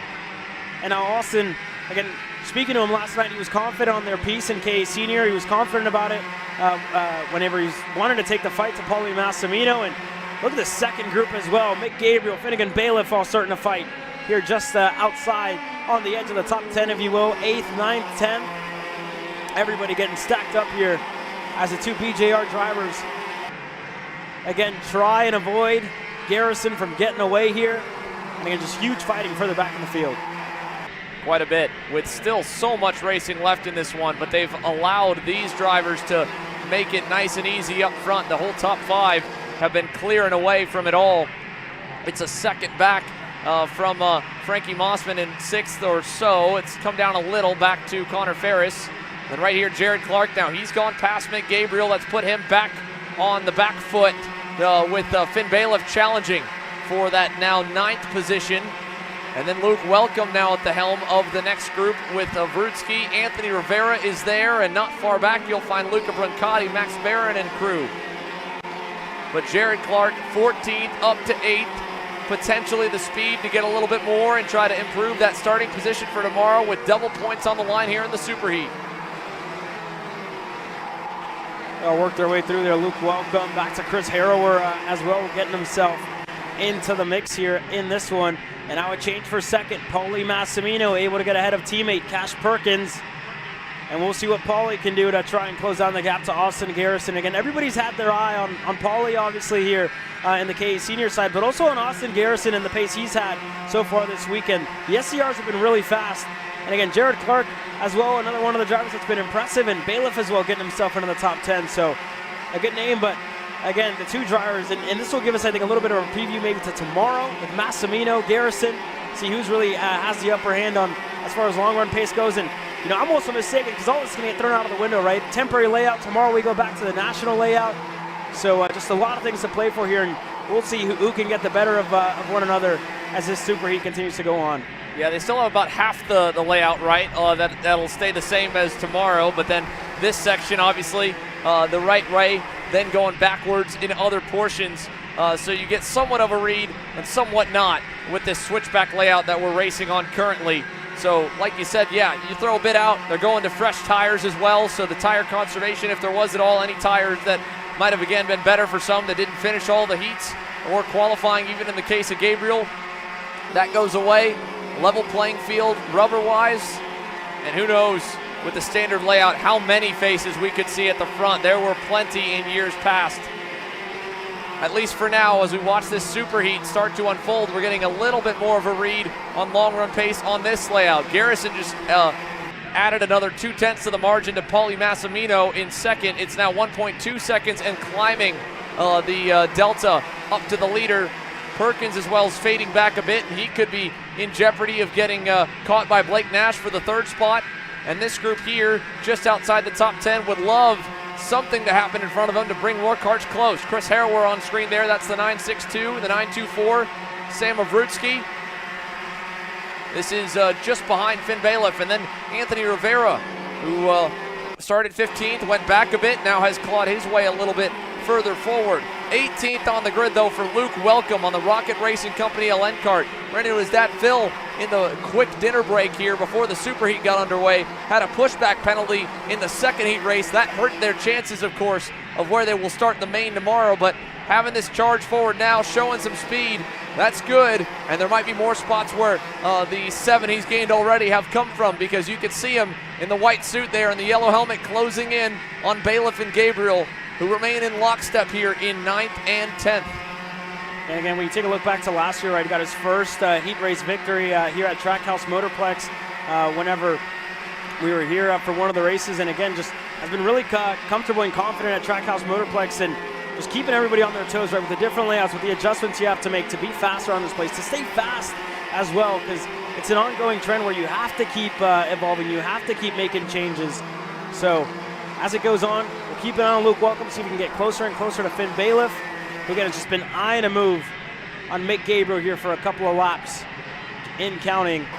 Connor Ferris, Jared Clark, not many changes, everybody just single file, and it looked like maybe the first change could have came out of Chris Harrower there on Avrutsky. Yeah, might have been. We're getting a really good read at pace, but less so on everything else as they run here, with more time ticking down on this 17-lap SuperHeat, the final one of the night before we go into the quick rack-em-up shootout races for X30 Jr and Mini Swift. Here's a look at the current point totals as they run right now. Austin Garrison's performance would be enough to steal the top spot in the heat rankings away from Paulie Massimino, and it doesn't look like that will change much at all. Caden McQueen, if Paulie hangs on to second, will line up in the 3rd spot, and the rest of the tallies continue to be calculated. Cash Perkins right now in jeopardy of that 3rd spot. Blake Nash continues to close. Last time by, he knocked a 10th off the gap to the 963. The rookie is going to be feeling the heat here in a moment from one of the West Coast's best in Blake Nash. And there's still Oliver Piatek as well, feeling the pressure from another West Coast native, Frankie Mossman, on the charge, only a 10th back as of last time by the loop. He's on the tail of Piatek as they roll down here to turn number 8, and here he goes inside and past him. Top 5 now for fast Frankie Mossman in the 900. Yeah, just right on cue there for Frankie to get himself through, and it looked like some dirt might have been kicked up through the section. That being said, they're still working their way through. Sun starting to set, and laps starting to run out. 3 laps to go left in the SuperHeat for the rest of your KA seniors before we go into shootout racing action. Cash Perkins still holding Blake Nash at bay for 3rd. And again up front, Garrison has been able to keep Massimino at bay and even extend his gap by over a 2.5 seconds. As we keep our eye on Blake Nash. What has he got down the back straightaway this time? Going to be in the draft. A little wider there for Cash Perkins, and Nash pointed Perkins forward, so not going to see a move out of these two just yet. And again, who knows what that'll do to their starting spot tomorrow, a flip of 3rd. They both have plenty of space out back, and I think Blake, realizing that the odds of them catching Paulie Massimino are minimal, but the odds of them battling with this much left still in the SuperHeat, 3 full laps around this 48-second circuit, could back them into the company of fast Frankie Mossman and Oliver Piatek, and I don't think that's what he wants to do. He wants to, at minimum, end up with a 4th, maybe have a go at 3rd in a lap or so, or if the opportunity really materializes. Back from these two as well, we watch the gap still staying even for Jared Clark, who's gone by Connor Ferris for 7th. Mick Gabriel about a couple tenths away from Ferris. He might be able to make some noise for 8th with Finnegan Bailiff hot on his heels. And then that battle pack led by Luke Welcome continues. There's the move finally. Blake Nash is through, points to the helmet of Cash Perkins, says use your head, and Cash says no thank you. I want 3rd and I'll keep those points. He goes instantly to the inside to cover in turn 1 and block it off, and that'll back up both of them closer to Mossman. Nash with a nice crossover, gets back by him in turn 2, takes the spot fully there by 3. Yeah, now Mossman and Piatek just inching their way closer to that battle with Nash and Perkins. And again, wouldn't be surprised if Perkins went right back on Blake Nash once we got to that back straightaway here. going to be in the draft. Going to have a good run here on the exit of turn number 7. We work our way through. Blake Nash going to defend. Perkins around the outside, and Frankie Mossman well on his way. Perkins slots back in the line. And it is very close for Blake Nash, Colin Lloyd, and Caleb Gaffera and Cash Perkins right now for those spots around 5th through 8th on the grid tomorrow. This is a big swing incoming, depending how it shakes out. Perkins with a crossover, not quite. Tucks back into turn 1. That'll hurt the momentum to 2. Mossman opening up nice and wide. Perkins trying to do the same. He'll shove him on by. And Blake Nash now has to fight with Mossman for the 4th spot. Door to door. He'll run him to the edge of the racetrack and hold it.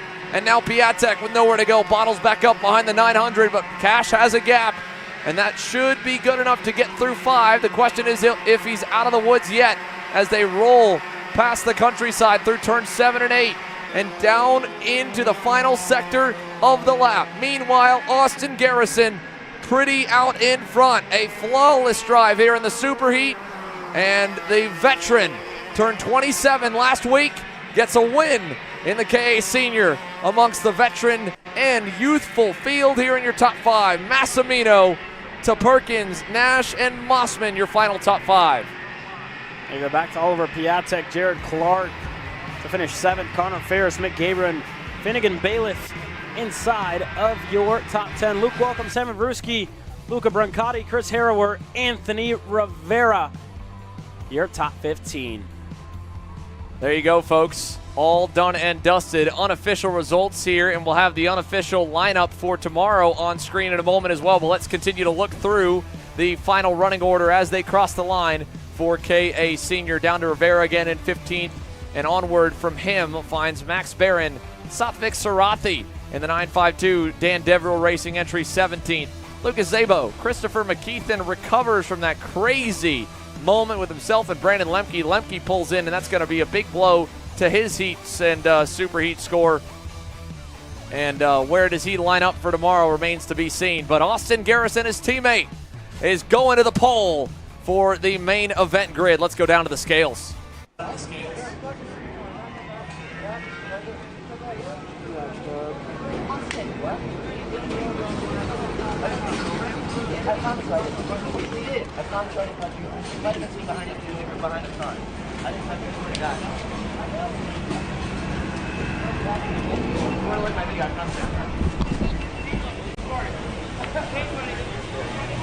I've got Austin Garrison here. Austin, it's going to be a pole for you tomorrow. How are you feeling so far? Feel great. A little bit tired. Have to run on double duty all day, but I'm pretty excited. We're starting on pole tomorrow in KA. I know it's going to be a pretty hectic main event. Starting on pole is going to help a lot. You showed some incredible speed today. Where on track do you feel like in comparison to these competitors? Honestly, our mid corner speed that we're able to roll on this chassis, we have it, pretty dialed in now. We're just able to kind of get off the brake and roll a little bit more speed than our competitors in the center of the corner, and that allows us to go and do some stuff with our gearing as well, and then it panned out. Awesome. Thank you, Austin. Thanks. I'm going to take you on down here. He finished P3, I believe, in this race. Cash, I'm going to grab you here real quick. That was a very strong performance out of you. It's your rookie season. You've shown a lot of speed thus far. How are you feeling about your performances today? I'm feeling all right. It's just I didn't like this layout. I wasn't too quick there. But. And in regards to that race out there, you kept all those people behind you. Did you feel like that was a lot of pressure, or were you just driving your own race? Yeah, it was a lot of pressure, but, you just have to keep trying to go forward. Thank you, Cash. Mm-hmm. Let's take a look at how they should line up for tomorrow, unofficially again, with still penalties in tech to go through for the second group and a bit more review from group number 1 in KA Senior. Austin Garrison's performance here this weekend has him looking good at the top of the heat classification as things currently stand, and it should be by a good cushion there back to Paulie Massimino, who should line alongside him for the 50-driver sold-out grid main event. It'll be an all-velocity racing Sodi, row 2, Caden McQueen and ZCD starting 3rd and 4th, Caleb Gaffera and Cash Perkins on row 3, Colin Lloyd, Blake Nash. Again, that was the battle there for 3rd, flip-flops 6th and 8th. And then Alessandro DiTullio in the recovery drive that got him back into the top 10. He'll still line up potentially on the inside of row 5 alongside Frankie Mossman with that late race run to get into the top 5 from 9th on the grid. Improves his starting spot to the outside potentially of row number 5. There still is more review to do, but a short gap in the action and a switch over to the free coverage as well on the other side of this break, because we're getting ready to go shootout racing under the lights here at Trackhouse.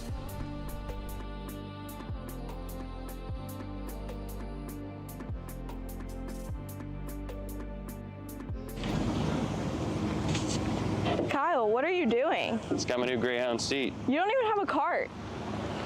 Doesn't matter. I have a Greyhound. Who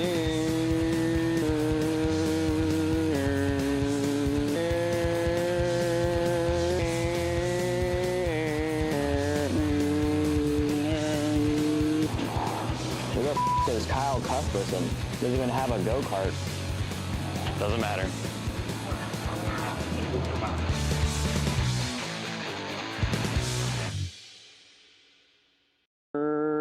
Cuthbertson through on Turney. Turney in the dirt. Cat food marketing. $9.99 a month. Dude, Caleb, wake up. Dude, we're live in 5 minutes. Let's go. Come on. What are you doing? Dude, I'm so sorry. Xander had me in a cat food marketing meeting till like 2 a.m. last night. Come on, man. Do you have anything I can drink? Dude, I got the perfect thing for you. Perico. It's a healthy energy drink alternative. Perico, non-GMO, gluten-free, kosher, magnesium, B12, B6, yeah, it's good. B5, biotin, and 0 sugar? Pericazo! Try Perico, made with natural ingredients, organic caffeine, and supports your metabolism. Try the new official energy drink of Kart Chaser.